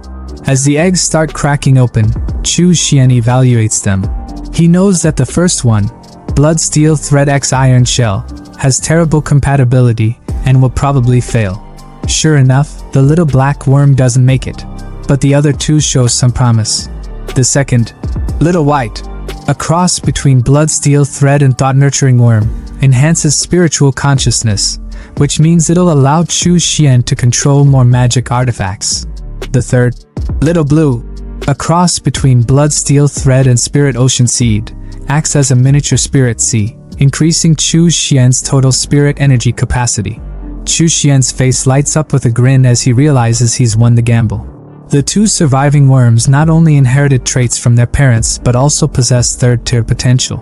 As long as they have enough flesh and blood, they can evolve into third-tier goo worms that could rival even golden core cultivators. He's not just playing the game, he's changing the rules. With that, he decides it's time to put them to the test. He absorbs the 2 worms into his body, not in a literal sense, but spiritually. He then pulls out his whip and flag, ready to see the results. As he activates them, he's immediately hit with a surge of power. His spiritual consciousness and energy have both increased significantly. Previously, controlling 2 magic artifacts at the same time would leave him dizzy and exhausted. But now, he's barely even feeling it. He hasn't even reached his limit yet. But it doesn't stop there. Chu Xian remembers the merit bell he found in Hui Kong's storage bag. He's been too weak to use it before, but now, with his newfound strength, he believes he can finally activate it. When he does, a massive golden bell appears around him, trapping him inside. It's a defense mechanism, and though he quickly deactivates it, he's amazed at how much his abilities have improved. He levitates both the bell and the flag above his palm, with the whip now embedded into his wrist. As he stores all of his artifacts, he clenches his fist in pride, realizing that even mid to late Foundation establishment cultivators struggled to control 3 magic artifacts simultaneously. But with the help of his goo worms, he's able to surpass them. Chu Xian can't help but boast to himself, thinking that the path of a demonic cultivator has some serious perks. A knife suddenly came flying through the waterfall, heading straight for Chu Xian. He caught it effortlessly, remaining as calm as ever. Attached to the knife was a note. Upon reading it, he saw that it was from Lu Jinxiong, his senior brother. The message informed him that the second batch of disciples from the main sect had arrived, and among them were 2 disciples of Zhao Wuya, their martial uncle. Lu invited him to his cave if he had time to come by. Chu Xian soon arrived at the extreme inhale. As he approached, he asked Lu what was going on, wondering why everyone had gathered. Lu explained that their master was in seclusion, and 2 disciples from martial uncle Zhao Wuya had arrived to deliver orders from the Heavenly Seal sect. Lu introduced the 2 disciples, Taoist Lu Yin and Taoist Jing Changjing. Lu Yin was riding atop a beast spider and had an emo-like appearance, while Jing Changjing was accompanied by a pet wolf. Chu Xian greeted them both, but as he did, his thoughts shifted. He remembered seeing Lu Yin before, disguised in the marketplace. Despite the disguise, Chu Xian could immediately recognize him by his aura. Lu Yin took the opportunity to explain the situation. He shared that some time ago, their master, alongside 2 other powerful figures, had infiltrated the Purple Nether Mountain secret realm in the Wu continent and seized a great treasure. As a result, the local sects retaliated, launching a counterattack. The first wave of Heavenly Seal sect cultivators in the Wu continent suffered heavy casualties. Lu Yin then revealed the talisman stone, declaring that the Heavenly Seal sect headquarters had decided to immediately send their Extreme Yin Cave branch to join the war. Chu Xian's thoughts turned tense as he realized that the day he had been dreading had finally arrived. He was only at the Foundation establishment, stage 4 level. While he had some powerful trump cards and could overpower cultivators at stage 5, he didn't feel confident facing late-stage Foundation establishment experts. As Lu Yin prepared to leave, he urged everyone to act quickly and depart, prompting the juniors to shout in agreement. The scene shifted to a wasteland where everyone was preparing for battle. Lu took a moment to explain the history of Wu continent to Chu Xian, who had recently joined. He told him that Wu continent had once been the territory of southern barbarian tribes, and its native sects were founded by barbarians. Their practices involved goo cultivation, ghost raising, and corpse refinement, all of which were demonic arts. The Wu Ji sect, where Lu and Chu Xian belonged, had adopted many of these techniques, which made them aware of just how terrifying these arts could be. Lu, holding a piece of paper, continued with a grim warning. With war on the horizon, no one knew how many would survive. He also gave Chu Xian a demonic talisman containing a Foundation establishment tiger soul, explaining that it might save his life in a critical moment. Chu Xian, holding the paper, thought to himself that Lu didn't know about his advancement on Blue Star Planet, but still, Lu was willing to give him a life-saving treasure before the battle. He appreciated this gesture and muttered his thanks aloud. As the group moved forward, Lu Yin informed them that they were approaching the territory of the Thousand Insect Sect. He revealed their mission was to completely conquer the Thousand Insect Sect, one of the 12 most powerful sects in Wu continent. The sect controlled 30 affiliated sects and a vast territory spanning 10,000 miles. With so many Foundation establishment cultivators on their side, they wouldn't all attack the same place, making their offensive more strategic. Chu Xian received a mission to head to Iron Thread Mountain, one of the larger affiliated sects under the Thousand Insect Sect. The mountain was currently inhabited by only early-stage Foundation establishment cultivators, with no Golden Core Masters in sight. However, recently, a mysterious fog had appeared in the area, trapping 3 Foundation establishment cultivators from their Heavenly Seal sect, one of whom was directly related to a Golden Core Elder. Chu Xian's mission was to rescue them, and given his strength, Lu believed it shouldn't be a problem. Upon arriving at Iron Thread Mountain, Chu Xian found himself hovering above a forest littered with the remains of human skeletons. The eerie fog surrounded him, and he struggled to see through it. He recalled his blood mirror ability, which would help him escape if things turned bad. Suddenly, a man appeared, tripping backward, but Chu Xian dodged just in time, watching as the man crashed into a tree. The sight that greeted him was gruesome. The man's chest was infested with iron thread worms, the signature goo insect of Iron Thread Mountain. Not long after, 2 more men appeared. The skinnier one asked if Chu Xian was the reinforcement, suggesting they team up.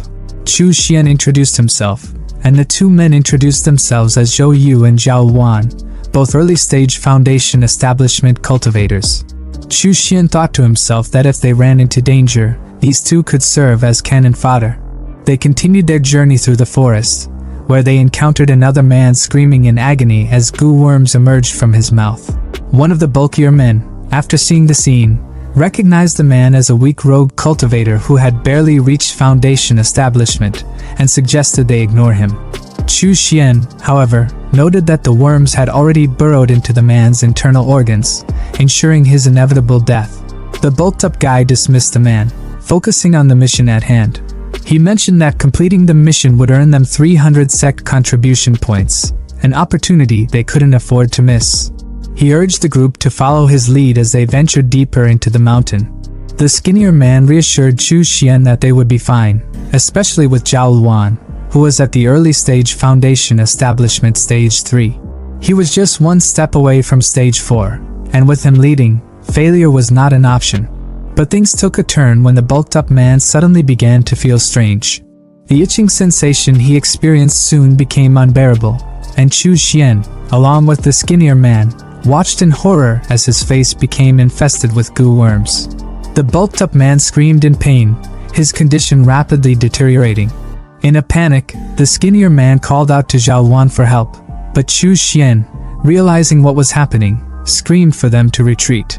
He could sense a powerful goo master nearby, using a silent and seamless technique that even he struggled to detect. The bulked-up man, now blind with goo worms crawling over his face, begged for help, but his fate was sealed.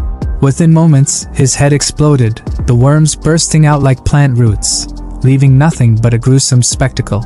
Chu Xian and the skinnier man fled, thinking they had escaped the worst. But just as they were catching their breath, a voice taunted them from behind, threatening to take their lives. Without warning, a wind slash struck the skinnier man from behind, and a second one followed, aimed directly at Chu Xian. Using his shadowing escape technique, Chu Xian evaded the attack just in time, leaping away like a meteor and landing deep in the forest. Panting heavily from the near-death experience, he realized that Iron Thread Mountain couldn't be guarded by just early-stage Foundation establishment cultivators. Grateful for his blood fiend phantom skill, which had blocked a fatal blow, Chu Xian decided it was time to lie low on Blue Star Planet.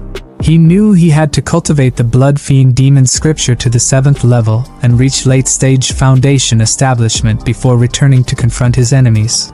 With a determined look on his face, he vowed to find out who had given him false intelligence about the mission. Chu Xian sat cross-legged in the dimly lit cultivation chamber, eyes tightly shut as he absorbed the Densine Fiend Chi swirling around him like a storm, his body acting as a conduit for the dark energy, pulling it in greedily, refining it. Yet despite the sheer volume of power at his disposal, the sensation of stagnation gnawed at him. A wall blocking his path forward, his cultivation refusing to advance, frustration simmered beneath his calm exterior, and he knew exactly why. No matter how much external energy he gathered, the root of the problem lay within him. His aptitude, his spiritual root, was painfully mediocre, a mid-grade wood-aligned spiritual root, completely unremarkable by cultivation world standards. In a realm where talent dictated destiny, he was stuck with a foundation that was, at best, passable, and at worst, a lifelong limitation. Despite possessing techniques beyond ordinary comprehension, despite wielding the terrifying power of Yin Fiend Chi, his progress was annoyingly slow. Painstaking compared to the monstrous geniuses of the world, he exhaled sharply, suppressing his irritation, and reached for an ancient scripture lying beside him, flipping through its pages, his sharp gaze scanning for answers, and there it was, the evil wood spirit body. A method not to alter his spiritual root but to enhance his acquired spiritual body, a loophole in the rigid cultivation system that could compensate for his lackluster foundation. Once cultivated to minor completion, it would drastically improve his wound healing speed, fortify his physical defenses to absurd levels, and even grant him the ability to control plant life, a perfect synergy with his existing abilities. But of course, nothing was ever simple. The process required consuming specific spiritual materials over 33 cycles, a tedious but rewarding endeavor. However, the real issue was acquiring those materials. Did this forsaken blue star even have the necessary wood-attributed spiritual resources? That meant only one thing. He needed to search. Standing up, he stretched briefly before stepping onto his flying sword, soaring over the ruined city below, his sharp eyes scanning the desolate landscape for any traces of what he needed. But then, something unusual caught his attention. In the distance, beyond the crumbling remnants of civilization, a sprawling expanse of massive mushrooms stretched like a fungal forest, an eerie, otherworldly sight that immediately piqued his curiosity. Descending to investigate, he activated one of his abilities, Nether Fire Bomb, sending a concentrated burst of purple flames at the spores below. And to his intrigue, they reacted, shifting as if sensing his presence. Sentient fungi. Now that was something new. It seemed the world had been busy evolving in his absence. But he wasn't the only one who had discovered this anomaly. Cut to the ship gang. A notorious group of warriors and mercenaries, currently locked in a desperate struggle, their territory overrun by grotesque mushroom-infested humanoids. Their captain, a grizzled warrior with a giant double scythe, barked urgent orders to his men, his voice sharp with authority. Under no circumstances were they to let themselves be injured. Even the smallest wound would allow the spores to take root, infecting them, twisting them into mindless fungal monstrosities. And as if to drive the point home, a pained cry rang out. Old Lou, one of their veterans, had been scratched, his flesh already pulsing with unnatural growths, agony twisting his features as fungal tendrils spread across his body. His comrades hesitated, horror dawning in their eyes, but Lou, even in his final moments of control, knew what had to be done. His trembling voice pleaded for mercy, for release. The captain grit his teeth, his weapon igniting with fiery energy as he delivered the fatal blow, cutting down his infected friend, his expression grim. But there was no time to mourn. The situation was spiraling out of control. Reports poured in. The northern district had fallen. Their forces were dwindling fast. Retreat was their only option. They needed to flee to the sea, regroup, and figure out their next move. However, just as they turned to leave, a chilling voice echoed through the air, stopping them dead in their tracks. Trying to run? You're already too late. Stepping out from the shadows was a towering humanoid fungus, its grotesque form covered in pulsating yellow spores, its voice slow, deliberate, unnatural, introducing itself as Stinky Yellow Mushroom. Its presence alone sent a wave of unease through the group. But what it said next was even worse. Why struggle? Why fight the inevitable? Instead, they could embrace their fate, become one with the mushrooms, evolve beyond their fragile human forms. The offer was met with immediate hostility. Weapons raised, tension thick. But before anyone could strike, a crow swooped down from the sky, its eyes glowing with an eerie intelligence, its sharp voice cutting through the air. The immortal has come for you. Retreat, hurry. The words sent an immediate ripple of panic through the fungal creature, its hulking form shifting uneasily. The immortal? Impossible. Wasn't he always in Donghu City? But before it could react, a sharp crimson slash tore through the air, striking both the mushroom and the crow, stopping them in their tracks. And then, in an instant, a golden gust of wind surged through the battlefield, blinding the ship gang. And when they regained their vision, their enemies were simply gone, leaving behind only confusion and cautious relief. Meanwhile, back in his lair, Chu Xian sat comfortably, exuding an aura of absolute control, his zombie trio standing at attention as he eyed the captured Stinky Yellow Mushroom, his gaze cold and calculating. The interrogation had begun. He wanted answers. How could this creature speak human language when it hadn't even reached Foundation establishment? It didn't have an inner core, so how was it capable of such intelligence? But the fungal being remained silent, either from defiance or fear. However, Chu Xian wasn't a man known for his patience, and he certainly wasn't above using force. Summoning blood-refining fire, he let the flames creep over the creature's body, its pain shrieks filling the chamber as it writhed. Yeah, boy. And finally, it broke, spilling everything. As it turned out, it wasn't alone. There were 4 of them in total, each stronger than the last, and their so-called big brother, Demon Umbrella, had specifically ordered them to avoid Chu Xian at all costs, which, honestly, only made him more intrigued, because if they feared him, that meant they were worth hunting. His smirk widened as he leaned back, already plotting his next move.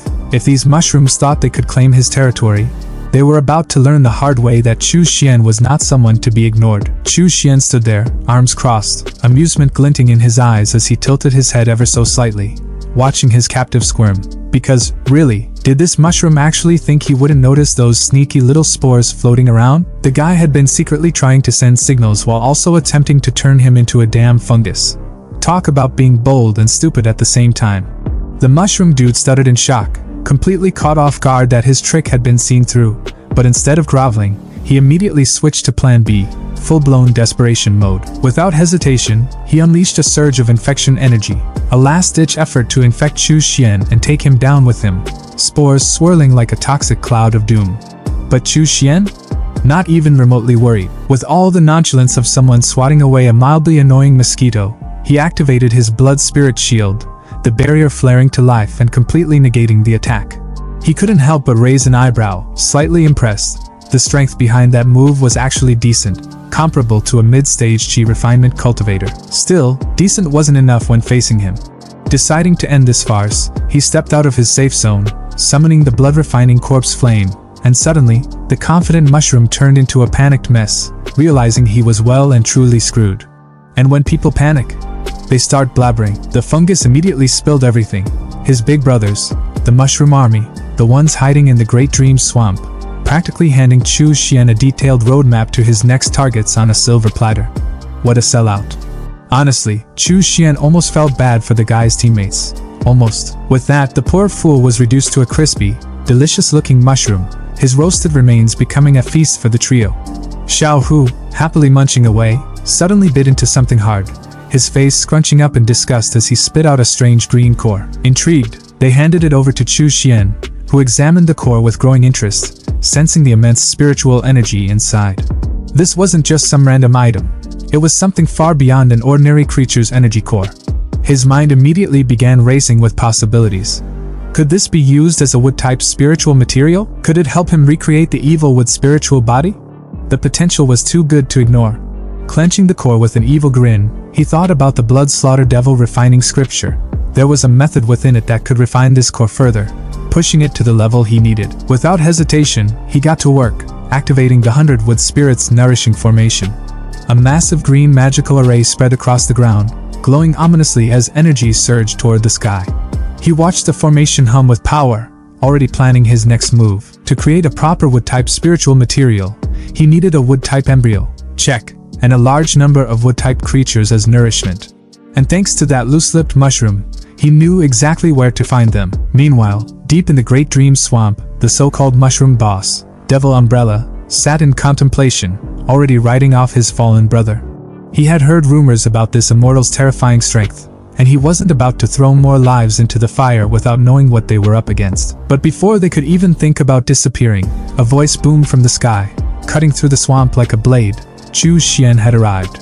Panic spread through the mushroom ranks as they scrambled to understand how he had found them so quickly. Green Hat Fungus, the third brother, demanded answers, but there was no time.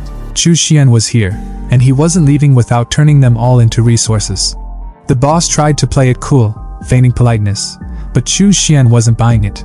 He was here to reunite them with their fallen comrades, in the most permanent way possible. Realizing there was no avoiding a fight, Devil Umbrella called upon his forces, and suddenly, mushroom creatures burst from the ground like zombies in a horror movie. But instead of being intimidated, Chu Xian's eyes gleamed with excitement. So many mushrooms, so many new materials to harvest. Summoning his zombie trio, he ordered them to capture as many as possible. The more, the better. Green Hat Fungus, thinking he could be clever, tried to launch a sneak attack from behind. But Chu Xian didn't even flinch. With a flick of his wrist, he caught the creature with his evil demonic claw, the intense heat making the fungus scream in agony. The boss, seeing how easily his brother was overpowered, realized there was no winning this and decided to retreat. With a dramatic flourish, he summoned a swirling purple tornado. But it didn't take long for Chu Xian to see through the act. This wasn't an attack, it was a smokescreen for an escape. Watching the so-called leader run for his life, Chu Xian sighed in disappointment. So much for a grand battle.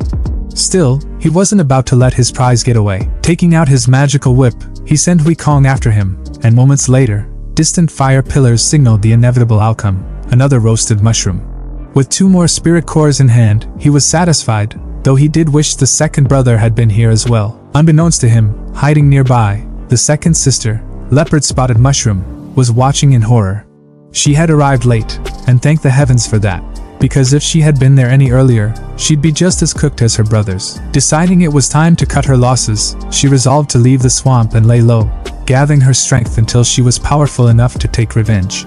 Just as she was about to escape, she stumbled upon a familiar face, Little Grass King, a plant monster who had previously provided intel on the immortal. Seizing the opportunity, she tried to recruit him, framing it as an alliance for the future. But the Grass King? He wasn't having any of it. Without hesitation, he lashed out with his vines, striking her down. Gasping in shock, she stared at him in betrayal, not understanding why he had turned on her. His expression was grim as he told her the truth. If she wanted to blame someone, she should blame herself for being foolish enough to think she could challenge an immortal. He had no interest in getting dragged into her suicidal revenge plan. Even though he had gained wisdom through the Golden Rain, he had never wanted to meet her again. And now, he prayed that fate would never place him in Chu Xian's path, because he knew one thing for certain. Standing against that monster of a man was the fastest way to die. Chu Xian stood in the middle of his eerie green domain, surrounded by the lifeless corpses of mushroom men, arms crossed, nodding to himself like a chef admiring a perfectly seasoned dish. Except his ingredients were defeated enemies, and his recipe was an elaborate cultivation scheme. With this many wood-attribute creatures, his energy supply was practically overflowing, and that meant two major benefits. First, he could cut down the time needed for spiritual objects to form to just half a year, and second, a single embryo could now produce multiple spiritual objects instead of just one. Efficiency at its finest. But while it was tempting to wipe out every last one of these mushroom men, that would be short-sighted. He needed some to grow stronger, like the 4 mushroom brothers, so he could continuously harvest spiritual energy cores and pump out even more wood-attribute objects. A self-sustaining cycle of power. The only problem? There still weren't enough of them. At this rate, if he had to personally go to the Great Dream Swamp to collect and transport them one by one, it would take up far too much of his valuable cultivation time. And let's be honest, Chu Xian was not about to waste time on grunt work. He needed a better, more efficient solution. As he pondered this, his pet beast, Xiao Bao, let out a roar, snapping him out of his thoughts. He turned, raising an eyebrow. Black Blade's men were back? Again? What, was this their 5th time now? These guys were persistent. Meanwhile, outside the green domain, the remnants of the Black Blade mercenary company stood anxiously, their leader Gang Jian and his right-hand man Fatty looking increasingly discouraged. Fatty, sighing, voiced the obvious. This was their 5th trip, and still, the so-called immortal hadn't shown himself. Maybe it was time to give up, but Gang Jian wasn't having it. Their former faction, the Lanjiang army, had disbanded, leaving them as nothing more than rootless weeds, drifting with nowhere to go. If they didn't take this gamble, they were all as good as dead. With desperation burning in his eyes, he suddenly shouted at the top of his lungs, his voice carrying across the wasteland, practically begging for a response. They had no way to fight back against the seemingly endless waves of mushroom men, and if the immortal could help them, they were willing to offer whatever he wanted, no questions asked. The wind howled in response. Silence.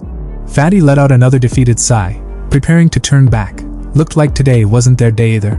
But just as they resigned themselves to leaving, a shadow loomed over them, and they turned to see Chu Xian descending like a god of death, his presence alone sending a chill down their spines. Gang Jian and Fatty immediately dropped into a respectful stance, anxiously awaiting his judgment. Chu Xian, ever the strategist, silently observed them, suppressing a smirk. Logically speaking, with the 4 mushroom brothers dead, the remaining mushroom men should have been weak and disorganized, easy pickings. Yet these 2 clearly had no idea, which made them the perfect pawns. Playing along, he acknowledged their plea, expression unreadable, and asked if they were truly willing to give him anything he wanted. Without hesitation, Gang Jian nodded furiously. If it meant survival, they were prepared to do anything. Fatty, sweating bullets, quickly followed suit, bowing even lower and reinforcing their willingness to serve. Seeing their desperation, Chu Xian decided to grant them his generosity. He would personally eliminate the mushroom men's leader for them, but in exchange, they would work under him, forever. And if they ever dared to betray him, well, let's just say their souls would be shredded into oblivion, never to reincarnate. No pressure. Gang Jian and Fatty exchanged a quick glance, weighing their options for all of 2 seconds before promptly dropping to their knees, pledging their complete loyalty. Chu Xian nodded approvingly. Good. Now for their first mission. Once he eliminated the mushroom leader, the remaining mushroom men would be theirs to handle. Most of them were lurking in the Great Dream Swamp, and he needed Black Blade to capture as many as possible and bring them back alive. Gangjian hesitated, his face twisting with uncertainty. Even as a level 2 transcendent, the strongest among them, he struggled against ordinary mushroom men. How could they possibly meet this request? Chu Xian simply smirked and tossed them 2 golden pills. Gangjian caught one, eyes widening in shock. A level 3 spiritual energy core? But wait, this was dangerous. If a transcendent consumed a core above their level and failed to break through, not only would they die, but they might also turn into mindless, bloodthirsty monsters. He hesitated, glancing at Chu Xian for an explanation. Chu Xian, unimpressed by their cowardice, simply reminded them of the deal. They had already signed their souls away, with no other choice, and under the immense pressure of Chu Xian's icy stare, they swallowed the pills. Instantly, their bodies convulsed, veins bulging as raw energy surged through them. It was agonizing, like their very souls were being torn apart, their chi spiraling out of control. Chu Xian observed them calmly, noting with amusement that they seemed to be experiencing chi deviation. That was bad news for them. If cultivators suffered from chi deviation, they bled from their meridians and exploded. For transcendence, it turned them into crazed zombies. But of course, he had a solution. Raising a single finger, he injected external spiritual energy into their bodies, clearing their clogged meridians in an instant. The green aura around them faded, and then boom. Transformation complete. Gangjian emerged looking like he had just stepped out of a bodybuilding competition, muscles rippling like a true gigachad, while Fatty now had the physique of an absolute tank, broad and heavy like an immovable beast. Stunned, Gangjian flexed his newfound strength, realization dawning. He had broken through. He was now a level 3 transcendent. Fatty, equally overwhelmed, marveled at his upgraded body, barely able to believe it. Chu Xian simply gave them a cold, knowing look. Their current strength? Barely adequate. But it would do. He sent them off with a final warning. They knew what they had to do, and they knew what would happen if they failed. Both men immediately bowed, swearing unwavering loyalty once more, vowing that Black Blade would serve him with all their might. 6 months later, a burst of red light erupted from within Chu Xian's secluded training chamber, signaling yet another breakthrough. He exhaled sharply, eyes flashing. Foundation establishment, 6th layer, complete. But he wasn't satisfied. Advancing to the 7th layer wouldn't be easy. The gap between the 6th and 7th layers might seem small, but in reality, it was the dividing line between the mid and late stages of foundation establishment. A massive, near insurmountable difference. Even with his spiritual roots, it would take at least 3 years to naturally reach the next level, and that was way too long. Time was a luxury he couldn't afford. By now, the war between Tianyin sect and the Mist province factions should be reaching its climax, and he needed to reach the late stage as soon as possible if he wanted to claim his share of the spoils. That meant one thing: he had to refine the demonic wood physique as soon as possible. Thankfully, while he had been in seclusion, Black Blade had been diligently capturing mushroom men, continuously fueling his 100-wood spirit nourishment array. It was time to check on the results. With a determined look, he stepped onto his sword, the weapon humming beneath him like a living entity, and with a swift command, he shot into the sky, leaving a trail of green energy in his wake.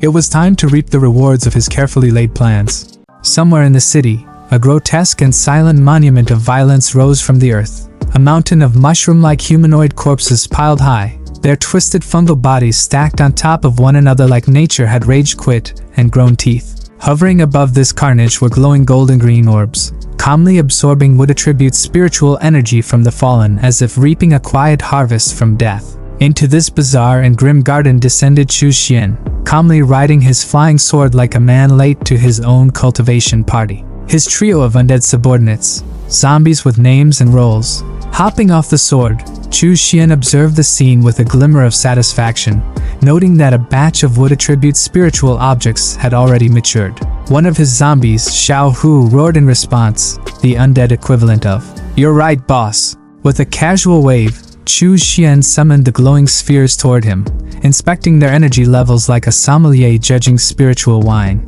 3 of them, he observed with amusement, had already reached the potency of mid-grade foundation establishment spiritual objects, while the rest were still respectable low-grade ones. It was more than enough for his current cultivation needs, and he said so with a grin that knew exactly how overpowered he was becoming. Looking at the mound of fungal corpses again, he noted that even more spiritual objects seemed close to maturity. Whether he absorbed them to strengthen his evil wood physique, or sold them off in the immortal market, either path offered lucrative rewards. Then the real scheme clicked into place. He could turn this entire setup into a trans-dimensional business. Grow would attribute treasures from mushroom men on Blue Star, ship them over to the Tsunchuan realm, and sell them for profit. It was cultivation capitalism with zero risk and maximum return. He might as well print money. With that, Chu Xian leapt back onto his flying sword, eyes gleaming with ambition, muttering that there was no time to waste. The path of cultivation awaited.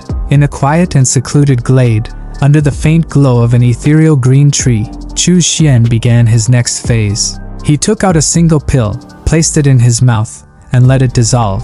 As the medicinal energy surged through his body, a powerful current of vitality coursed through his meridians, and his eyes lit up with a shimmering green glow that made him look less like a man and more like a forest deity in mid-upgrade. He sat in silence, unmoving, as time blurred into spiritual focus. 99 days later, because of course it had to be a dramatic number, he was still there, rooted and unwavering. When he finally opened his eyes, they glowed like emerald fire. In a voice soft but filled with quiet triumph, he whispered that he had achieved minor completion of the Evilwood physique. Rising to his feet with the slow, deliberate movements of someone who had just rewritten their destiny, he declared that he now possessed an acquired spiritual body. This wasn't a minor milestone. It meant his cultivation speed would now eclipse those with even mid-grade spiritual roots. But then, something strange pulsed within him, and his expression shifted. His spirituality felt off. A heartbeat later, a massive beam of light exploded from the rooftop like a spiritual nuke, and within that blinding pillar stood Chu Xian, barely able to believe what had just happened. The barrier between mid and late foundation establishment, the wall that normally took months or even years to crack, had been obliterated by the infusion of his Evilwood physique. Not only had he broken through, he had leapt directly to the 7th layer of foundation establishment. He grinned wide, red energy rippling off him like heat waves. He laughed, not maniacally, but with the deep satisfaction of someone who had just bent the rules of cultivation to his will. Cultivating a spiritual body hadn't just been a smart move, it had been the masterstroke. And now, with his new strength, he was ready to step onto the chaotic battlefield of Mist Province like a storm wearing a human face. Meanwhile, in the Mist Province of the Tsunchuan realm, chaos was already unfolding. A red-robed cultivator from the Blood Cave sect screamed with fury as he sent a swarm of crimson insects hurtling toward 2 disciples of the Tianyin sect. The disciples panicked. One, eyes wide in terror, shouted at his senior to escape. The senior looked at him with the cold logic of survival, gave a grim nod, and then shoved the junior directly into the path of the bees. Betrayal, weaponized. As the insects overwhelmed the poor disciple, his final cry was of disbelief and heartbreak. The senior ran, muttering that his junior had told him to flee, as though that somehow made the betrayal less cowardly. But then, the battlefield shifted. A scream, sharp, unnatural, and agonized, cut through the forest. The senior stopped mid-step, confused. Why was the enemy screaming now? He turned, only to see the Blood Cave cultivator broken and bleeding, begging for mercy. Standing over him, calm as a reaper clocking in for work, was Chu Xian. With a casual clench of his fist, the demonic cultivator was torn apart like paper. The senior disciple, frozen in the shadows, trembled. That kind of force. One move, no effort. It couldn't belong to a chi condensation cultivator. This was definitely foundation establishment level, and a powerful one at that. Then Chu Xian turned and smiled at him. It was a small gesture, but it felt like a blade pressed to the soul.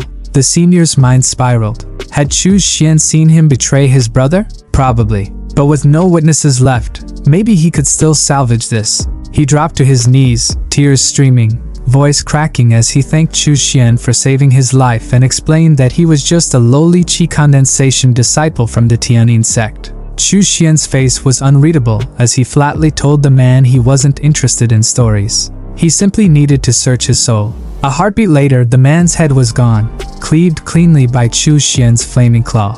No ceremony, just execution. Holding the severed head, Chu Xian muttered almost to himself that he had cultivated on Blue Star for 10 months. In this realm, that translated to only 1 month, and a lot could change in a month. He couldn't afford to act blindly. He needed information.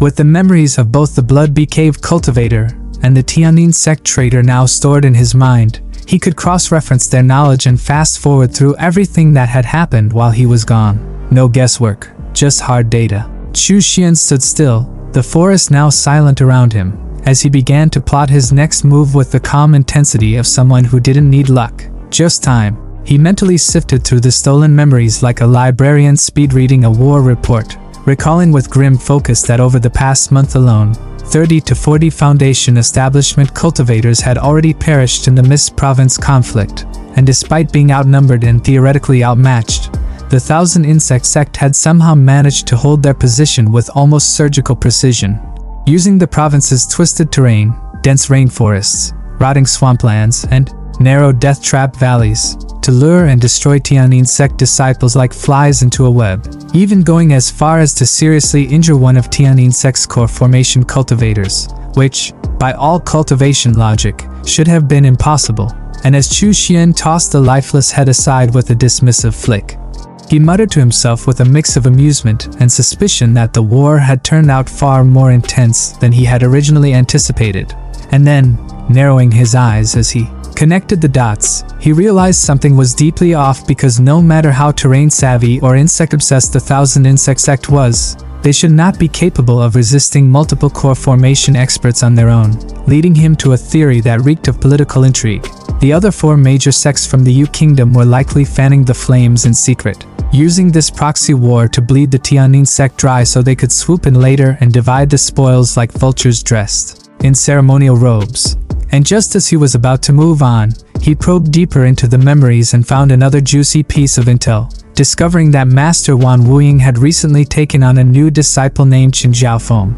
And 5 days ago this same Chen Zhaofeng had stolen a top-grade magic weapon straight from under the noses of the Thousand Insect sect, only to be ambushed mid-escape by 2 Gu masters from Iron Thread Mountain, where he now remained trapped. And upon hearing the phrase, top-grade magic weapon, Chu Xian's expression lit up with the kind of hunger that only cultivators and auctioneers understand, declaring to himself that he wanted that weapon and was absolutely going to get it. And while he was at it, he might as well make time to settle the score with the Gu master who had ambushed him previously, because revenge, like spiritual pills, is best served hot and explosive. So with that, he kicked off into the sky on his flying sword, blazing through the clouds, with one goal in mind: loot, vengeance, and maybe a little side mission of chaos. Meanwhile, cutting across the sky on another flying sword was Sisterly, her robes fluttering violently in the wind as she interrogated a panicked junior disciple named Zhou, demanding coldly that he tell her everything he knew about the Gu master lurking in Iron Thread Mountain.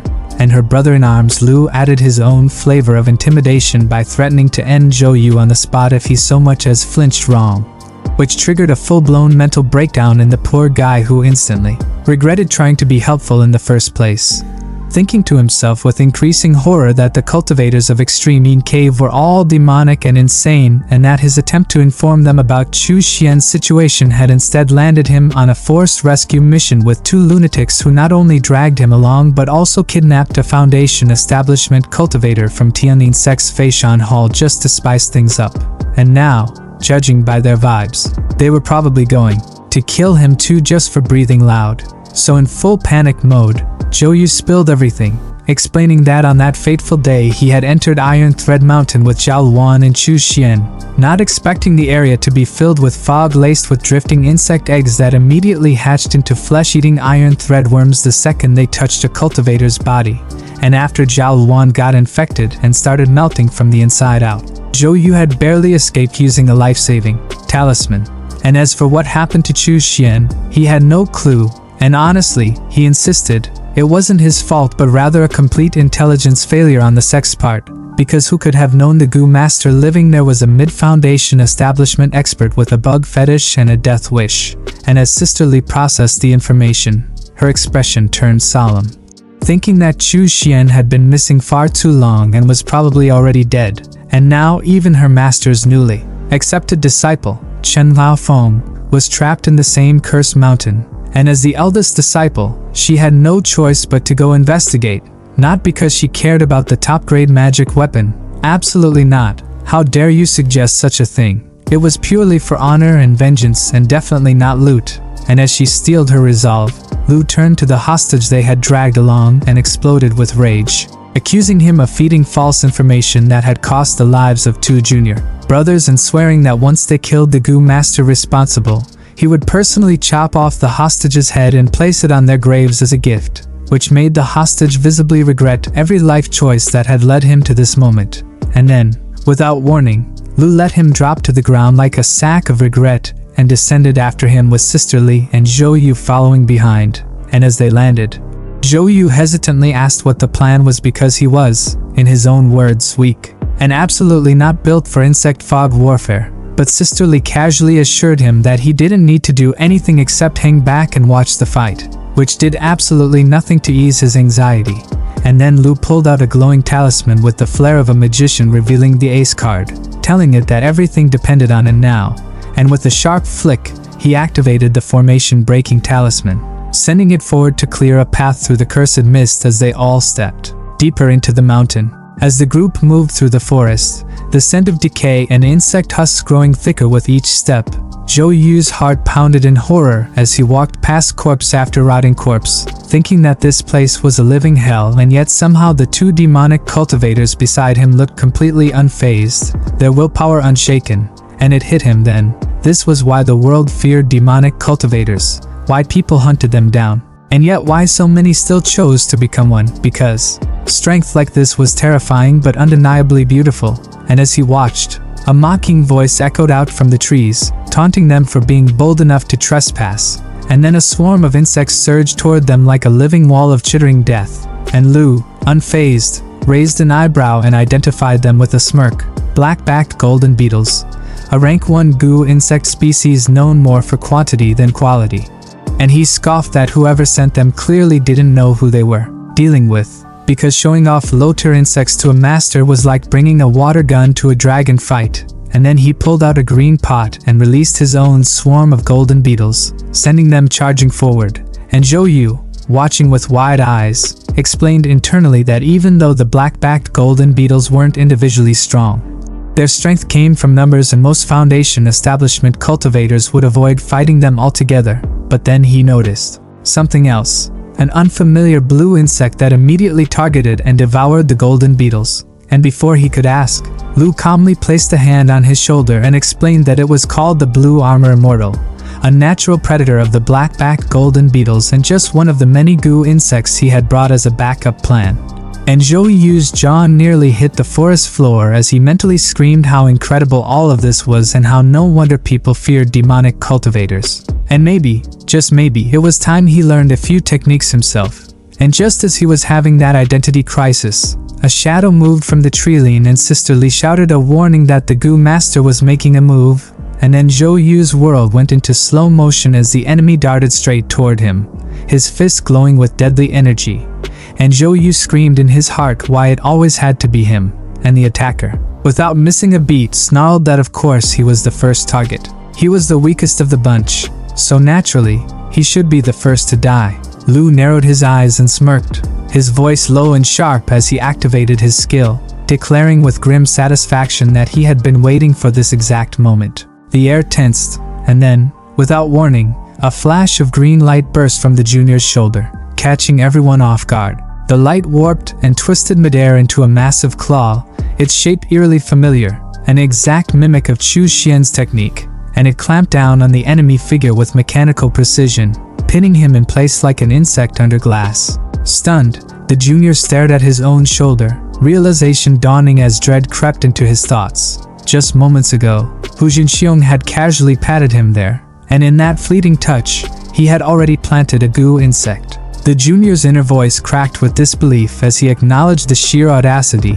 and terrifying efficiency of the extreme Yin Cave cultivators. Meanwhile, Lu stormed forward, his expression molten with rage, demanding to know the whereabouts of his junior brothers, Chen Xiaofeng and Chu Xian. The restrained figure remained silent, lips moving but offering no coherent answer, just a maddening drone of muttered words. Sister Lee's spiritual senses flared, her instincts screaming something was off.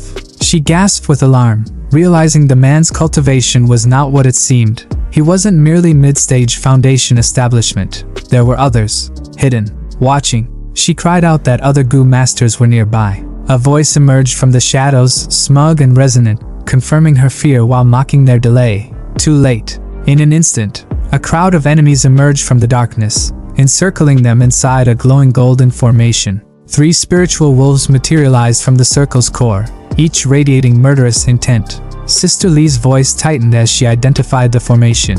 It was a mid-grade Foundation establishment array, the Wolf Soul's Slaughter Formation. She explained in a single breath that the wolves were bound to the array's energy and would continuously revive until it was completely exhausted. The junior, still bewildered, questioned how the Wu province natives could have access to such a refined formation. Lu, eyes narrowing, suspected external interference. Another sect must have supplied this level of power. Amidst the rising tension, the captured enemy spat out a final cry. Iron Thread Mountain and the 1,000 Insect sect would never perish. And then, in a final act of fanatic loyalty, he self-destructed. The explosion roared through the battlefield, hurling Lu, Sister Lee, and the junior backward. The blast left the junior injured and dazed. The wolves seized the chaos, lunging to finish off the weakened trio. Just as their claws descended, Lu let out a primal roar, his body convulsing as he activated his transformation. His shirt tore apart as his skin darkened, fur erupted across his frame, and his eyes flared with deep violet light, black beast demon form. With monstrous strength, he caught one of the wolves mid-attack, stopping it in its tracks. But the enemy wasn't done.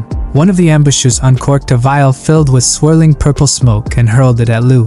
The moment it touched him, his transformation collapsed, his beast form dissolving instantly. The wolf broke free and lunged again. Lu's voice cracked in disbelief as he recognized the toxin, blood-scattering fragrance. They had discovered the black beast demon form's weakness, something that should have been impossible. The ambusher laughed triumphantly, calling Lu and Sister Lee by name, sneering that their junior brother had proven to be quite the informant. The words hit like a gut punch. Both Lu and Sister Lee froze.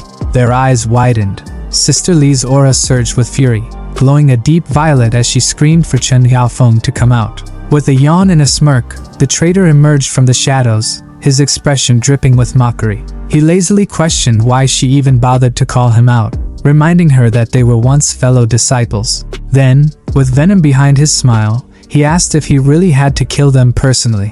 Lu's rage exploded. He had come all this way to rescue Yaofeng, and this was the thanks he got. Betrayal. He demanded answers. Why? Zhaofeng's smile widened as he revealed his new allegiance. He was not only a disciple of the 1,000 Insect sect, but their chief disciple under the Golden Core Master known as 100 Gu Taoist. He now had access to every treasure in the sect's arsenal. Lu and Sister Lee, he said, were nothing more than sacrificial offerings.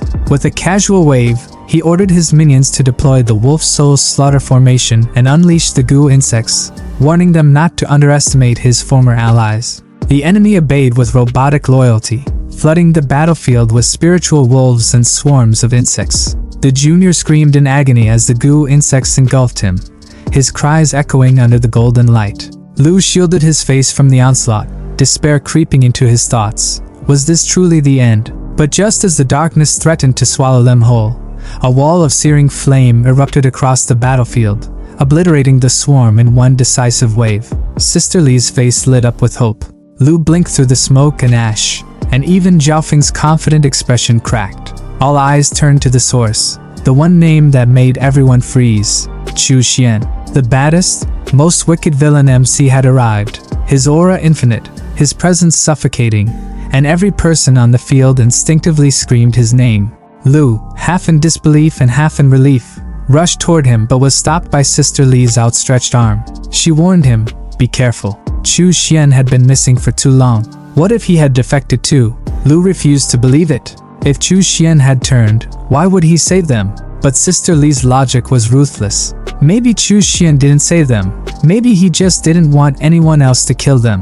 Maybe his strength had grown because he joined the enemy. After all, no one else on the battlefield had moved, and yet the swarm was gone the moment he appeared. Lu's heart wavered. Could it be? The Chu Xian before them felt like a completely different person.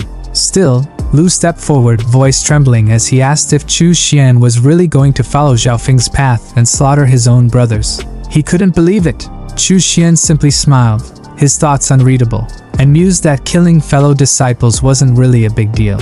He had done it before. His only principle was simple: those who love him he cherishes. Xiao Feng chuckled and stepped forward, asking if this was really the senior brother Chu he had never met. He sneered, recalling how Chu Xian had survived one of his attacks in the past by sheer luck. The moment the words left his mouth, Chu Xian's aura shifted. Fury blazed in his eyes. His inner voice declared with lethal finality, "Those who offend me, I must kill." Without raising a hand, he ordered his minions to finish Xiao Feng. He didn't even feel the need to deal with him personally. Xiao Feng wasn't worth the effort. He was only Foundation Establishment Stage 2 at best. Just a bug waiting to be crushed. Sister Li's face, which had been tightly wounded with suspicion and dread, finally softened, her eyes catching the subtle cues in Chu Xian's arrival and the enemy's panicked reactions, and her voice trembled with a strange mix of hope and realization as she whispered that from everything they were seeing and hearing,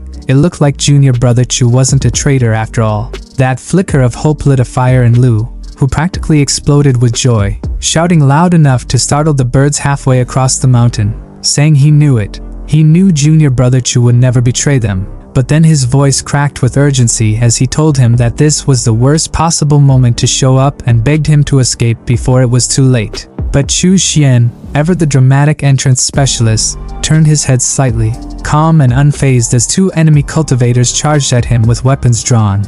And with that same signature smirk that could either mean salvation or annihilation, he replied with perfect timing that no, he hadn't come late. He had come at exactly the right time.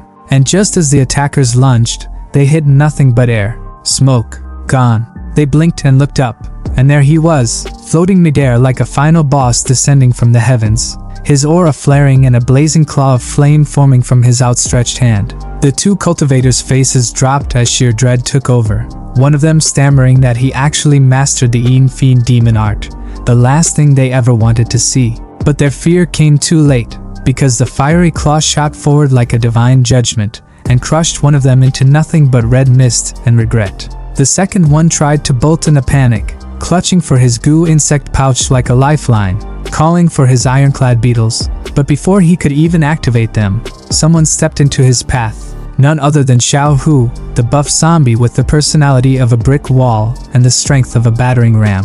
Without a word, Xiao Hu stretched out his undead arm and before the guy could even finish his terrified breath, unleashed a punch so brutal it turned his head into a popped balloon. Watching from the side, another cultivator whispered the names of his fallen brothers, his voice cracking with grief and fear.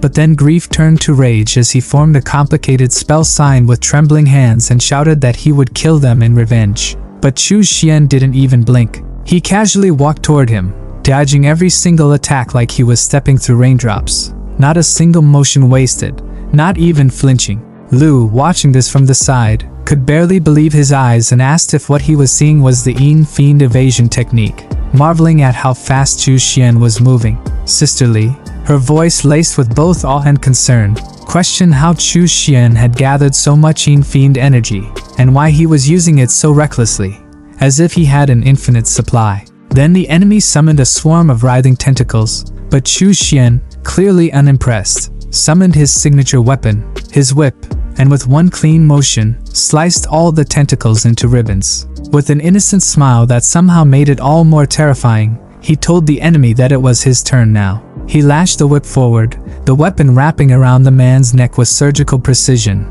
and then, with a flick of his wrist, severed his head clean off. He retracted the whip like he was just putting away a belt, his expression unchanged. And then, the real drama began. Xiao Feng, who had been watching the massacre unfold with increasing horror, suddenly dropped to his knees and broke into a full-blown sobbing performance.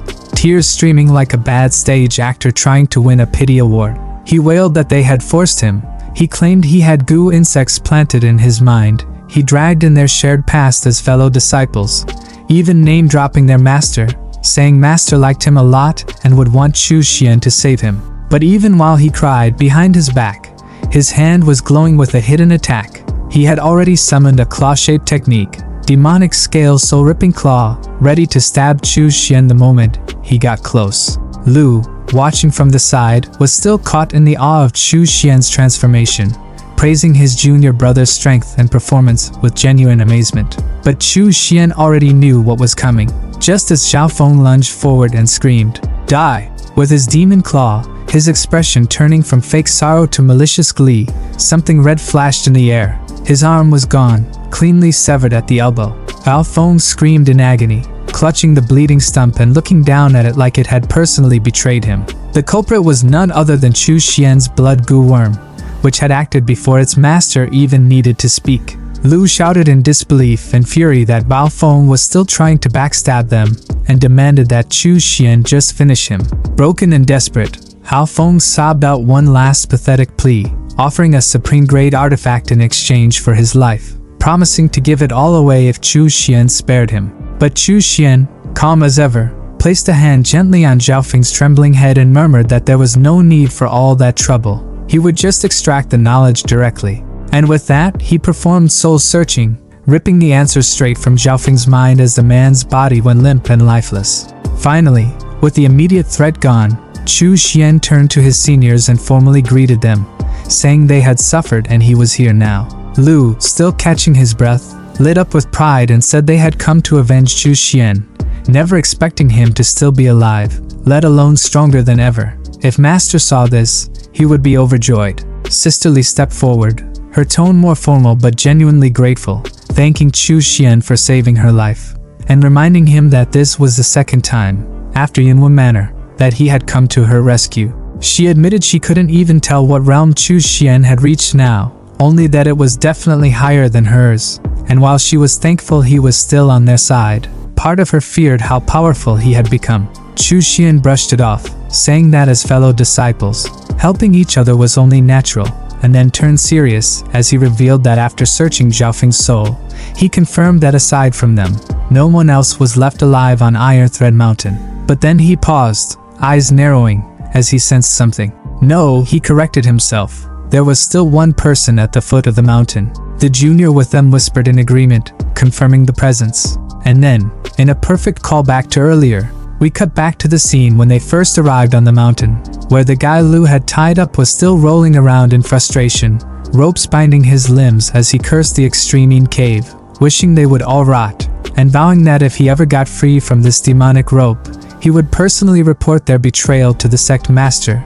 or maybe just handle it himself. But as he ranted to no one, a shadow fell over him and a footstep echoed behind. A calm voice greeted him, cold and amused, saying that unfortunately for him, things wouldn't go as he hoped, and that maybe they should have a friendly chat about that one time he left someone to die. The man froze, his blood running cold as he recognized the voice and muttered the name Chu Xian with paralyzed dread. And then, as if the horror finally caught up to his lungs, he screamed loud enough to shake the forest to its roots. Chu Xian kneeled in the shadow-drenched cave, breath steady but eyes sharp, his robes still marked with the grime of travel and bloodshed. The chilling voice of Golden Core ancestor Wu Yang cut through the cold air like a blade, demanding not just an explanation, but judgment. You dare return after killing someone? Speak! Was it jealousy that drove you to murder Chen Yaofeng? Chu Xian bowed deeply, his voice calm and resolute, denying petty motive and stating with unwavering conviction that he had killed Lao Feng to cleanse the sect,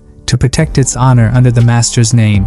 But Wu Yang, seated atop his looming throne of blackened stone, scoffed with disdain, eyes narrowing. What a self-righteous excuse, he spat, before commanding, raise your head. Was your hand not moved by the supreme-grade artifact in Chen Zhaofeng's possession? Chu Xian didn't flinch. His reply was simple, honest, and dangerously bold. I won't lie, master. I did desire that artifact. This moment, raw and audacious, made sisterly, watching from the shadows, murmur in disbelief. This Chu Xian has guts. Even I was tempted, but to admit it, to the master's face? Her tone was half admiration, half fear. Wu Yang, half amused and half impressed, let out a gruff chuckle. You little brat, at least you're honest. Then, in a voice that echoed across the cave walls like thunder, he delivered his judgment. Fine. Chen Yaofeng betrayed the sect. His death was deserved. Your personal greed? Understandable. I won't pursue it further. But now, explain everything. Where have you been this past month? And how in the name of heaven did your cultivation soar from stage 2 to stage 7 in such a short time? Gasps rippled through the disciples. Lu spoke with raised brows and a smirk. No wonder junior brother Chu defeated the 3 Gu masters so easily. Something was off about him from the start. Sister Lee's voice had a sharper edge. Stage 7, that's already late foundation establishment. That's not just progress, that's a leap. Chu Xian stood, silent but smug, the corner of his mouth twitching as if he found their confusion mildly entertaining. At Wu Yang's command, the others rose, and Chu Xian offered a new revelation. He had never truly been at stage 2. He had been hiding his strength, already at stage 4, concealing his power to avoid drawing attention from within the Tianyin sect. Wu Yang's eyes gleamed with satisfaction, thoughts racing. Smart. Knows not to flaunt wealth or talent. A tall tree attracts the wind. I learned that the hard way, but for him to grasp it so young, he may one day surpass even me. Chu Xian's tone turned cold as he recounted his travels. A venture to Iron Thread Mountain, a brutal ambush by a Gu master, a desperate escape that led to him falling into an underground valley. But before he could elaborate, Wu Yang waved it off with a grunt. Everyone has secrets. Keep yours. No need to inspire copycats. Now get lost. After killing so many from the 1,000 Insect sect, that 100 Gu elder will come for blood. Hide out for a few days. Dismissed, the disciples bowed. As they turned to leave, Wu Ke threw a jab at Sister Lee. Looks like your seat as head senior sister might not last long. Lee turned, her eyes locking with his, and after a pause she answered with quiet dignity. If junior brother Chu outshines me, I'll gladly hand over the position. The scene shifted. Chu Xian, now alone at a table cluttered with spirit stones that shimmered like diamonds under ambient cave light. He scoffed in disappointment, tossing aside a cracked jade slip. Man, Iron Thread Mountain was so poor. 3 Gu masters and their storage pouches barely had 100 low-grade spirit stones each, and the rest was just insect eggs and trash artifacts. I'll dump it all at the nameless market. He picked up a final pouch, hope flickering in his eyes. But at least I've got Chen Zhaofeng's pouch. Don't let me down, old friend. The pouch hovered midair, then burst open in a shimmering cascade of treasures. Chu Xian's eyes widened. Holy jackpot! A massive chunk of ghost fiend steel landed with a thud. Manuals spilled across the table. Core inheritance scrolls from the 1,000 Insect sect. Dozens of mid-grade spirit stones. A torrent of low-grade ones. And ancient scripture after scripture. 1,000 Insect manual. Blood Bee scripture. 6 extreme Gu arts. I'm rich now, he shouted, voice ringing with glee as he waded through his new fortune like a kid in a sugar mine. Then he found it, the supreme grade artifact. His breath caught. A glowing crimson orb, etched with a hive-like pattern, pulsed in his hand. Inside swirled a sleeping creature, the legendary Queen Bee Egg.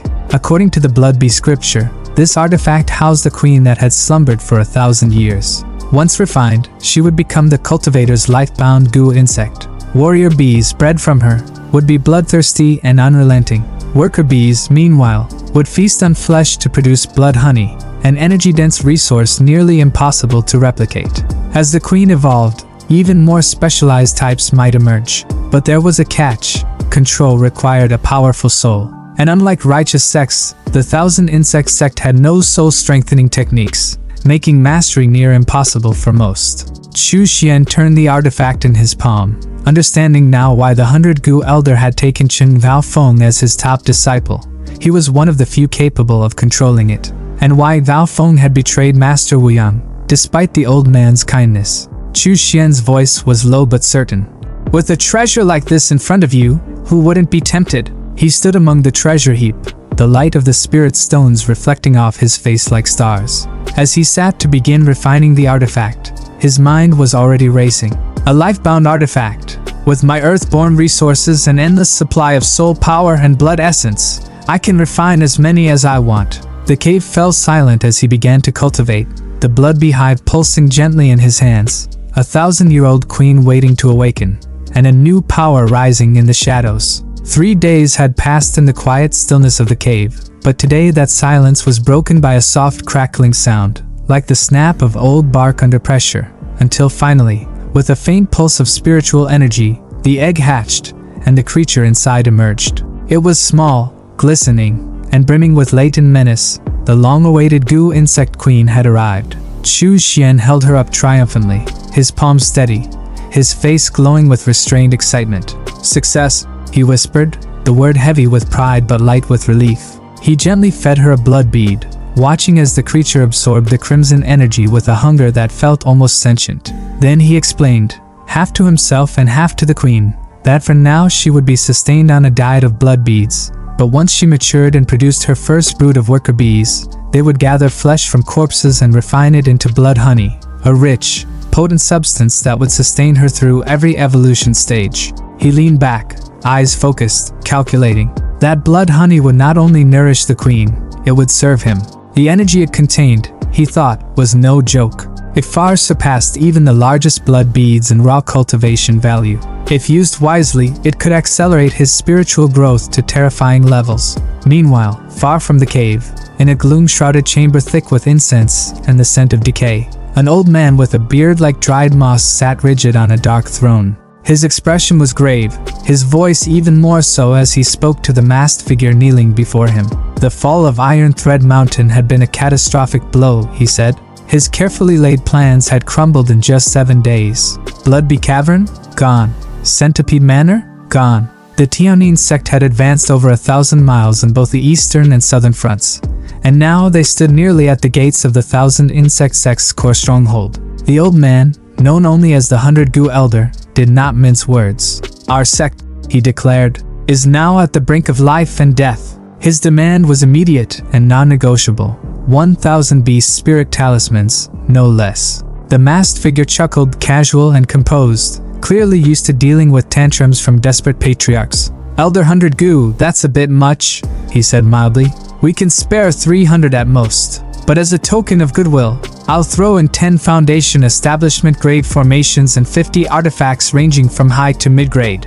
Fair trade? The elder grunted, clearly displeased. He reminded the figure that their sect had promised to pressure the Tianyin sect, to force them into recalling some of their stronger cultivators. If the current pace continued, his forces would collapse under the weight of the assault. The masked figure raised a hand in reassurance. That operation is already underway. Within 2 weeks, Tianyin sect will likely pull back Zhao Wuya and Huan Yuanwu. You can breathe easy. The elder let out a long breath, tension loosening by a fraction. Then the masked figure pulled out a scroll and handed it over, his voice low and serious. As for the matter you asked me to investigate, the deaths of your disciple and the Iron Thread cultivators, all the details are in this jade slip. The elder pressed the slip to his forehead, and the memories, raw, vivid, and unfiltered, poured into his consciousness like molten metal. He saw it all, the brutal ambush, the blood, the exact moment his prized disciple, Xiao Feng, was cut down. His body trembled,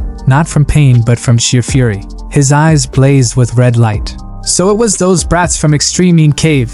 His voice cracked as he swore vengeance. I will avenge you, Fenger. I swear it. The masked figure laughed, a cold and almost delighted sound. Those brats deserve death. And their master, Wan Wuying? He deserves worse. Then, in a voice like silk wrapped around poison, he leaned in and offered a deal. If you're willing to stage a little public suffering, we can help you eliminate Wan Wuying. Once he's gone, the disciples he protects will be yours to slaughter. The elder blinked, stunned by the boldness of the offer. Are you serious? He asked, almost disbelieving. If you can really do that, I'll give you the artifact you've been begging for. The masked figure simply stepped closer, lowering his voice to a whisper. Then here's what we'll do.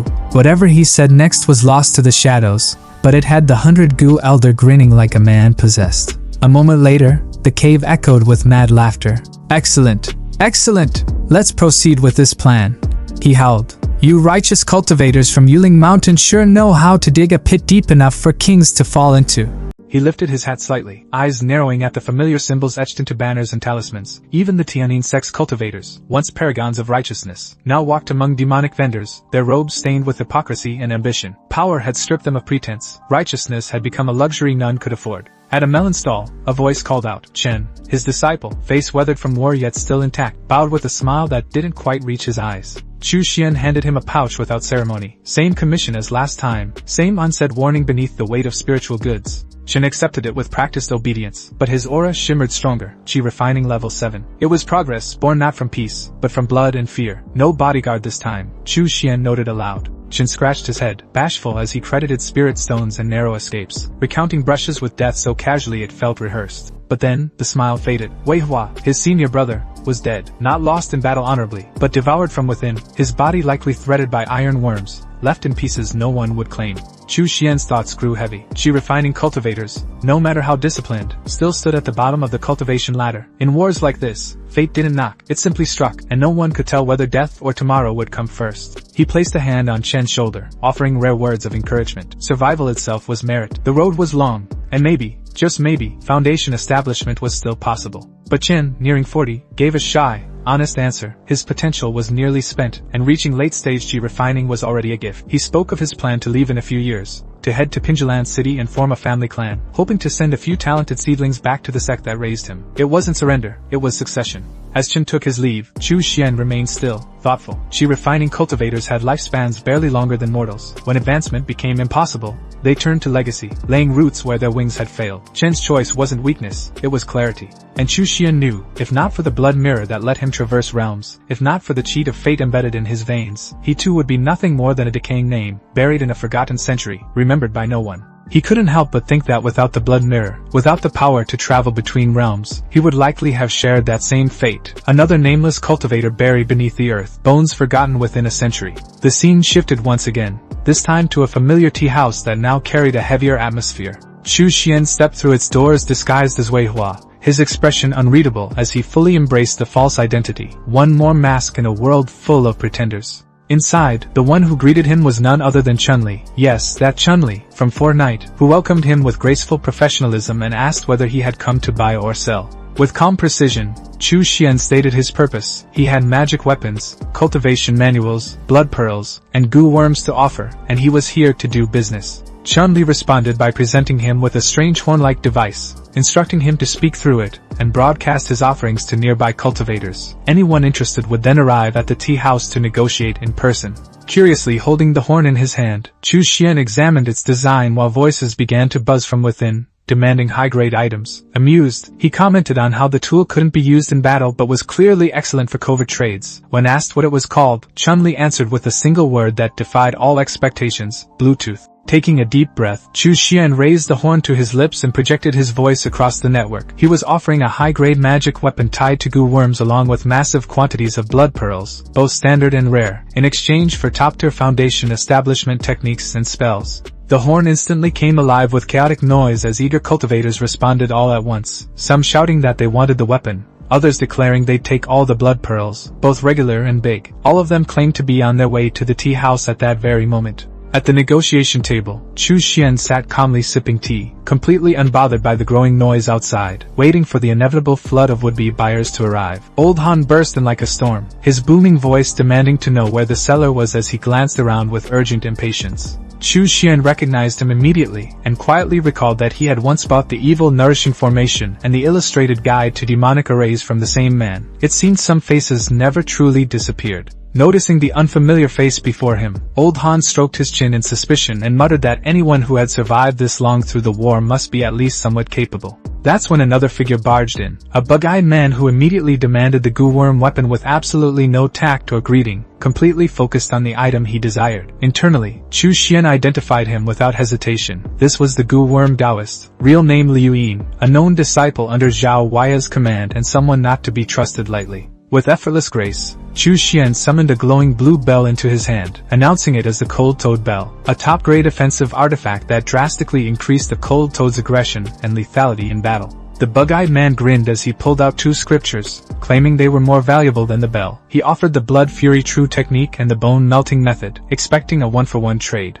Chu Xian's heart stirred as he recognized the techniques as originating from Wuzhou's native sects, exactly what he needed, but outwardly, he played the part perfectly, raising his voice in fake outrage and pointing out that both were clearly low-grade foundation establishment manuals. He declared that such mediocre techniques were only cultivated by average talents from weak sects like Blood Fury Sect or Bone Refining Manor, and that trying to pass them off as a fair trade for his Cold Toad Bell was either foolish or insulting, maybe both. A flicker of fear crossed the insect cultivator's face as Chu Xian's cold voice sliced through the air, commanding authority with unsettling ease. Clearing his throat, the bug-eyed man muttered hesitantly, asking what exactly Chu Xian was looking for. There was no arrogance left in him, only nervous calculation. Chu Xian responded with unshakable composure, telling him to lay out every technique he had and leave the choice to him. The mood shifted like a sharp wind, and the negotiation had only just begun. With subtle reluctance, the goo worm Taoist opened his pouch and began pulling out more ancient scriptures. He laid them gently on the table, his fingers twitching slightly, betraying the frustration building behind his neutral expression. One by one, the scrolls formed a small stack, each containing knowledge he once hoped to barter with on better terms.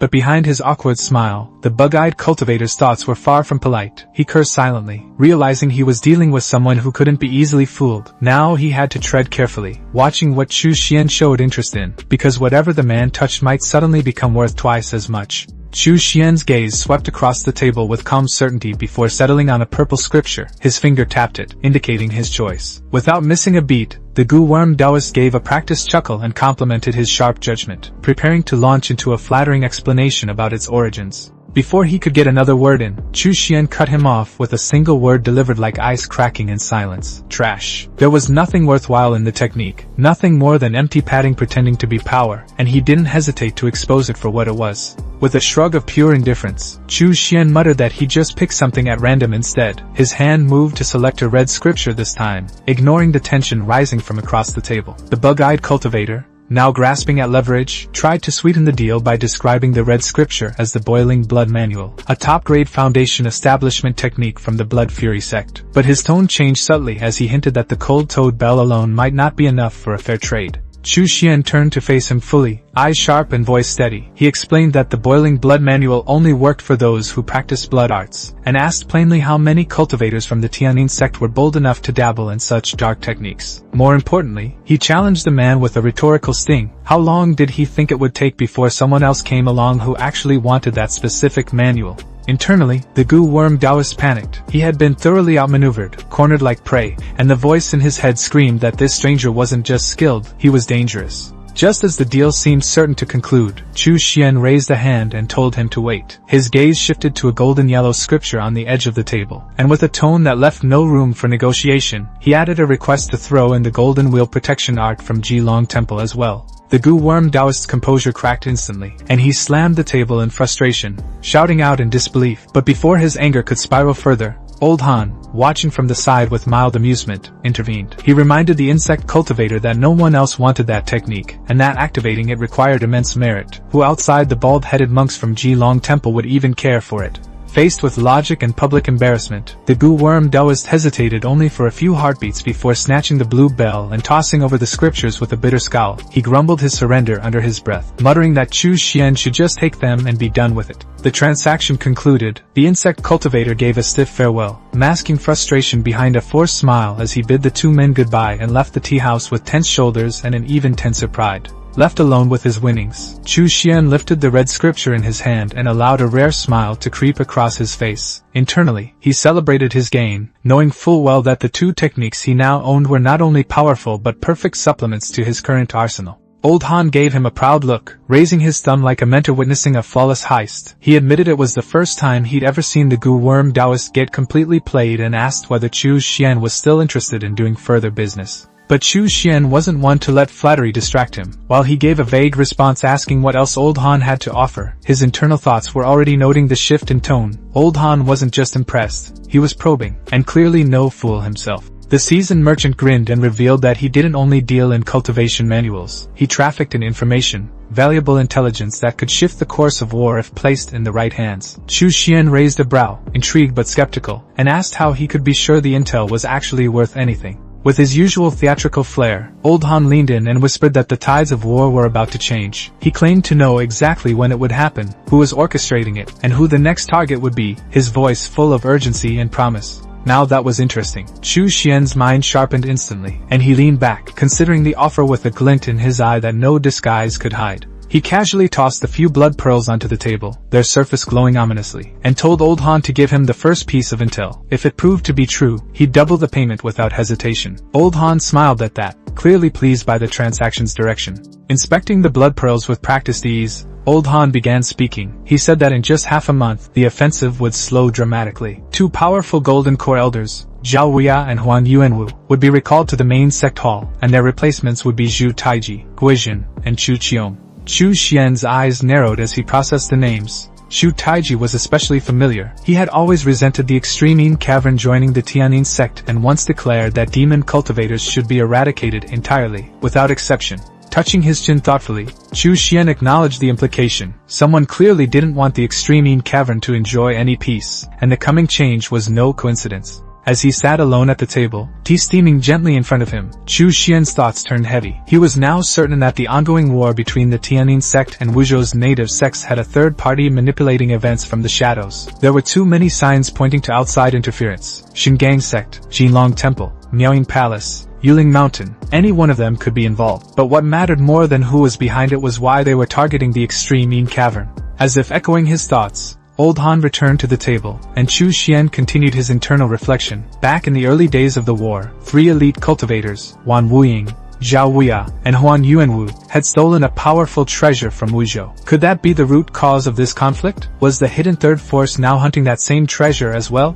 Old Han leaned in and asked whether he still wanted the rest of the information, his voice low, his expression unreadable. But Chu Xian had heard enough. With a cold tone and no interest in further discussion, he turned away and stated plainly that the deal was over. Old Han tried to stop him, asking if he truly had no interest in the juiciest part of the intel. The best was yet to come, after all, and he had hoped to squeeze more payment from this mysterious guest. But something didn't sit right with him. He had offered a top-grade offensive magic weapon from Iron Thread Mountain, and suspected this man might have been the one who killed those 7 Gu cultivators from that region. Yet Chu Xian had shown no reaction to any of the deeper intel, no flicker of recognition or concern. It didn't match the profile of someone from the extreme Yin Cavern. Old Han let out a long sigh, watching the man vanish into the distance. This guest was impossible to read, and that made him all the more dangerous. The scene changed again, cutting back to the heart of the extreme Yin Cavern where 4 disciples knelt in formation before their master, Wu Yang. They bowed low and greeted him with respectful reverence, voices steady but filled with underlying worry. Wu Yang looked over them solemnly, his voice filled with quiet regret. He spoke of how many disciples he had once taken in, and how now only these 4 remained. His tone shifted as he told them there were things they needed to hear, truths that could no longer remain hidden if their lineage was to survive. His words confused Sister Li, who furrowed her brow at the sudden change in topic. It felt more like a farewell than a lecture. But Wu Yang pressed on. He explained that a few months ago, he, Zhao Wuya, and Huan Yuanwu had stormed into Wuzhou and seized a powerful treasure from the Thousand Gu sect. A treasure so potent it could draw the greed of any sect that knew of it. He refused to say more, but the message was clear. And elsewhere, as the truth came to light, Chu Xian couldn't help but smile grimly to himself. It was just as he had suspected. A treasure lay at the center of this entire war. Wu Yang's expression hardened as he delivered the harsh truth to his disciples. This war between Tianyin sect and the native Wuzhou factions could have ended swiftly if it weren't for third-party interference. And now that interference had an aim. The culprit lurking behind the chaos was none other than Yuling Mountain. Wu Ke's eyes widened in disbelief and confusion as the revelation struck. How could it be Yuling Mountain? The idea felt absurd at first, but Chu Xian remained composed, his voice steady and calm as he replied that it was hardly surprising. In fact, the more he thought about it, the more it all aligned perfectly. Sister Li echoed the name with hesitation while Lu turned to Chu Xian, asking what exactly he meant by that. Without a hint of arrogance, Chu Xian laid out the history and geography that had brought them here. After the fall of Wuji sect, the 5 so-called righteous sects had carved up the land among themselves like vultures. Yuling Mountain had seized nearly a third of northern Wuzhou's fertile regions, positioning them directly adjacent to both the Tianyin sect and the territories of native Wuzhou. It was the perfect place for quiet manipulation, no long-distance logistics, no external attention, just quiet, effective influence slipping through the cracks. Wu Yang stroked his beard, nodding with pride and admiration for Chu Xian's insight. He admitted he had suspected all along that someone would lust after the stolen treasure, and eventually, that same hunger would turn on him. The writing was now on the wall. Zhao Wuya and Huan Yuanwu were soon to be recalled to Tianyin sect's main headquarters, and the replacements being sent were not friendly faces. They had long-standing animosity toward the extreme Yin Cavern, and it was only a matter of time before those tensions erupted into action. Placing a firm hand on Chu Xian's shoulder, Wu Yang turned solemn. He wasn't sharing this information out of paranoia. He wanted them all to remain vigilant in the coming days. If the enemy came for him, they would almost certainly come for his disciples next. One name stood out among the threats, the 100 Gu Taoist of the Thousand Gu sect, a twisted cultivator with a particular grudge against Chen Jiaofeng. Revenge wasn't a possibility, it was a certainty. Turning away from them, Wu Yang offered a final word. Simple yet heavy with emotion, he urged them all to take care, knowing full well he might not be there to protect them when the next storm arrived. The weight of his warning immediately sank in as the three disciples exchanged glances, fear settling in their chests. All except Chu Xian, who simply stood in silence, unfazed. A faint smile curled on Chu Xian's lips, a dark glint in his eyes as he mulled over the looming danger. The winds were shifting once again. If the situation truly became unmanageable, he still had the option to retreat to Blue Star. But part of him almost welcomed the challenge. If someone dared come for him, he might just let them try. After all, in the public eye, he was nothing more than a Stage 2 Foundation establishment cultivator. They'd likely send someone weak. That could be a golden opportunity to earn some quick resources, assuming they survived long enough to regret the decision. The scene shifted to the nameless trading market, where the bug-eyed cultivator, still clutching the cold-toed bell tightly, stood under the shade of an old pavilion. His thoughts burned with confidence. Now that he had a top-grade weapon in hand, the assassination he planned was as good as done. At that moment, a figure entered the market, Zhou Yu, an old acquaintance. He greeted the insect cultivator politely, his tone flat but curious. The insect man lit up at the sight of him,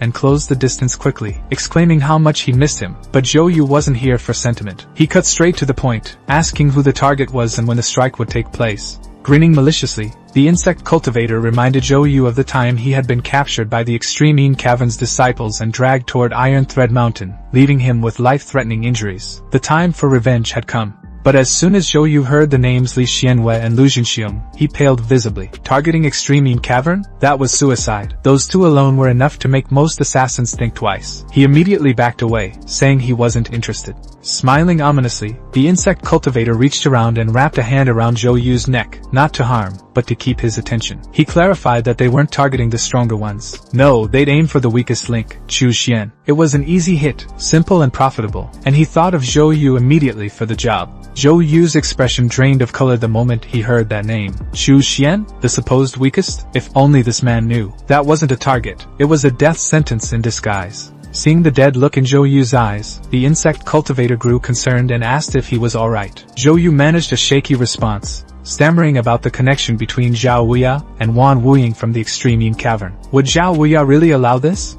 The bug-eyed cultivator grinned again, shrugging off the question with frightening ease. Zhao Wuya would remain in the dark. This wasn't just a personal vendetta. Eliminating the Extreme Cavern was an order from higher up, and whether Zhao agreed or not no longer mattered. He leaned forward, voice low and tempting, asking Zhou Yu one last time, was he in or out? After a tense pause, Zhou Yu finally spoke. He apologized, saying he didn't believe the Extreme Cavern cultivators were easy targets. After thinking it over, he refused to get involved. The insect cultivator's smile faded as he powered up a blue energy sphere behind his back, asking if Zhou Yu was really going to walk away. Zhou Yu muttered that demonic cultivators had nothing to lose. If they were going down, they'd make sure to drag someone with them, and he had no intention of being that someone. But Zhou Yu wasn't a fool. He offered reassurance, swearing a heart demon oath on the spot, ensuring that he would not speak a word of this conversation to anyone. As Zhou Yu turned and left, the insect cultivator gave him a nod of approval and told him he was wise. Their paths diverged. Once out of earshot, Zhou Yu sighed in visible relief, muttering to himself about the absurdity of the entire situation. Out of all the Extreme Cavern disciples, Li Xianwei,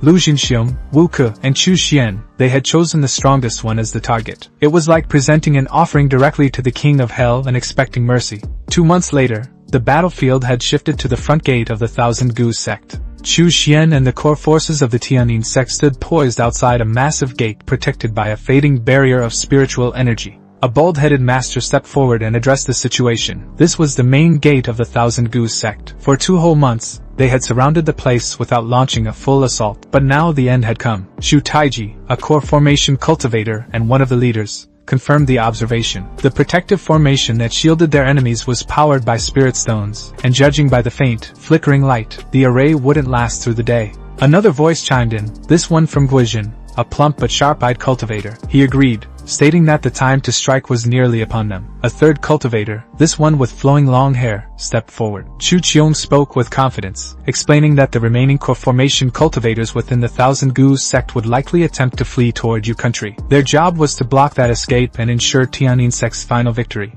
Suddenly, the enemy made their move. Figures darted out from the protective array, heading straight for them in a desperate last stand. Shu Taiji's eyes flared with deadly intensity. He had been waiting for this moment. The rats had finally come crawling out of their hole. Without hesitation, the 3 core masters surged into action alongside Wu Ying, their robes flaring behind them like thunderclouds as they shot into the air, leaving a trail of explosions and spiritual shockwaves in their wake. Master Taiji stepped forward with authority and offered one final chance for peace, declaring that if the 100 Gu sect surrendered now, they would be treated as elders under the Tianyin sect. It was a serious offer, perhaps even a gesture of respect, but it was met with disdain. The elder of the 100 Gu sect scoffed and rejected the offer outright, shouting that he would never align himself with demonic cultivators. He rallied his disciples to turn back and fight alongside him, refusing to bow or compromise even as defeat loomed on the horizon. Unshaken, Master Taiji turned to his fellow cultivators and issued his command. He, along with 3 others, would confront the 1,000 Gu sect's remaining core formation elites. The rest of the group was ordered to annihilate any stragglers that remained. A storm was about to unfold. And just like that, the legendary clash began. Sparks flew, weapons sang, and battle cries echoed across the fields. Amid the chaos, one rogue disciple from the enemy's side broke formation and targeted Chu Xian directly, charging forward with a scream that promised death. Chu Xian, ever alert, barely evaded the strike, his robes fluttering from the near miss. He immediately retreated, springing onto his flying sword and soaring away with practiced ease, prompting the enemy to scream after him in frustration, demanding that he stop running. The forest loomed ahead. Chu Xian landed smoothly in the shadows beneath its canopy, the leaves above whispering in the wind. Not far behind, his pursuer arrived, tailing him like a spider stalking prey. Chu Xian, unfazed, muttered under his breath, pleased that the area was completely deserted. That unexpected calmness confused his enemy. But then Chu Xian slowly turned, the edges of his mouth curling into a devilish grin as he coldly informed the man that this was the perfect place for him to meet his end. Before the enemy could react, Chu Xian struck with terrifying speed and ended the fight in a single brutal blow. The attack was so swift and clean that it left no room for struggle. With no hesitation, he harvested the soul of the fallen cultivator and sealed it away for later use, his expression unreadable. But before he could take another step, Chu Xian's sharp senses picked up something. Someone else was coming. Elsewhere, 2 cultivators on flying swords were discussing the situation, one of them with bleach white hair chuckling about how righteous junior brother Luis was. They talked casually about killing demonic cultivators and looting their bodies, saying this was a rare opportunity, especially since their target was supposedly the soft-hearted Chu Xian, nothing more than a stage 2 foundation establishment cultivator. Landing on the forest floor, the bleached one looked around confused. They had clearly seen movement in this direction. Where had the battle gone? Moments later, they found a pool of fresh blood soaking the ground. The older man with the eye tattoo knelt to inspect it, and quickly confirmed that the corpses were still warm. The enemy couldn't be far. He pulled out a scent-tracking goo, confident it would sniff them out in no time. Bleach Hair raised an eyebrow at the tools being used and muttered quietly about their origins. The tattooed man answered plainly. He had bought them from someone in the Extreme Cave. Those folks like to act loyal, but would gladly flip sides if the price was right. Holding up a red magical instrument, the tattooed cultivator explained that the closer they got to the target, the more upright the goo would stand. It was a flawless detection tool. But then something odd happened. The goo was standing perfectly straight, and it was pointing behind them. A sudden chill ran down the tattooed man's spine, and before he could turn fully, his companion let out a confused scream, unsure why he was collapsing face first into the dirt. The next moment, the tattooed cultivator saw a body without a head and instinctively questioned whose it was, only to realize, to his horror, it was his junior's. The dying man, still barely conscious, tried to ask what was happening, but his breath was fading fast. The tattooed cultivator immediately activated his defensive technique. With a roar, he summoned metallic spider limbs from his back, weaving a shell of iron around himself like an armored beast from some ancient nightmare. But it was all for nothing. Chu Xian's blood iron whip lashed through the iron armor like paper, slicing through defenses and pride alike. The cultivator spat blood and staggered but didn't fall. Chu Xian, surprised, muttered with curiosity. This one was still alive. Clinging to life, the wounded man begged for mercy, insisting there was no real grudge between them and asked to be spared. Leaning against a nearby tree, Chu Xian replied coldly, stating that they most certainly did have a grudge. Hadn't this man come here specifically to kill him? Hearing his name spoken aloud by his target sent the wounded man into mental freefall. Chu Xian? This was the same man who had obliterated Jing Chongqing in an instant, and nearly killed him too. That couldn't be. The intelligence had said he was weak. Clearly, someone had made a dangerous mistake. But instead of fleeing, the desperate cultivator unleashed his trump card, a spiritual blue bell attack, and screamed that he would fight to the death. Except, of course, he didn't mean it. As soon as the bell flared, he turned and bolted into the forest, using the attack as a smokescreen. His thoughts raced. This cold parasite bell was supposed to kill Chu Xian, not save him. But now, it was his only shot at survival. He needed to report Chu Xian's true strength. Yet before he could finish the thought, something stabbed clean through his chest. In a flash, Chu Xian's donut maker, Xiao Bao, the blue zombie, had appeared and dealt a fatal blow. Falling to his knees, the tattooed man managed a final whisper of disbelief before collapsing into death. With a flick of his hand, Xiao Bao burned the corpse into a crisp, because even zombies have style. Picking up the bell, Chu Xian sneered at the irony, trying to use a weapon bought from him to kill him? That level of loyalty deserved a medal. But as the battlefield quieted again, Chu Xian's mind churned. Someone had clearly betrayed them. Someone from inside the Extreme Cave had used the chaos to launch this surprise strike. Senior brother Lu was likely innocent, which left only one suspect in his mind, senior sister Li Xianwei. Before he could finish the thought, 3 figures emerged in the sky, descending rapidly in his direction. Without hesitation, Chu Xian pulled out his blood iron whip. A green flame ignited in his palm as he stared forward with cold determination and muttered that more ambushers had arrived. With a flick of his wrist, he hurled the flames toward the forest and shouted at the hidden figures to reveal themselves. In response, 2 familiar allies stepped into view,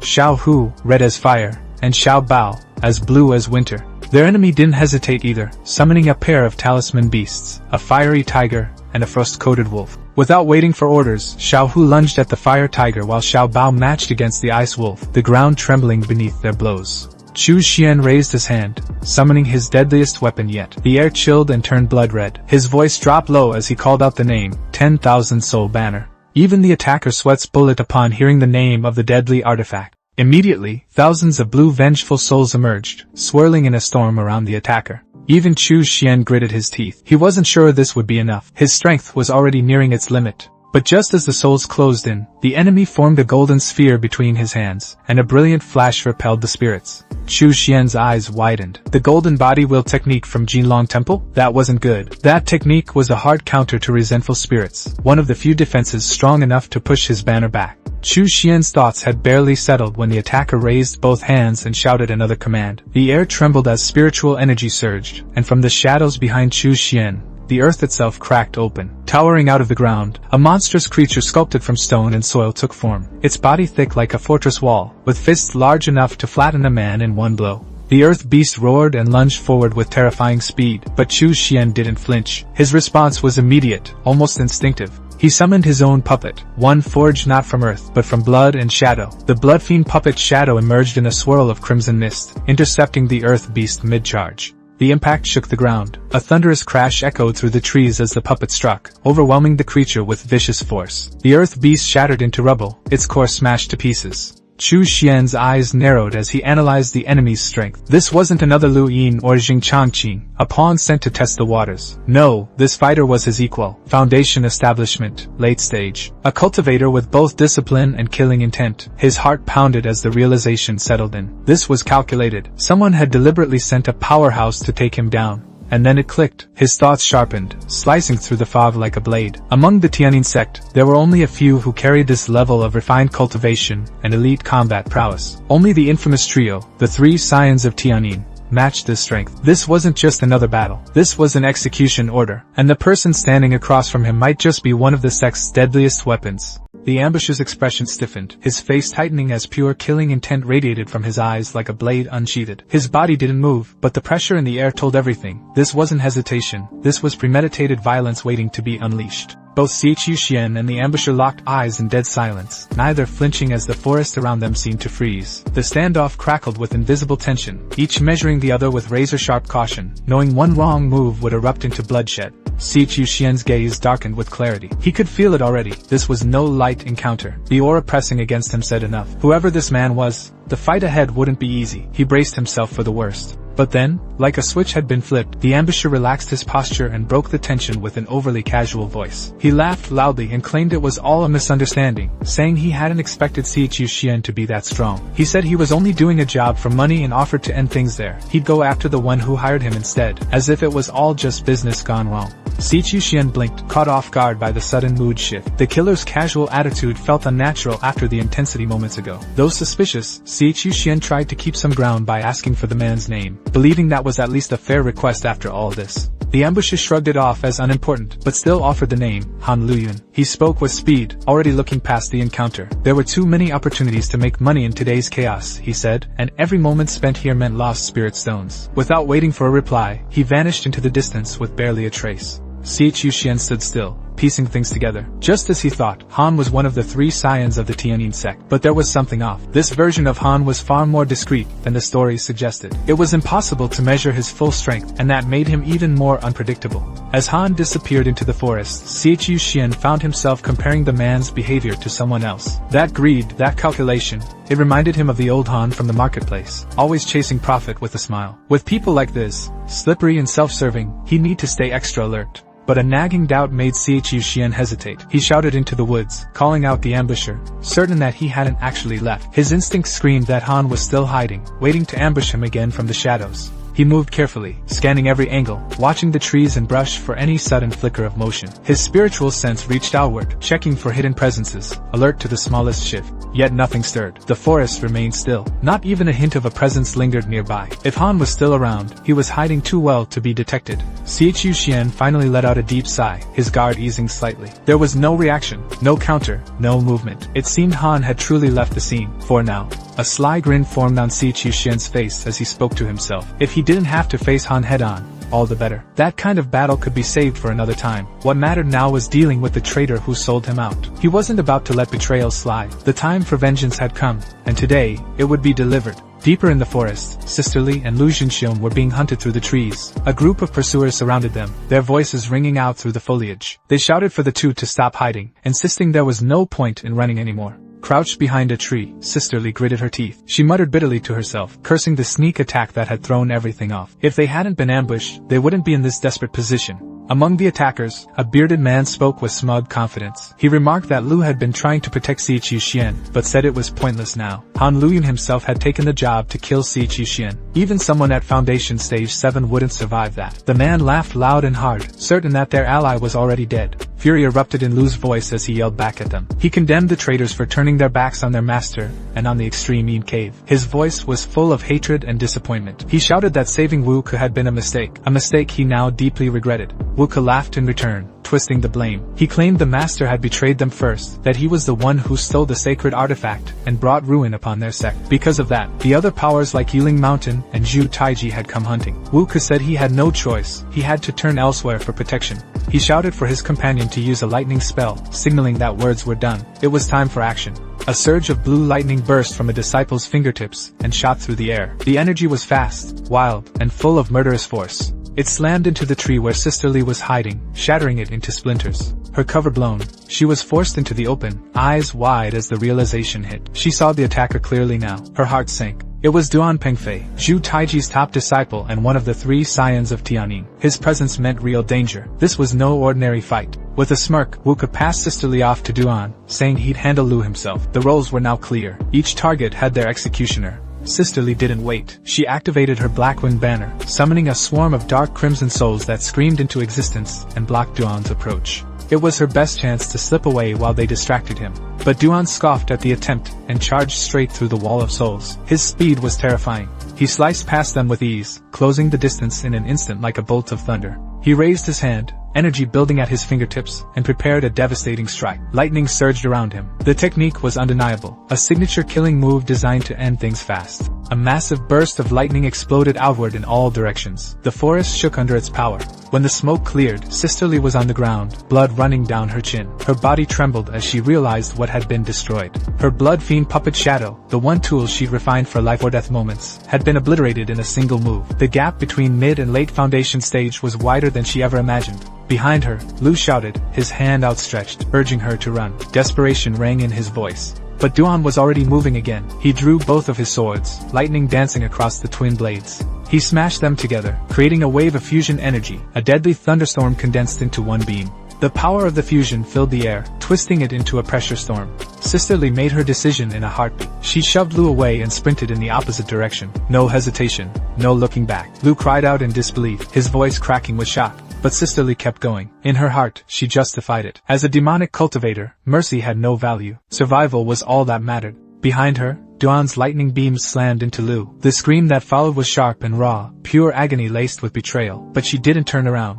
As she neared the edge of the forest, her thoughts raced. If she could just reach the front lines, if other disciples saw her, Duan wouldn't dare kill her in public. That would be her shield. She whispered under her breath that she was almost safe. Just a little further, and she'd be out of reach. That belief pushed her legs to keep moving, but fate had other plans. A red iron whip cracked through the air behind her, latching onto her neck with brutal precision. The force yanked her backward mid-stride. Her body slammed hard into the ground. The impact left her dazed, breath knocked from her lungs. And as she looked up through blurred vision, she saw him. Si Chuxian stood over her, whip in hand, alive, breathing, unforgiving. Her heart skipped. He wasn't supposed to be here, but he was, and he had come for her. Her voice cracked with disbelief as she looked at him, eyes wide, face pale, trying to cling to any shred of control. She stammered, asking what Si Chuxian was doing, her tone laced with confusion and fear. The accusations slipped from her lips like a desperate shield, wondering if he too had turned traitor like the others. Si Chuxian's face remained unreadable, his voice colder than steel. He said he hadn't betrayed the sect, but judging by how she treated senior brother Lu, what he was doing now was simply cleaning up the trash. Sister Li's heart dropped. He had seen everything, every cowardly act, every moment she thought she'd gotten away with. Trying to twist the situation back into her favor, she softened her expression into one of innocence and desperation. Her voice trembled just enough as she tried to justify her betrayal, claiming it was better for one to live than both to die. She painted herself as the one who made the hard choice. Then she changed her tactic. Her face tilted, her voice dropped, her eyes shimmered with a seductive gleam. She made an offer. If he spared her, she would give up her position as chief disciple. She even hinted at dual cultivation, her tone dripping with false intimacy and thinly veiled desperation. But she wasn't finished. Her words turned darker, bolder. If that wasn't enough, she'd be his furnace instead. She said it like a final plea, but behind the mask was survival instinct, clawing for escape. Si Chuxian didn't speak. He didn't flinch. He didn't acknowledge her offer in any way. His whip lashed out, fast and final. In one brutal swing, her head was gone. No mercy, no hesitation. He muttered a single, cold truth. Furnaces were the one thing he already had plenty of. He slowly drew his whip back, calm and methodical. Blood soaked the dirt, and Sister Li's head rolled to the ground beside her lifeless body. Her last performance finally ended. But before he could move, Si Chuxian's instincts screamed. Something massive pressed against his back like a spiritual weight. An overwhelming presence had arrived. He turned slowly, calm but alert. He already knew who it was. Once again, fate had thrown him against another of the three Tianyin scions. Duan appeared, eyes burning with disbelief. He looked at Si Chuxian like a ghost. If Han Luyun had failed, then Han was nothing but garbage. Si Chuxian's gaze didn't shift. His voice cut through the air, cold and sharp. If Han was trash, then what did that make Duan? Someone ranked right beside him. That one line pierced Duan's pride like a blade. His fury ignited instantly. With a flick of his fingers and a shout that split the sky, Duan launched his signature lightning technique, Thunder Tribulation Fingers. Lightning surged from his hand, racing towards Si Chuxian with the power to annihilate. But Si Chuxian was ready. He calmly raised his artifact, the black iron shield. Its surface shimmered with energy as it intercepted the incoming attack. The clash of power tore through the surroundings. Trees split, rocks shattered, the very ground cracked beneath them as lightning ravaged everything around Si Chuxian, yet the shield held. Si Chuxian gritted his teeth. His thoughts raced. This thunder technique wasn't just strong, it was elite. The might of a scion lived up to its name. His own blood fiend demonic arts wouldn't last long against this. He'd have to use that forbidden trump card. He didn't wait. He pushed forward, leaping straight into the path of the lightning. His shield braced the beam as he charged at Duan with relentless momentum. Duan's smirk widened. He mocked the attempt. Did Si Chuxian think he only had long-range spells? Closing the distance would only make him easier to kill. Lightning pulsed through Duan's hand as he summoned another weapon, this time for close combat. His aura surged violently. A weapon began forming in the air, a massive axe crackling with thunder, its weight oppressive even before it landed. In seconds, the weapon fully manifested. The thunder battle axe had arrived. Duan hurled it at Si Chuxian, its velocity warping the air as it tore through space like a meteor. The axe collided with the black iron shield in a deafening impact. The power behind it was monstrous. The shield couldn't take it. It shattered like glass, crumbling into useless fragments. Reacting instantly, Si Chuxian summoned another artifact. A golden bell flashed into existence behind him, glowing with intricate karmic patterns. The axe slammed into the bell with a crack of divine resonance. This time, the result was different. The axe splintered. The bell didn't falter. It shone brighter. Duan's body jolted. Blood spilled from his mouth. He screamed in disbelief. Karmic merit? The aura was vast, pure, and overwhelming. He stared at Si Chuxian, eyes wide with horror. How could a demonic cultivator possess karmic merit? It didn't make sense. Clenching his hands together, Duan forced his power to rise. His eyes sparked with electric rage. He shouted. He still had tricks. He wasn't finished yet. But Si Chuxian didn't give him the chance. He closed in fast, his figure a blur. With a sinister grin, Sichu Xian's fist crashed into Duan's chest. A red beam of demonic light tore through Duan's body. Duan staggered, barely clinging to life. He begged through choking blood, offering a top-tier treasure in exchange for mercy. Sichu Xian just laughed at his desperation. Why barter for something he could simply take? With a casual sneer, Sichu Xian drained his energy, pulling the last of Duan's life force from his body. Duan collapsed, lifeless and cold. The forest fell into silence. The scene cut to its darker edge. There, Wu Ke had lost all sanity. He knelt over Lu's body, stabbing him over and over like a man-ant. His voice cracked with rage. His life-bound artifact had been destroyed. He swore to tear Lu to pieces, even in death. But then, something shifted behind him. A pressure, a presence. Wu Ke turned, grinning wildly. He thought Duan had returned. Relief flooded his face. But when his eyes fully opened, his smile broke. It wasn't Duan. It was Sichu Xian.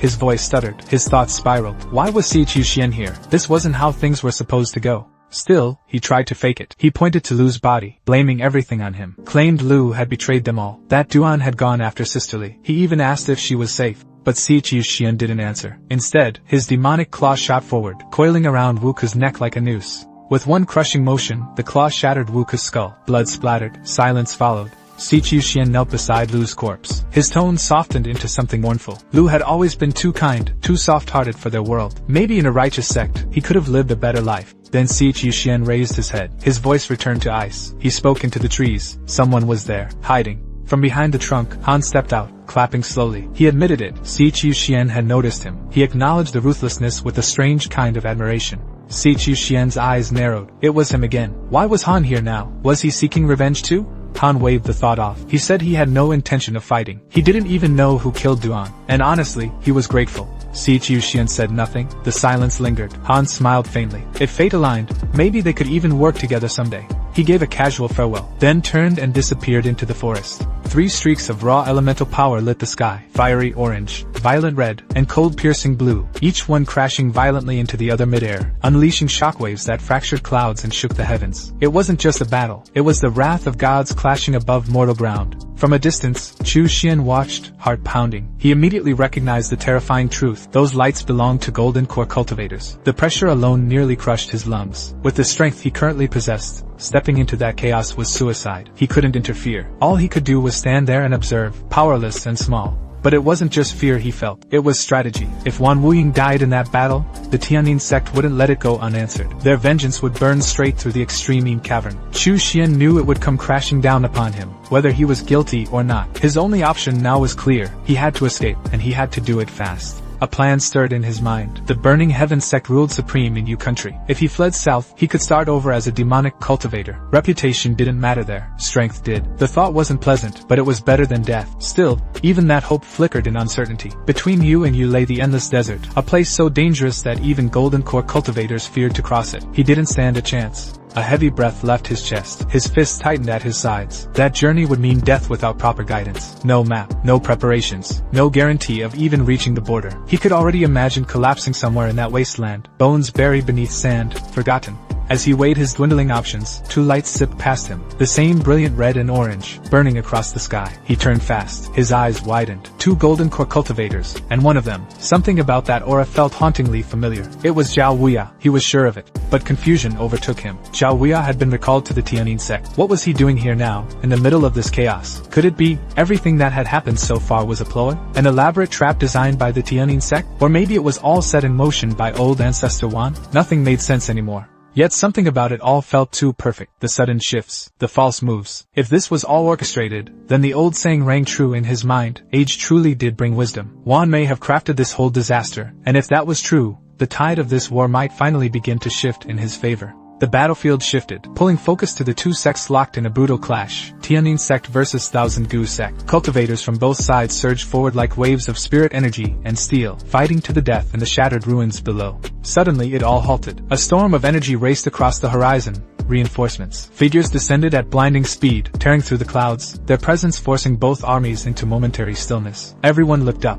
Someone among the new arrivals shouted the question everyone was holding in their chests. Was the battle between the core formation masters truly over? Who had emerged victorious? The core formation cultivators stepped forward, 3 powerful elders, including Chu Xian's own master, Wan Wuying, and the formidable master Uncle Xiao. Their arrival carried the weight of final judgment. Without delay, Wuying issued a command to Zhao. No time for ceremony, just action. Zhao's voice carried across the battlefield like thunder. The 3 devils of the Thousand Gu sect, 100 Gu, Chaotic Blood, and Withered Bone, had all been slain. There was no longer any hope for the Thousand Gu sect. Surrender, he declared, and they would be spared. Resist, and they would be crushed. The Tianyin sect disciples erupted with cries of joy. Relief washed over their bloodied faces. It was over. The war that had stained their skies was finally over. In contrast, the Thousand Gu sect disciples collapsed in despair. Their spirit had shattered. Among the trembling silence, Chu Xian allowed a rare smile. His master had survived. That alone was enough to steady his heart. He wouldn't need to run anymore. His world, for now, was safe.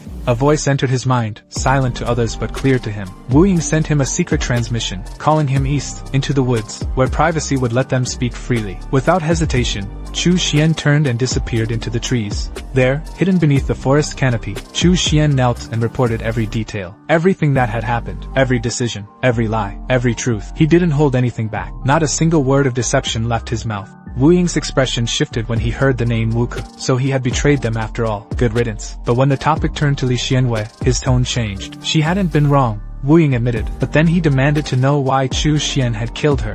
Chu Xian's voice was steady, cold even. He didn't deny it. Li Xianwei wasn't wrong, but one day she could turn on him just the same. That potential threat was enough. He couldn't afford hesitation. Letting her live would have only divided his master's attention and resources. It was unacceptable. Wu Ying's eyes burned with something like fury, or maybe pride. He muttered a saying about survival in a world ruled by selfish ambition. Then his voice hardened. From now on, Chu Xian would carry the weight of being the chief disciple of the Extreme Yin Cave. He had earned power, but with it came responsibility. There would be no room for failure. Chu Xian bowed deeply. Gratitude ran through him. But he had one more question. If Zhao and Huan had been recalled to the main sect, why had they returned? What had changed? Stroking his beard, Wu Ying explained. The Tianyin sect's leader wasn't foolish. He had foreseen the threat of Yiling Mountain making a move. The recall was only for show. Zhao Wuya and Huan Yuanwu had never left in truth. It was all a part of a greater deception. Wu Ying's mind went back to the chaos. Shu Taiji had turned traitor, working with Yiling Mountain for his own selfish ambitions. He had even ordered the killing of Extreme Yin Cave disciples. That betrayal would not go unpunished. His resources and status would be stripped. The other traitors were too weak to be of concern. Wu Ying had already executed them himself. Now seated like a sovereign atop his throne of floating stone, Wu Ying raised both hands. Twin flames danced in his palms, crimson and hungry. He sneered. The elders at Tianyin sect were fools. Better to turn Zhu Taiji into a corpse commander than waste time disciplining a disobedient core formation cultivator. Death had more use than betrayal. Chu Xian couldn't help but admire him. His master wasn't just feared, he was respected. Even the sect leader tread carefully around him. Wu Ying confirmed it. They feared his power, feared what he might become. But despite that, they still needed him. They wouldn't dare make a move yet. But then he staggered slightly, his body racked by a sudden, violent cough. Alarmed, Chu Xian rushed forward. He pulled out a bottle of healing pills. His master was injured. He had to help. He reached out with the pills in hand. But Wu Ying stopped him. Blood on his lips. The pills were useless. Chu Xian should take them back. Internally, Chu Xian smiled. He had never expected the pills to help. He only offered them as part of the act. It was all a performance. Wu Ying wiped away the blood and straightened himself. This injury was minor, he said. He would recover with a little time spent in closed-door cultivation. And with the battle now over, the Extreme Yin Cave's reputation had soared. No one would dare challenge them for a while. During this time, Chu Xian would be free to act as he pleased. Chu Xian bowed again. Yes, master. In a shattered, apocalyptic world scorched by the remnants of war and full of zombies, Duan Feiping's bare chest heaves against the wind as he hangs crucified on the skeletal remains of a collapsed building. He's lifeless, bound tightly, stripped of dignity and spirit, just another corpse in a ruined age. Elsewhere, Chu Xian walks among corpses and crumbling stone with a calm, satisfied grin. After looting Duan in the battlefield, he mutters to himself, mentally listing everything he's claimed, nearly 1,000 storage bags. Wealth unimaginable. Spirit stones shimmer in his palm. Magic tools hum with dormant power. Blood pearls, goo worms, demonic pills, talismans. His hands have seized the war's true treasures. Amidst the mountain of loot, 3 particular scrolls stand out. Chu Xian lifts them gently, eyes burning with greed and excitement. To him, they are worth more than any currency. These techniques hold real, enduring power. He unfurls the first scroll and inspects its contents. The turtle breath technique, a high-grade method for foundation establishment cultivators. It allows the user to suppress their aura completely, blending in like a common mortal. At peak mastery, one could control their spiritual pressure freely, strengthening or vanishing at will. The second scroll is something he's craved for years, Toxic Venom Cannon, a poison cultivator's dream. It catalogs over 100 poisons, with detailed techniques for usage across the chi refining and foundation stages. His sect's library never had anything this complete. Now, with this cannon in hand, the world of poison arts is wide open. And finally, the most dangerous technique of all, perfect root seizing. A forbidden art that lets the user steal another spiritual root and graft it into themselves. With the right materials, it promises full transplantation. At its apex, a total and seamless root takeover. Chu Xian's gaze lands on Duan's lifeless body, still hanging like an offering to fate. His mind races. Duan's top-tier thunder spiritual root is now his for the taking. He mutters with wicked glee, this is a chance that comes once in a lifetime. But the path to power is paved with rare ingredients. The root-seizing ritual demands 3 pills, 2 top-grade foundation pills and 1 supreme-grade variant, the kind that's nearly impossible to find and absurdly expensive. Luckily, he has a secret weapon, the zombie farm. His undead cultivation grounds can be used as living cauldrons to grow spirit herbs. He only lacks a few specific seeds. The next stop is obvious, the market. The scene shifts to a rustic tea house in the middle of the cultivator's marketplace. It's familiar territory for Chu Xian, but today he's there under one of his many disguises. As always, secrecy is key. An old man walks in, his gait steady but cautious. He introduces himself as Old Han, asking who had sent word about buying spiritual plant seeds. Chu Xian gives a faint nod. But then something strange happens. The two men freeze for a moment, sensing something invisible but undeniable, each other's aura. A quiet recognition crackles in the air. Old Han immediately retreats half a step, wariness flashing in his eyes. His stance shifts, ready to defend. It's clear now, he thinks Chu Xian might have come here to pick a fight. From that one gesture, Chu Xian confirms what he'd suspected all along. Old Han is actually Han Luyan, hidden behind a false name and mask. And worse, Han has seen through his disguise too. Han speaks first, cautious but no longer hostile. He mutters Chu Xian's name and asks what the hell he's doing here. The tension hangs thick in the air. Chu Xian answers calmly. He reminds Han of a previous conversation, about working together someday. That day, he says, has come. He's here to talk business. Still, he can't help but ask, how did Han see through his disguise? The tension breaks. Han breathes a visible sigh of relief, and even smiles. He explains that he never forgets the aura of someone he's fought. It wasn't meant to expose Chu Xian. And now that the truth is out, future trades will go a lot smoother. Han joins Chu Xian at the table. With a raised brow,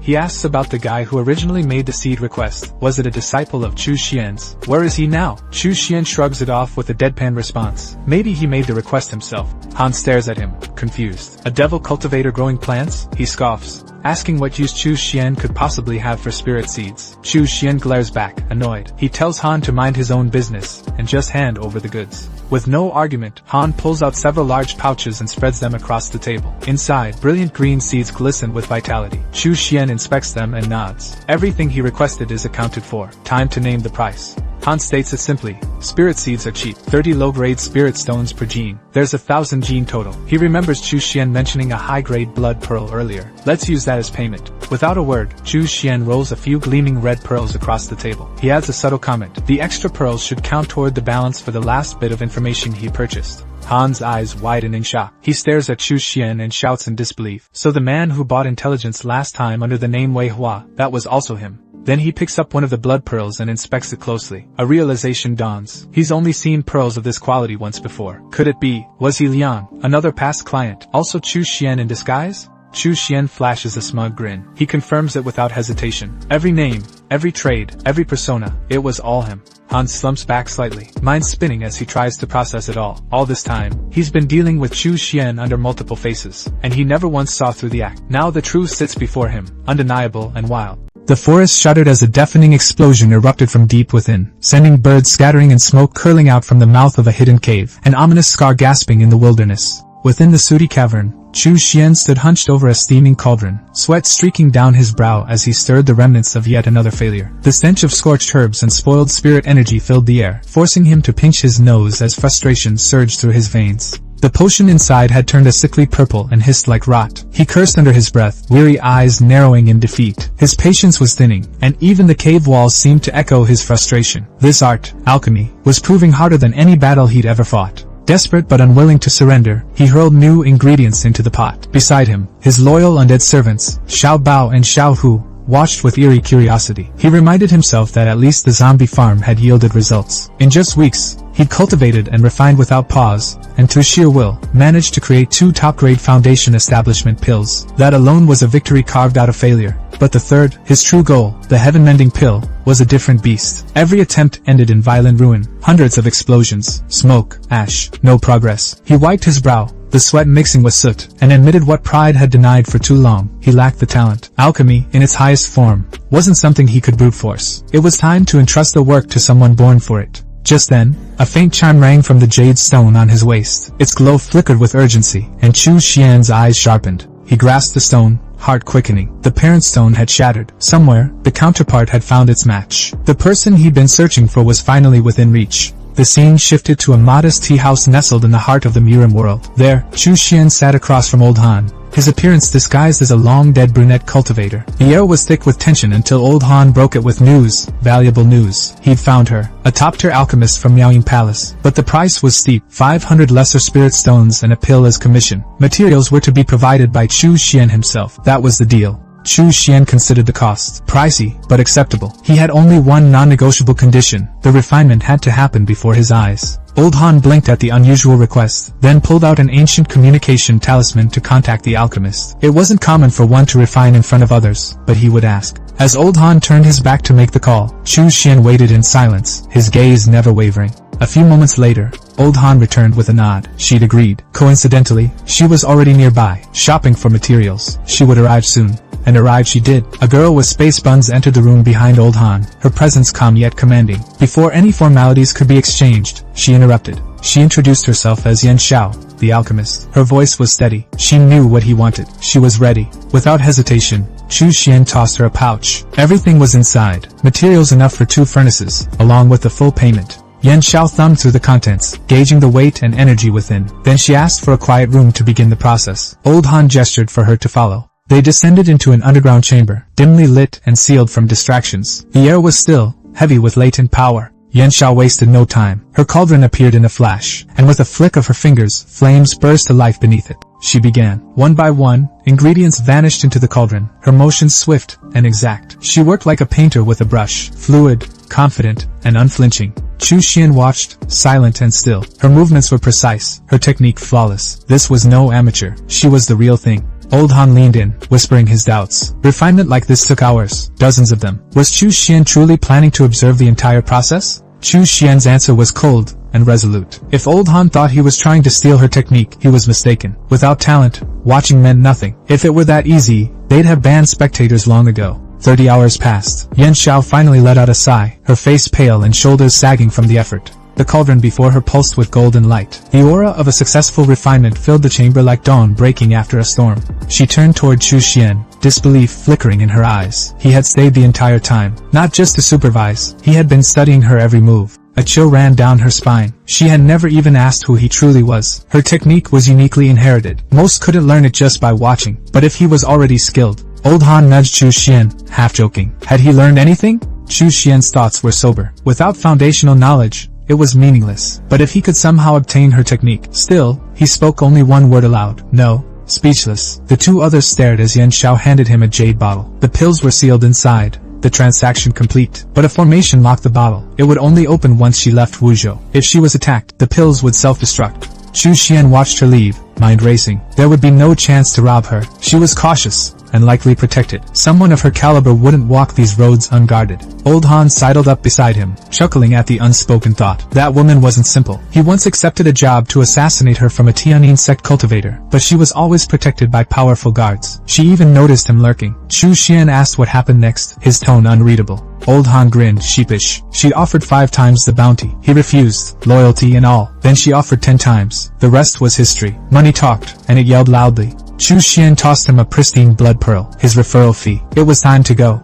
But Old Han wasn't done. He called out with a new offer, an expedition into an ancient secret realm. Treasure, danger, and opportunity awaited. Cultivators were gathering. Chu Xian didn't even glance back. He declined. He preferred the solitude of cultivation. Old Han gawked. A demonic cultivator who didn't chase chaos? How could he even call himself that? Chu Xian's voice was cold and final. He was different. He believed in sheathing the blade, and seeking enlightenment instead. Old Han could only mutter under his breath, teeth clenched. This man was insane, impossible to manipulate, an absolute nightmare to scam. Back to Blue Star Planet, we see John hung limp like discarded cloth, his breast shallow, his flesh torn, his spirit flickering like a dying flame. His eyes opened with a jolt of fury and fear. Panic surged within him as he strained to activate the jade slip buried in his body, trying to call out to his master, Shu Taiji, but the connection was dead. No matter how hard he focused, silence was all that answered. All around him, The ground was a graveyard. Thousands of corpses, zombies, lay entangled beneath the gnarled roots of a massive, grotesque tree that fed on their death. Duan's thoughts twisted with horror as he stared at the grotesque scene. Chu Xian had found this place, cultivated spirit herbs from corpses, and turned it into a garden of rot. No wonder his power had become monstrous. A ripple of spatial distortion cracked through the air. A dark portal door opened beside the tree, and from its depths,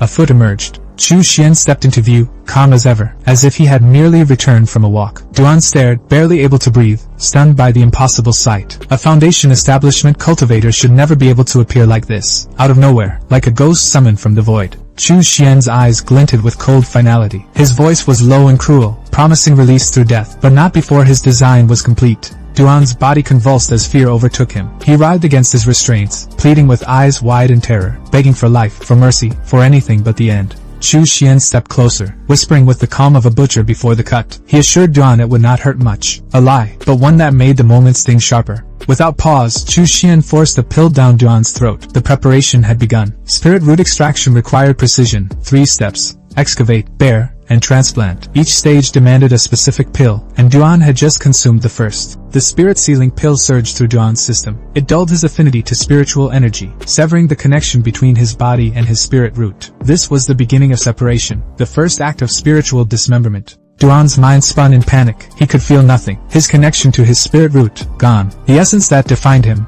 now void. Then it came. A dagger, fast, brutal, and unannounced, pierced deep into his abdomen. Pain exploded through him, raw and unfiltered. Chu Xian twisted the blade with studied ease, eyes fixed on Duan's crumbling expression. He explained that the spirit root lay 3 inches deep in the spirit sea, and once the host died, it would vanish. That was why he had kept Duan barely alive, until now. With a clean pull, Chu Xian wrenched the dagger free. Threads of rainbow light clung to the blade, spirit root fibers drawn out like divine sinew. His face twisted into a grin, eyes glowing with greed. In his hands lay a top-tier thunder spirit root, shining with raw, crackling energy, a treasure ripped straight from a living soul. Behind him, Duan screamed, a broken, guttural wail that echoed across the corpse field. Chu Xian's mood darkened. The sound grated like rust on bone. With a flick of his hand, swift and merciless, he silenced Duan forever. A clean slice across the throat. No more begging. No more noise. He turned back to the root in his hands. Time was short. He fused it with a spirit-stabilizing pill, knowing that exposure to air would soon begin to unravel its power. He had to act fast. He swallowed another pill, this one to seal off his own spirit root, isolating it from the one he was about to transplant. A dagger appeared again,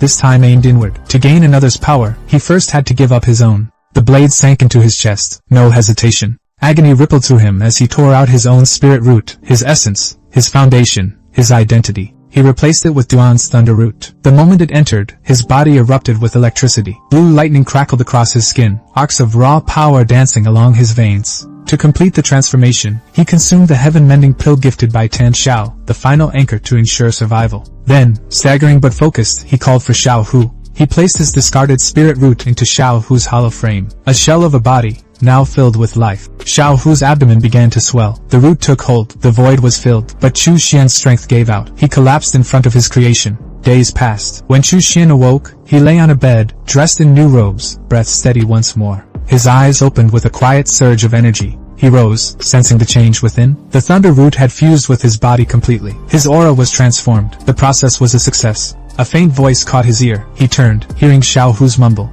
He studied the creature. Xiao Hu's body had changed. Softer, more alive. Chu Xian recalled his decision. Instead of discarding the mid-grade wood spirit root, he had embedded it into Xiao Hu's belly. He hadn't expected such a transformation. Xiao Hu tried to speak. The same beast who had once only roared now struggled to form words. Hope flickered in Chu Xian's eyes. He encouraged the effort, urging Xiao Hu to try harder. Xiao Hu paused, thinking, processing, attempting to bridge the divide between thought and speech. But instead of words, a roar thundered out, loud, raw, and deafening. Frustrated, Xiao Hu dropped to one knee, shoulders slumped. The failure weighed heavily. But Chu Xian saw something different. The light in Xiao Hu's eyes had not dulled. He explained it aloud, more to himself than to the beast. A corpse required a core to speak, to rise beyond its base state. Xiao Hu hadn't formed one yet, but he was already attempting speech. That alone made him extraordinary. A corpse body fused with a spirit root. Such a creature could not only absorb energy but might even learn techniques, spells, cultivation. Chu Xian had created something new, something dangerous. A monster, perhaps.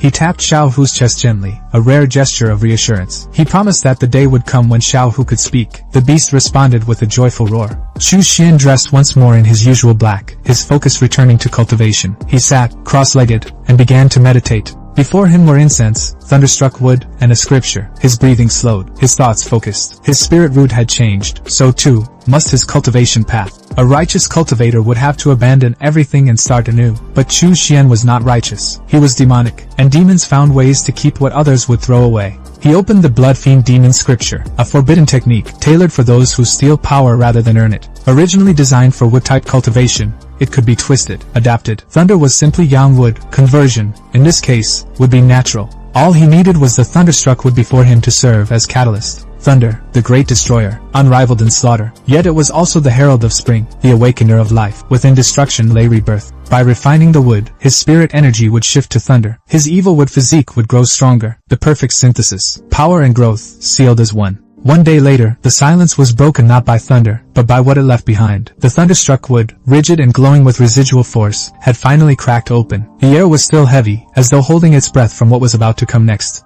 The broken wood lay before him like a sealed fate split open. Chu Xian stared at it, his breath steadying, sweat clinging to his brow. He exhaled, calm and ready, the tension in his shoulders fading. His preparations were complete. Every calculation made, every step rehearsed. It was time. He sat cross-legged, eyes half-lidded in stillness, soul tethered to the flow of energy pulsing beneath his skin. Green and blue light gathered at his fingertips, then surged forward in a twisting beam. Magic, honed and violent, collided with the stone wall before him. The impact shattered the wall like paper beneath the blade. A gaping hole remained, rippling with sparks and arcs of lightning, the residual energy crackling in the air like angry spirits trying to claw their way back into the world. Chu Xian grinned, eyes glowing with triumph. The destructive nature of thunder now infused every spell he cast. No matter the opponent, if they walked the same stage of cultivation as him, they would fall. Lightning would strike first, and him with it. He opened a portal to the MURIM world, the swirling gate reflecting the storm within him. With all his hidden cards revealed only to himself, he was confident. Even a peak foundation establishment cultivator wouldn't be his equal now. It was time to return. Time to walk back into the sect not as a student, but something more. Deep in a cave veiled in shadows, Master Wuing stood before a looming figure. Chu Xian stepped forward from the entrance, his voice respectful, his presence steady despite the aura pressing in around him. But the figure before his master stole the breath from his lungs. It wasn't human, or not anymore. Terror and awe tangled in his chest. The presence was suffocating, as if a golden core cultivator had been reborn in death. Chu Xian's heart pounded. The corpse beast in front of him radiated power far beyond what a simple undead should. It didn't just move, it breathed menace. A corpse martial. It had to be. Nothing else could explain the pressure he felt. Wuing turned, his voice calm, as if speaking of weather. He had refined the corpse of the 100 Taoist into this thing. A monster born of hatred and technique, now bound to his will. Chu Xian's admiration burst forth like a dam breaking. His master's demonic cultivation had reached heights few dared to dream of. One day, he believed, Wuing would step into the nascent soul realm and restore the shattered legacy of the Wuji sect. But Wuing only scoffed, brushing the praise aside. The Wuji sect, he said, was nothing more than the two of them and a few cats. Let it die in peace. Chu Xian stood there, stunned. When did his master start sounding more resigned than he was? Then Wu Ying's tone shifted. This wasn't a lecture, it was a gift. He had summoned Chu Xian to pass on the method of condensing a golden core. The words hit harder than any spell. This wasn't just a meeting, it was a promotion. There were 4 known ways to condense a golden core. Wu Ying began, his voice steady, measured. This was knowledge passed down through blood and failure. The first path was the hardest. Compress spiritual liquid until it hardened into a core. A true golden core. Orthodox. Powerful, but slow. The road was long, and few reached the end. Wuing unfolded a scripture, its edges etched with age. Unless you had a mid-grade or high-grade spiritual root and 10 years of cultivation, forget it. But if Chu Xian was stubborn enough, he could try the 9-fold core condensation method. He handed it over without expectation. He stroked his mustache absently as he continued. After the ancient era, spirit energy in the world had thinned. The old ways became near impossible, so the cultivators of later generations began forging paths of their own. The second method involved using a beast core. Infuse it with spiritual liquid and force it to stabilize into a new core. A beast golden core. Not as refined, but terrifying in battle. But the risk was great. The cultivator could inherit the instincts of the beast, bloodlust, fear of light, or worse, a love for sperm. Yes, even monsters had their quirks, and some weren't fit for polite conversation. Chu Xian's thoughts turned grim. Beast core backlash wasn't a joke. Medicine was 3 parts poison, and this was something ripped from the heart of a monster. Wuing laid down 2 more scriptures, one from a fire-type ape demon, the other from a thunder-type avian beast. Fire ape core condensation, thunder falcon method. The tools were there. The path was his to choose. He glanced toward Chu Xian, expecting a reaction. But the boy was deep in thought, lost in the storm of his own ambition, fingers gently stroking his chin. Wu Ying's expression shifted. The third method, he said, required a magical weapon as the catalyst. He didn't have a manual for that one. Chu Xian would have to find it himself. This path birthed the artifact Golden Core, weaker in raw spiritual energy than beast cores, but deadly when paired with matching weapons. Sword cores, axe cores, blade cores, tools turned into power. Rising from his seat, Wu Ying's tone darkened. The fourth method was his own, the path of blood. He held out a glowing red sphere, a spirit sea core, forged by plundering the spirit seas of 100 Foundation establishment cultivators, refined into a single, monstrous core of stolen might. Consume 100 cores, swallow their power, forge your own. This, he said, was the blood spirit core, a path paved in death but unmatched in might. Chu Xian stood awestruck. 4 paths: true core, beast core, artifact core, blood core. Even in an era where cultivation was a shadow of its former glory, cultivators carved new roads, refusing to kneel before fate. Wu Ying turned to him, voice firm. Now choose. Which one would he take? Chu Xian's answer came without hesitation. His eyes burned with madness and clarity. He wanted them all. Wu Ying recoiled, stunned. The very idea was lunacy. Yet in Chu Xian's eyes, it wasn't arrogance. It was destiny. The old master sighed, surrendering to the inevitable. Fine. He could have it all. He was the only one in the extreme cave with any hope of reaching the golden core stage. The others were just placeholders. Who else would he bet on? Clutching the scriptures now in his hands, Chu Xian hesitated. The rest? Had his master taken in more disciples again? Sitting atop his throne, Wu Ying laughed with a hollow, triumphant echo, the kind that belonged to men who had lost too much to care anymore. His eyes gleamed with pride, but behind it lay something darker, an obsession with power, attention, and the illusion of legacy. He declared himself famous now, confident that fresh blood would come crawling to his feet. The throne room felt colder with every word. With a single clap, he summoned the next act of his little empire. His voice carried authority, but also a strange detachment, as though he viewed them not as disciples, but tools. A procession of unfamiliar faces appeared behind Chu Xian, eyes filled with anxious hope. Chu Xian turned slightly to look, but his gaze was dull, uninterested. To him, they were just more names, more burdens. The new initiates dropped to their knees in unison, their voices rising in respectful unison. 2 among them stepped forward, bowing with forced reverence, their words directed toward both master and senior brother. But Chu Xian barely acknowledged them. Their greetings fell into the void between duty and indifference. The man with the tied-up bun spoke calmly, introducing himself as Su Ming, early Foundation establishment. Another name, another rank, another pawn.